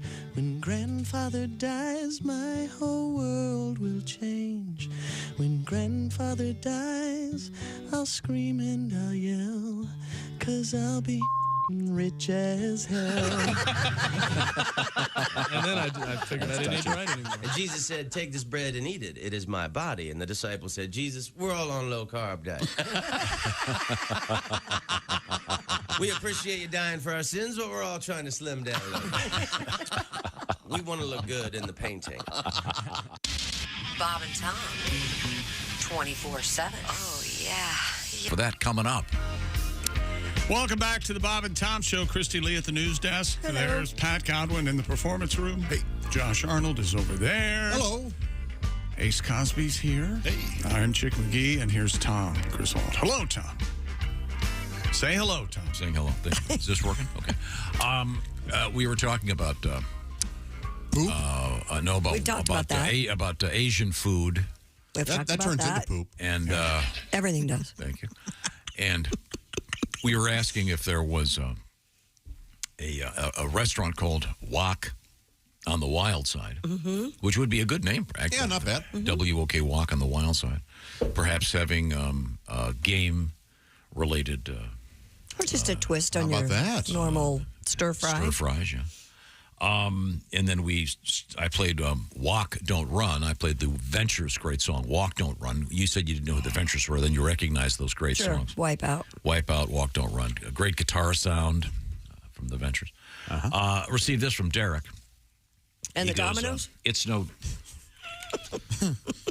Derek of the Dominoes, a fine band with Eric Clapton, Dwayne Allman. You know, this is like every nightmare I have. He sets up stuff that we never get to over and over again. In Chippewa Falls, Wisconsin, writes Derek. Yes, Derek. Line of Kugel's out of there, I think. All right. To hell with Derek, maybe. kind enough to write us from Madison, Wisconsin. You said Chippewa Falls. Where's Madison, Wisconsin enter into this? My baby was a Chippewa. Derek is currently in Madison, Wisconsin. His hometown is Chippewa Falls. You thought it was important to mention both. Yes, because Chippewa Falls is the location not of Walk, Don't Run, but there is a Vietnamese restaurant named Tempt Asians. Tempt Asians. Yeah, What? TMPT. Like the Temptations? ASIAN. Yeah, like the Temptations. Yeah. You gonna play My Girl or something? Yeah. What do you got? I mean, is that okay? Isn't there a song called Temptation Eyes or something? What do you got? Well, that of course there is, but that is Tempted by Squeeze? Tempted. Oh, I love that song. I can't stand I it. love that song. I got my toothbrush, my hair comb, and all this other BS. Yeah, he went shopping. Yeah, those are the lyrics. I hate it. I love that song. It's one of my favorite What songs. if, while he was singing, there was a big fire and explosion during that? I'd be on board. I'd love okay, that's what I thought. Good stuff. Good stuff. Good stuff, that would be.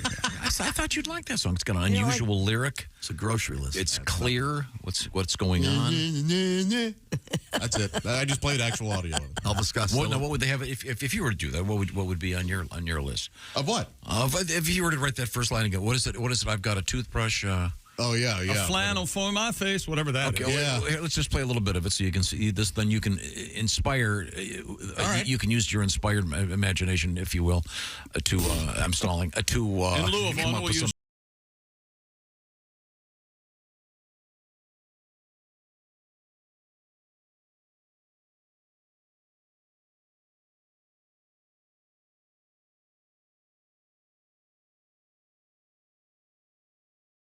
I bought a toothbrush, some toothpaste, a what for my face? Flannel for my I face. think. I'd wash cloth, I guess. Flannel for my face. Oh, okay.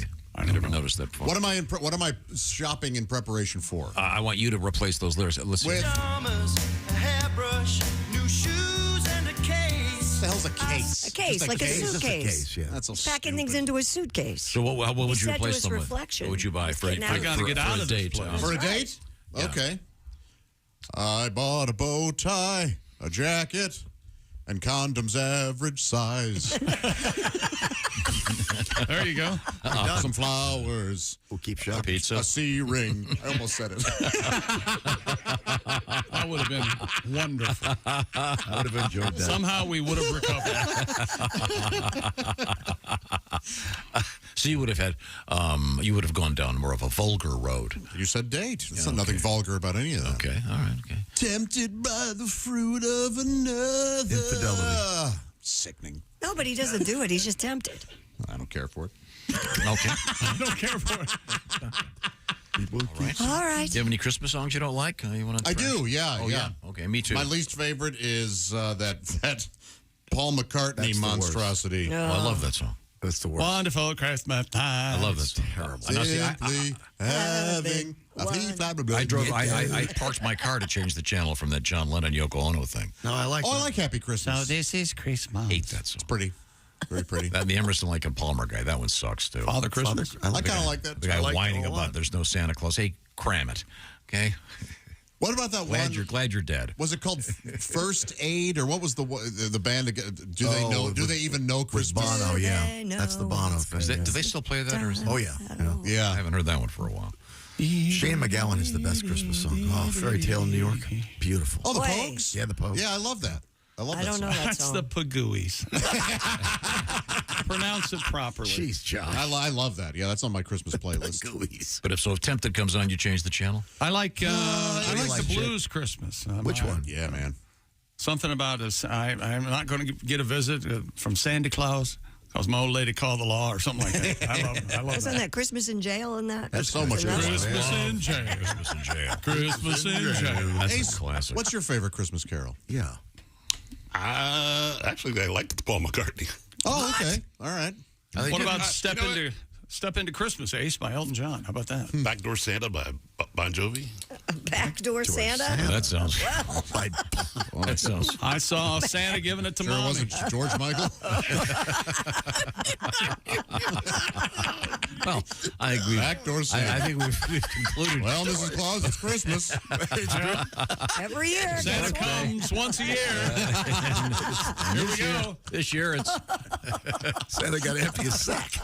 I think we've pretty much We've ruined covered Christmas. that. We've ruined Christmas. Time to check in with anything else you've got, Christy.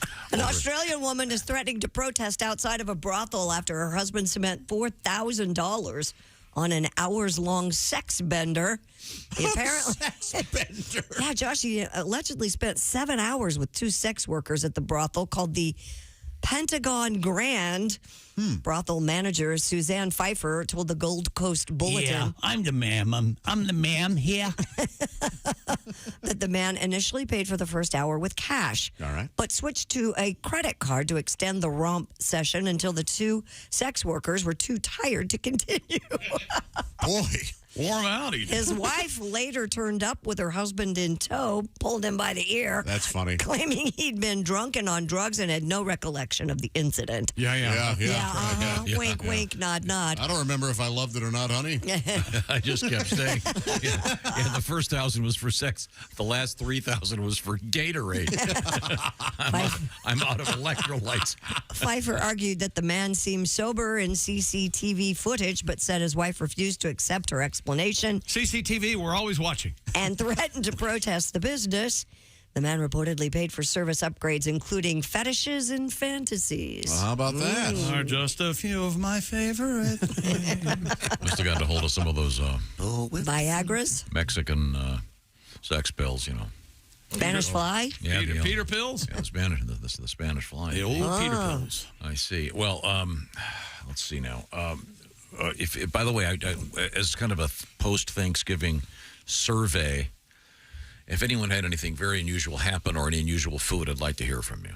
Yeah, did anybody have anything rather unusual happen? No. Just the usual? Just the usual. Great food, turkey. Yep. Pizza. Ham. You had pizza? You had pizza for Thanksgiving. Yeah. That's his favorite food. Why wouldn't he enjoy it? Why wouldn't he? You know, he could eat pizza. Watch this. He could eat pizza every meal for a month if he had to. You think so? I bet he could. Yeah. Well, I'd pay for it if you did. I'd like to see that. What was when was that? March? March, yeah. Yeah. Let's not do that again. Could be. It's coming up again. Let's not do that again. He wants to pay for it. That's fine. Okay, well. He didn't pay you the last time, right? I did. I paid for all those pizzas. I think we all paid for it. By the way, in Trumansburg, New York, not too far from Ithaca, there's a Chinese restaurant called Walk This Way. Ah. Oh. Nice little town in the Finger Lakes area. Beautiful. Beautiful area. Oh, sure. Yeah. Get the old finger. You know, they have the annual Finger Bang Festival. They do. They have to. 4th of July for the Finger Lakes. Finger Bang for the Finger That's Lakes. funny. In Lexington, Kentucky, this person alleges there's a Chinese restaurant called It's Only Walk and Go, but I like it. Not good. That's terrific. I do like that. It's so clunky. It's wonderful. They're making stuff up. No, It's only walk and go, Is it but to I go like only? It sounds like it. Oh, I'm not sure. Right now, I'll tell you what. It's time to talk about another great gift. This one is beautiful. Again, something people really want is great food in the holidays. And Josh, you want to help me out this one? I'd love to help you out. What do the words artisan meats mean to you? Or quality cheese, the freshest curds you've ever tasted. These are phrases that, well, make my mouth water, and I bet they make yours flow too. I'm talking fresh, people. Fresh, squeaky curds. Squeaky. Come in white cheddar and garlic dill flavor. They're made fresh in the morning and most often delivered to your doorstep in about 48 hours, and that's nationwide. Gardner's Wisconsin cheese is what I'm talking about. They have amazing, ooey gooey, oven-baked cheese. It arrives pre-baked. You just heat it and eat it. You can grill it, skillet, or air fry it. And for the sophisticated palate, try the super sharp aged cheddars from 4 to 17 years. I love that 8-year-old super sharp cheddar. Powerful, yet creamy, and melts right in your mouth. Our summer sausages pair perfectly with said cheeses, and those meat sticks are the perfect snack for those on the go. And my gosh, if they don't make the ideal stir stick for a Bloody Mary. That's right. Check out all the flavors at GardnersWisconsinCheese.com. That's GARDNERS. Try them out. You'll see the difference, and then you'll know what to get all those hard-to-buy-for people in your life this holiday season. GardnersWisconsinCheese.com. Remember, cheese is always a good idea, and right now, receive free cold pack shipping and free cheese curds when you spend $59 or more at GardnersWisconsinCheese.com. We had some of that oven-baked cheese pre-Thanksgiving at my brother's house. We had the bacon and the original, just both so amazing. That's GardnersWisconsinCheese.com. We can do that song you don't like. I got some meat sticks, some sausage, and oven-baked cheese, yeah. You can grill it on the skillet. Oh, and this is very good. This is very good. Got rhymes for days. You can eat it too. I like every cheese except the kind that's blue. There you go. Very good. I don't like blue cheese. I'm sorry. I would like that song. Right. Too cheesy. Blue cheese is too cheesy. It's too poisony tasting. They should dye it blue so I know it's not ranch. That's just the little thing I want to do. We're coming back with something special from Mr. Godwin. You have a song. All right. That's right. This is the Bob and Tom Show. Bob and Tom, well-meaning, but yeah, they're all messed up. More than slightly confused. And a good morning to you. Thanks for joining us here on Bob and Tom Radio. Got some good news for you. We're going to be featuring Bob and Tom Christmas and holiday classics every hour here on Bob and Tom Radio through December 25th. That's right. From our Christmas compilations, It's a Wonderful Laugh and Mistletoe, nearly 40 years of our comedy CD releases. And you can hear those ha-ha laughs and the holiday classics, bringing back great memories as we've played them every holiday for years and years, and this year no exception. And this is where you find them, Bob and Tom Radio, throughout the day, every hour. You can tune in. Keep it with us all day long on Bob and Tom Radio. And thanks for taking us along. Thanks for taking us on the ride. Thanks for getting us home safe. And thanks for listening to Bob and Tom Radio.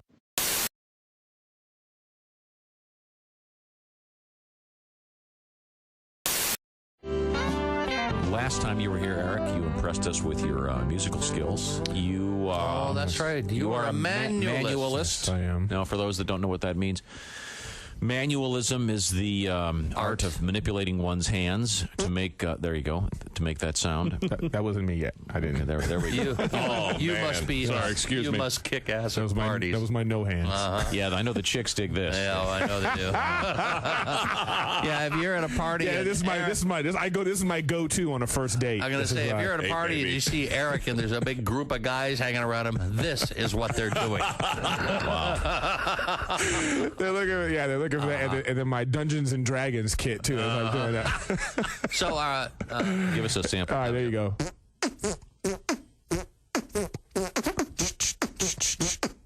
Very nice.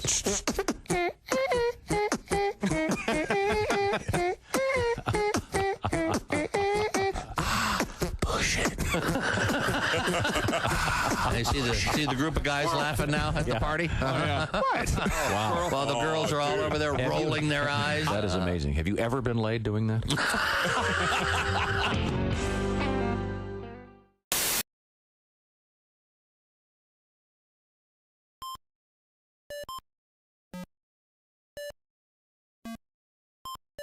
Hey, did you enjoy those videos played in that break?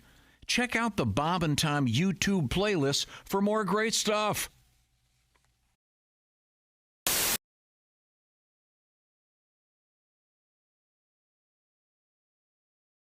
You ever put your nuts on an anthill? No. You haven't? No. Me and my buddies used to do that. We do anthill rides. Whoever could stay on the longest. Get your nuts out, ride an anthill. See, these are the advantages to growing up in New York. Yeah. That never came up. There's a few activities in the big city. We never got to the point where, you know something, I'm going to just drop my nuts on the anthill for an hour. Yeah. Maybe and the great thing about New York is if you did drop your nuts on an anthill, no one would notice. They're just like, would Have you seen the crazy guy on the anthill over on 3rd? Oh, yeah, he's not, isn't he? Yeah. Wow. It's dangerous, though. One year they swelled up to look like a sack of kneecaps. Kneecaps, you say? Nice. We play gay chicken. You ever play this? Gate chicken? Probably not. Gay chicken. Oh, gay chicken. Hold on. Have you ever asked that question and got a yes? Yeah. Oh, yeah, gay chicken, yeah. I was in a gay chicken league for 6 years. Chicks played it. I could tell. Darn right. I could tell he's got soft hands. Love the gay chicken. He's got soft hands. Why do I think I don't want to know how this works? I don't want to know. Oh, no. It's a real chill game. It's, you stand there, you and your buddy stand there, you hold on to each other's penis. Right. Okay? And the first person to let go is gay. That's right. I see. Gay chicken. So in other words, you guys... Now, if you look them in the eyes, you get a warning. There's a lot of hand washing in this game. If you look them in the eyes, you get a warning. Welcome to a new show called I've Never Been That Bored. Yeah.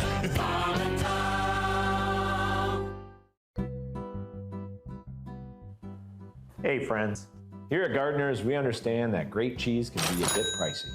So I wanted to show you how you can make your own cheese at home with 4 basic ingredients. If you're one of those weirdos that got into bread making during COVID, this would be a piece of cheesecake for you. Since our 8-year-old super sharp cheddar is one of our most popular products, we're going to use this one as an example. Step number 1, start 8 years ago. Pretty simple. Step number 2, have access to the top 1% of high quality milk in the United States.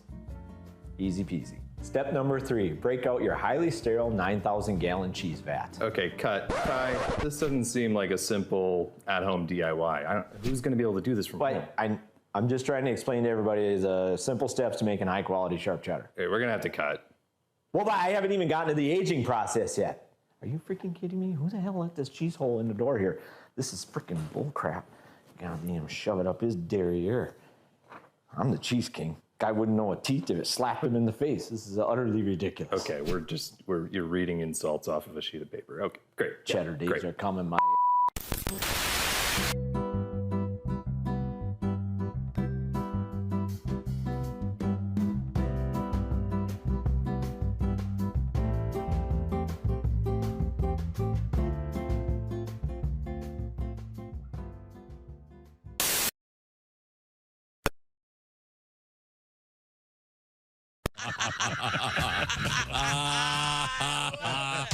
Bob and Tom. For your information, these are two of the worst kids I have ever encountered in my life, and I work the state fair. We love it. Hey, welcome back to the Bob and Tom Show. Thank you very much. For those holidays, huh? They're here. Yes, sir. You know what they call this full moon tonight, don't you? It's a beaver. No, a rabbit. It's a beaver moon. It's a beaver moon. Yeah, That's right. Beaver moon. Beaver moon. Well, that's a skill if you can do a beaver and a moon at the same time. By the light of the beaver. Not the front, not the back, but the beaver moon. Let's see now. I think we're unfortunately, we're going to get relief. There we go. There he is. Wait a minute. It looks Good like morning. We have a whole new layout there. It's comedian Reno Collier. Hi, Reno. Reno, are you in your bedroom? What's going on there? No, I just came upstairs and had to do it. I got my pup with me, and he got a haircut, and I don't think he likes it, so he's just sticking by me side by side. So we came up here, and I just realized my son had the air conditioning on 60 during the Thanksgiving Day weekend. So if you hear noises, it's just me shivering. Good Lord. Yeah, 60, dude. Is he fat? No. Because fat people will turn the air on when it's... Yeah, they don't know it's... Yeah. He's right. They tend to run Not 60, though. Now, Anyway. Josh has a new album out there, Reno. Since you're on the phone, I thought I'd go to the time and trouble to plug Josh's album. Thank you, Tom. It's called Half Fat. Sounds like a great idea. It's called Half Fat, and it's been atop the comedy charts for quite some time. I'm sorry, it's half-assed. What is it? Half. Some are saying that. Done what? Half fat. Half fat. Oh, okay. And Josh, Reno has lost a significant amount of weight. On more than just my body? It's Dude, he has. No kidding. It's becoming more and more difficult to make Stand up, turn it around for us. You know, because I think I've tried to characterize Josh as someone who eats excessive amounts of pizza and masturbates constantly. Now we're just down to the masturbation. The pizza jokes don't fly. I don't get that up. You can't quit everything at once. No, There you go. bad. Yeah, That's what my doctor told me. That's a failure. Yeah, there you go. I want to pick up smoking or something. So, Reno, what's the latest in your life? Anything interesting going on? You getting ready for the holidays? You done any shopping yet? Yeah, as a matter of fact, I have a country fried take about it. Would you like to hear it? Let's go. We go ahead. All right. So the holiday season has officially kicked off, and there's a wintry nip in the air. The decorations and lights are twinkling, and some people are acting like self-indulgent, hyperactive psychopaths while shopping. In the South, the shopping carts are maneuvered like a NASCAR race. Someone slams into your cart, and you hear them under their breath, "If you ain't rubbing, you ain't racing." And people in our grocery store shop like they're filling their final stockpile for a natural disaster, which for a lot of families, I guess the holidays can be. You hear them, "We need 27 cans of soup, 9 loaves of bread, 8 gallons of milk, 2,200 AA batteries. Now everybody get the hell out of my way before I bust you in the mouth. I'm trying to celebrate the birth of my Lord and Savior, you commie bastard." And nothing says happy birthday, Jesus, like popping someone's Achilles with a shopping cart because you decided to let the 5-year-old drive. Now, I studied the rest of the country, how they shop, and I found that California and New York have this whole thing figured out. In their cities, they get dressed up before they go Christmas shopping. They wear festive black clothes and masks. They completely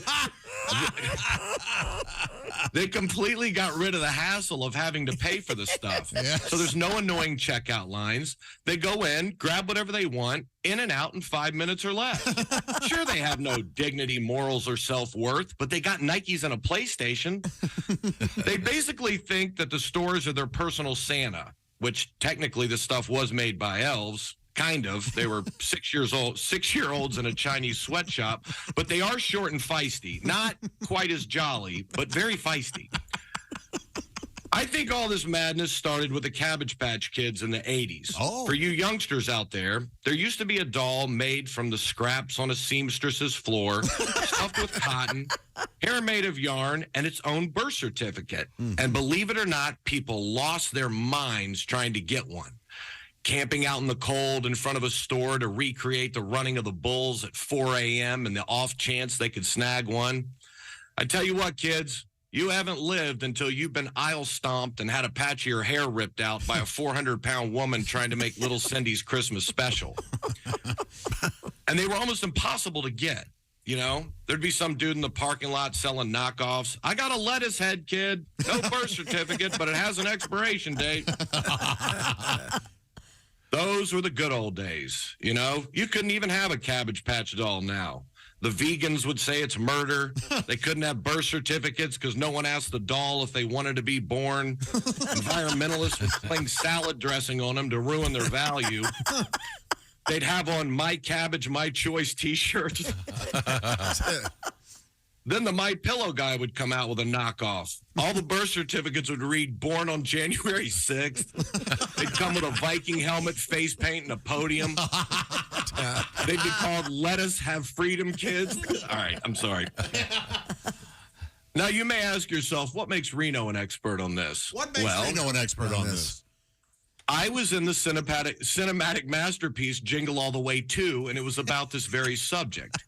And as we all know from watching TV, actors know everything, and I've got a $3.14 residual check to prove it. Oh. Now, here's my point to this. We have a time of year that could be magical. Let's not continue to allow the fun to be sucked out of everything. It's enough to spend time with friends and family, eat our weight in food, be off work, and pray for peace on earth. Find your meaning of Christmas and fight hard to stay out of the commercialization. Because in the end, the dolls get lost and torn, the food's all eaten, and all that's left are memories and traditions. So get drunk, dress up as Santa, and fall off the roof like my Uncle Daryl did. Nobody ever forgets stuff like that. I'm Reno Collier, and that's my country fried take. Ah, very nice, Reno. Thank you very much, Reno. Well, get some holiday shopping done. Yeah. Do you know what you're gonna get? Do you know what you're gonna get for your wife? You don't have to say what it is. I mean, do you know what it is, though? No, I don't know, but I don't want to act like that on the radio because she listens to this. Oh, sorry. I put a lot of thought into it, and I'm just coming down between, you know, a bunch of different stuff. Dude, I haven't done anything. Oh, okay. I don't even know why people freak out in the stores because you can literally have it delivered to your house. You don't even have to go anymore. Yeah, but that's half the fun. Yeah, but half the fun, yeah, especially small. Is it fun? Yeah. Reno, when it comes to a gift for your wife, I have one word for you. Vacuum. Yeah. Oh. You know what, dude? Years ago, when I was a kid, my dad and my stepmom were walking through a Sears, and my stepmom was like, you know what? I think I want to get a treadmill. And what my dad heard was, that's a great Christmas present. Yes. And I'm not kidding. On Christmas morning, he took her out in the garage and was like, that had a bow on it. Dude, he'd already been divorced once. And I was like, here comes the deuce. You're bringing in number 2. Here comes the deuce. Oh, God, she was so mad. And he's like, I don't understand, man. I mean, she said she wanted it. I got her what she wanted. What do you mean? Yeah, boy. Wow. Okay. Well, my dad also told me that harassment meant it's like this. When your mom, he goes, when your mom went to the store to get bread, her ass meant to grab me a 6-pack of beer. Wise words from Reno's father. You know what I mean? What a guy. Yeah, that's a T-shirt, Reno. Yeah. Print that up. Thank you. It's always a pleasure. Talk to you soon. See you, Reno. Love you guys. Thank Happy you. holidays. Thank you, sir. The Country Fried Take with Reno Collier. We have a couple items we have to wrap up here, Christy. What have you got over there?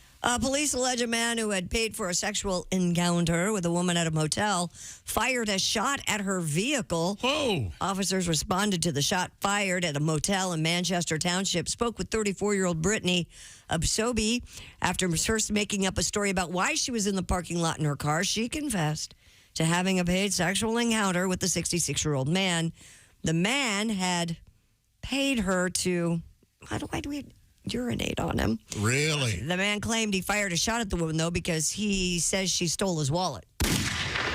Bring me my wallet back! So and a towel. Happy holiday. So he was pissed off after he was pissed on. Yes. Apparently. He paid her to urinate on him. Yeah, that happens to him. Really? Yeah. Wow.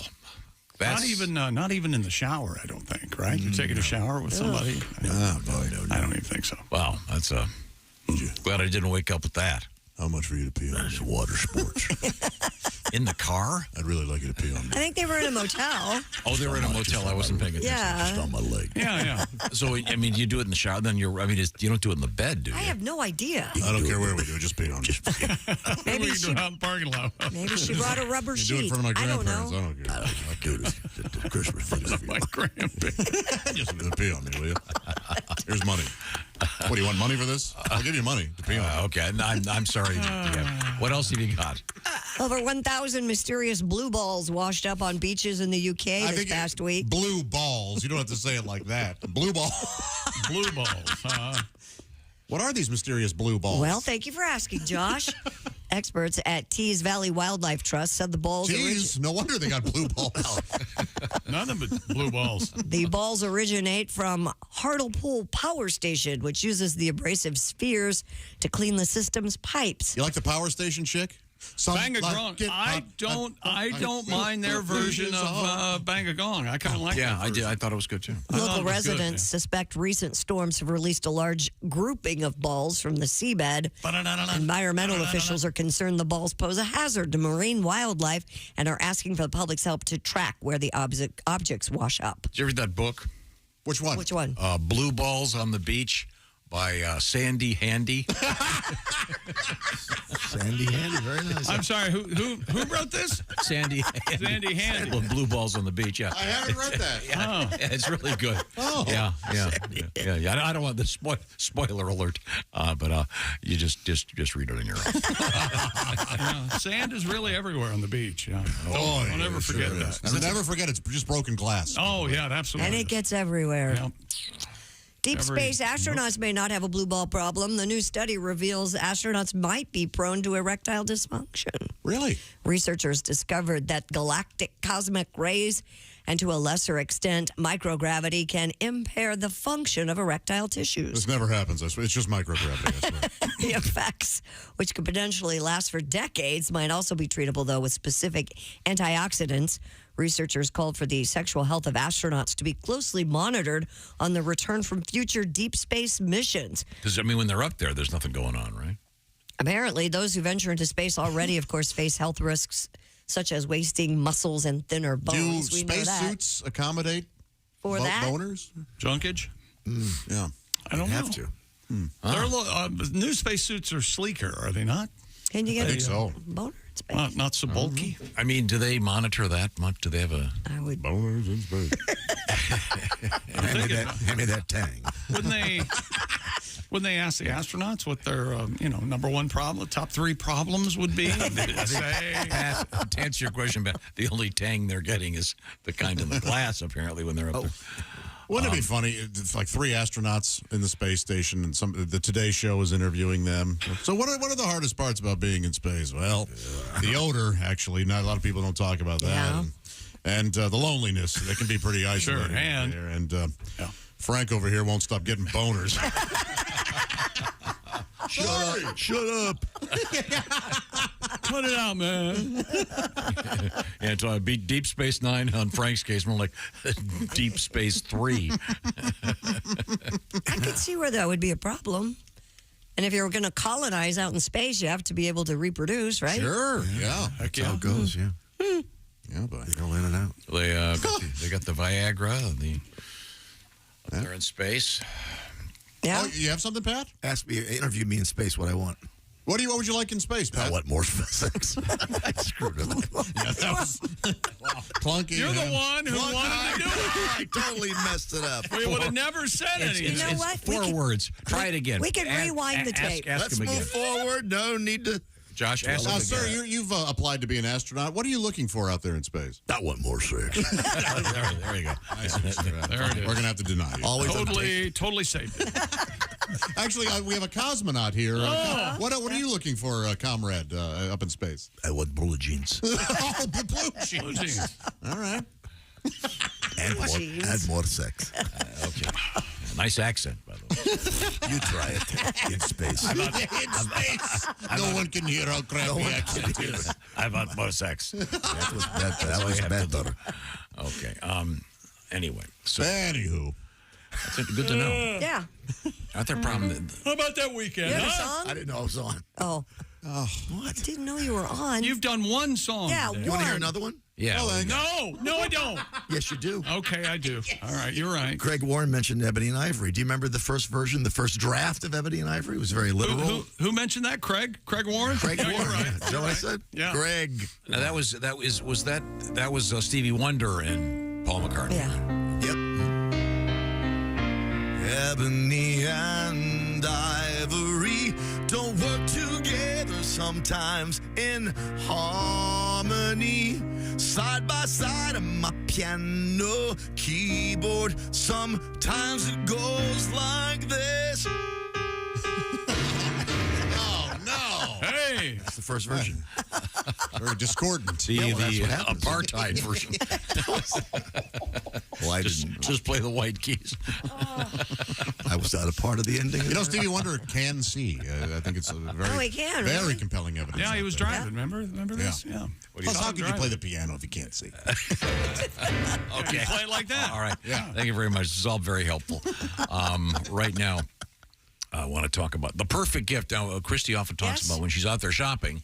Sometimes you want to buy one of these as a gift, and then, oh, wait a minute, I better get one for myself. Yeah. That's the beauty of the Sleep Number bed, because it's something that you get to enjoy, too. Because either side of the bed has its own setting. Sleep Number has perfected adjustable firmness. The Sleep Number is the setting that you like that determines the firmness of that mattress. After you get home, you press the button, put it where you want it, and you can move it at the touch of a button if you change your mind. And either side of the bed has its own settings, so everybody is happy. Especially happy now because Sleep Number has a great sale up and running. So choose a Sleep Number smart bed so you can sleep at your ideal firmness, your ideal comfort level, and with your ideal support. And the bed's going to help you determine that, because these beds are, in fact, smart. And right now, at Sleep Number's Black Friday extended sale, save 50% on the Sleep Number limited edition smart bed for a limited time. You'll only find it at the Sleep Number store. Check it out at sleepnumber.com/BT show. That's where you get all the details on what's going on with Sleep Numbers. Christy Lee, what is your Sleep Number setting? 35. Meaning what? I like a softer mattress. Chick McGee, what is your Sleep Number setting? 100. A firmer I like mattress. a firm mattress. That's correct. Right. That's correct. The But you firmest. could have the same bed and you'd both be very happy. Yep. Check it out. Sleepnumber.com/BT show. Coming up today in history. This is the Bob and Tom Show. Thanks for listening to the Bob and Tom Show.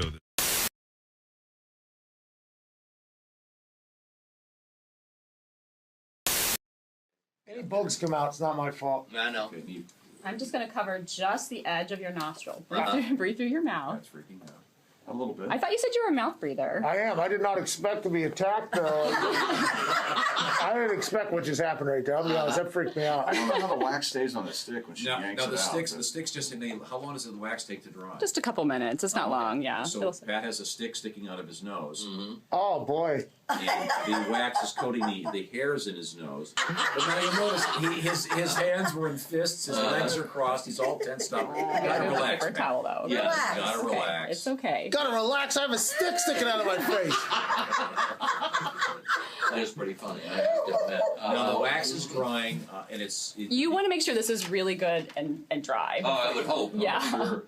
And I want people to know, I'm a firm believer that you need hair in your ears and your nostrils, but we're just getting just the stuff that's sort of visible, yeah. So like that gross guy at the store at the clerk. Yeah, where with the it's nose hairs hanging out. That guy.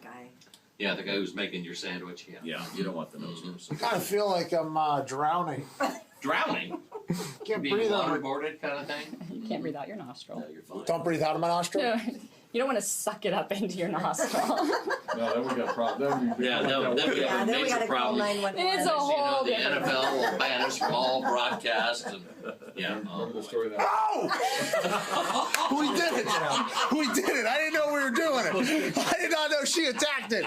She set me up there. Oh, boy. That's the key. But you have to see this. Can you see those hairs? Holy moly, look at where'd that thing come from? That's wax. That was in your nostril. That was from my mustache. No, it wasn't. How much hair is it? Let me see. Oh, is it bleeding? No, it looks great. How much hair is it? If anybody ever checks out the inside of my nose. Oh, man.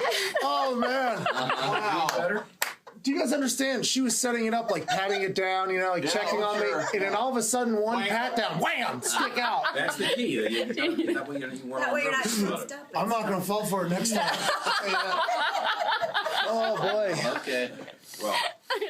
Hey, it's Josh, and of course... Hi, Chick McGee, everybody. Your chance to win a Mini-Max Big Green Egg for Bob and Tom at Big Green Egg. Each week, someone will win a Mini-Max Big Green Egg. It's the Bob and Tom Show, Big Skin Pick'em, powered by the Big Green Egg. Go to bobandtom.com/contest on the computer.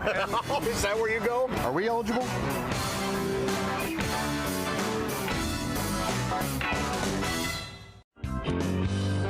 Let's get back to the Chinchilla. We sent members of our staff plus Donnie Baker to your garage. She is my mistake. So traumatized right now. She has not come out of her little house in No doubt. a whole The day. Chinchilla? Oh, well, yeah. that's because she met Donnie Baker.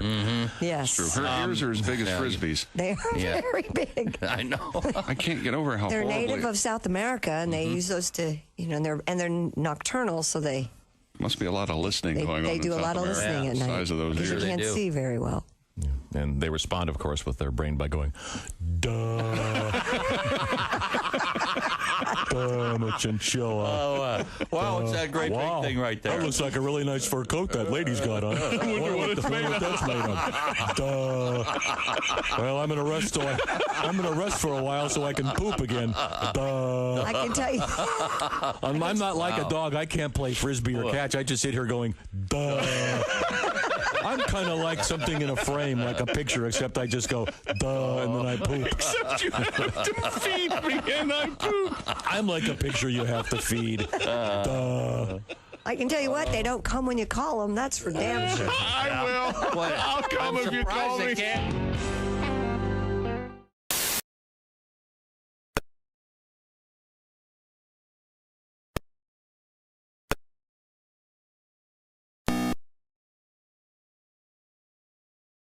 I haven't digested a breakfast in a year for listening to Barney on the those amazing robot Stepford-like children they have surrounding him and the realistic portrayals of kids. Now, hey, Barney, let's clean our room and then pray. You know, where do they get these kids? You know? Off the Mouseketeers directly to Barney, and you know, it's amazing. You know, the kids love Barney. They love him. You know, that's going to be the next Waco type disaster. Barney and his followers in a Quonset hut outside Dallas. You know, sharing means caring, Billy. So strike the match. You know, next thing you know, polyurethane Barney suit goes up like tinder.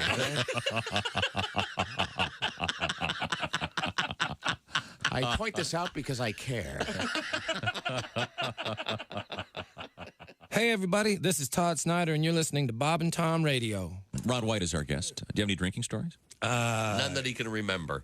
You know what? I got thrown out of a bar in New York City. Do you want me to tell the story? I want to hear it. I walk into a bar with a hat on. This guy real pissy goes, "Take off the hat!" And I'm like, "What's the deal?" He goes, "I'll tell you what the deal is. Gay people in this area wear hats. We're trying to keep them out of our club." I was like, "Oh, really? The only way we can tell down in Texas is if they have their hair cut like yours."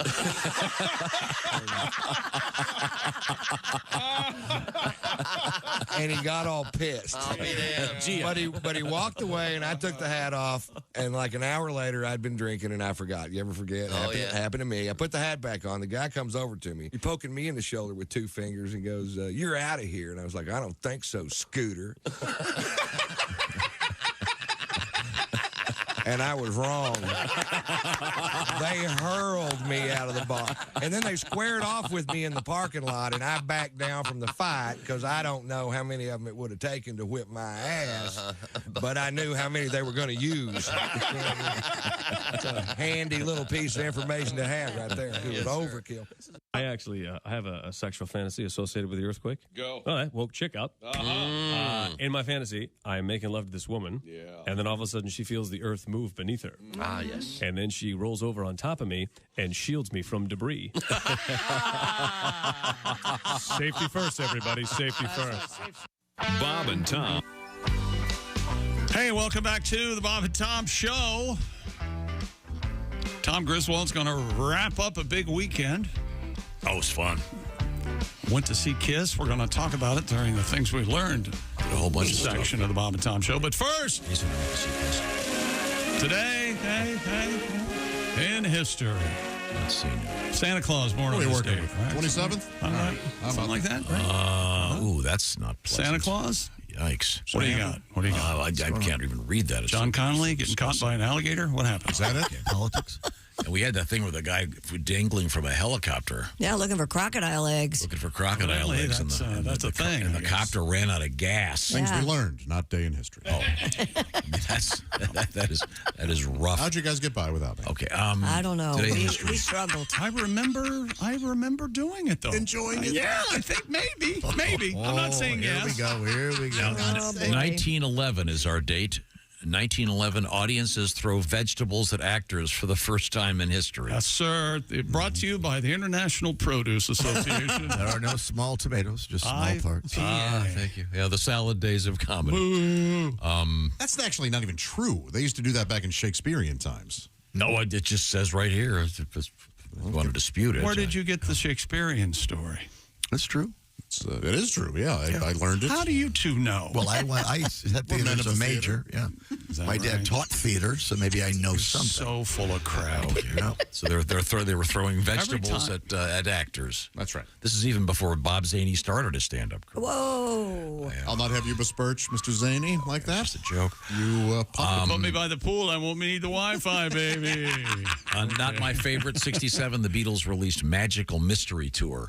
Roll on for the mystery time. Kind of a misstep. What do you think, Pat? Were they on Walrus? Not a fan, no. Yeah. Costume? Okay. I'm surprised that isn't a ride at Disney World yet. Magical mystery tour? Yeah, they could turn that into a ride. Let's see.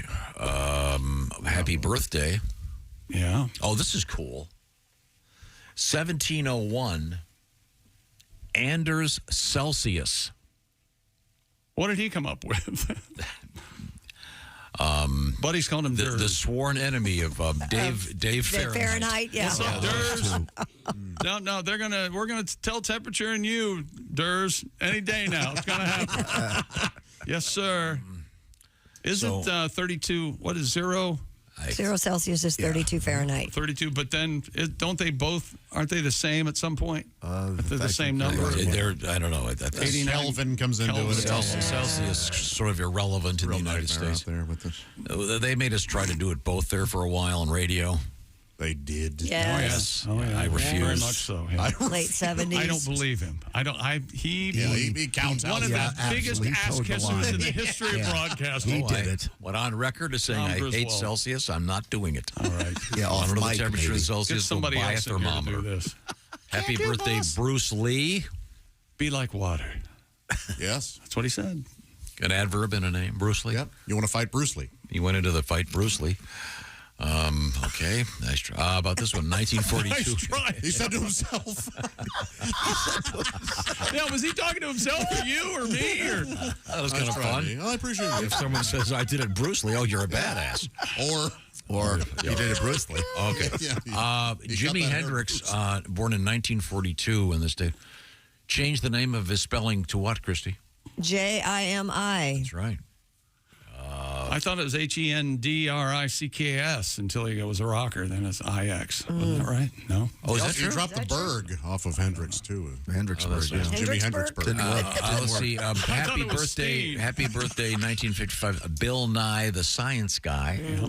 Pseudoscience. Really. Yeah, of course. Cartoon science. But also, I mean, it would, No, he's Bill Nye, the language arts guy, doesn't have that ring. I think he's funny. I like him. Let's see. Oh, here's a good one. I like him very much. Christy Lee, born in 1976. He played Steve Urkel. You got this. Steve Urkel. He has an ironic last name. I don't know. Well, think about it. Jaleel White. A good Oh, yeah. Because he's not a white man at all. Yes. No, he's not. Famous nerd. African American, yeah. Okay, very good. Did he grow like 6'10" when he was on in that role? And like muscular. Yeah. Yeah, it didn't work. I do that? I loved him.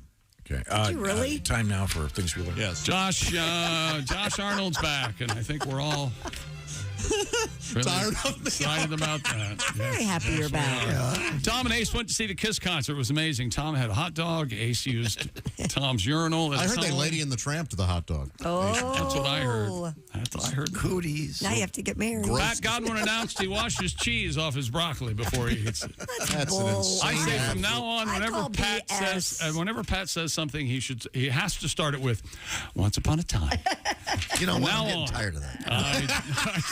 Now, Pat is on it. You're If on a. you start telling me the truth, That's I'd the believe absolute you. truth. You're on about a cheese. so-called plant-based That's so-called. diet. Yeah, it's a plant-based. I'm so sick of it. And Jeez, every time I tell a story, that didn't happen. Show me pictures. so, what do you eat? What are you gonna have for lunch today? What do I have for lunch today? The same thing. A warm grain bowl It's from all my he favorite eats. place, but they're not open today. So some steamed vegetables. A warm That's grain. not bowl. enough. You need protein, dude. I do have protein. You're going to Miss. keel over. Hey. Quinoa's got the Miss, protein. it's just mad at everybody, but it started I'm with just me. sick of it. I like it. I like it very much. Christy had no leftovers. She didn't host Thanksgiving this year. No, I She's didn't. very upset about it. I like the leftovers. I did. The holidays can begin. I told my Christmas kitten story. I love it. It was Pat's idea that I It is. share I that love with you. That makes me howl. Just sad. It's very That's a sad. good start. And Josh has a little ceramic Christmas tree that his grandmother had, and Yes, so I bought one. Like I bought one just very fond like memories. it. My Yeah. family, my life. Is this the grandmother that they buried in the ping pong ball thing? It is the grandmother whose funeral you have turned into a national joke. Yep. Wow. There's the body in repose. Tom's maid, Paula, made great strudel. She was also a German spy. Wait a minute. Oh, wait a minute. Oh, wait a minute. Oh. All right. Ball in the casket. 2 points. My beloved grandmother. And, A saint of a woman. I think we'll all remember where we were when we Hated this show. So it's Josh only told fitting us that he has avocado toast 3 times a week. I enjoy it. I get smoked salmon, a poached egg. I do it all myself. Wrap it up, Bounty. Show some pictures. How about some pictures? Yeah. I believe you. Show pictures to Pat of real food. I'm a blessed man. Make him jealous. I could touch myself to it. Of course, I rinse the cheese off. Of course. This is the Bob and Tom Show. Think you know your pro football? Then play Pigskin Pick'em every week at bobandtom.com/contest. It's your chance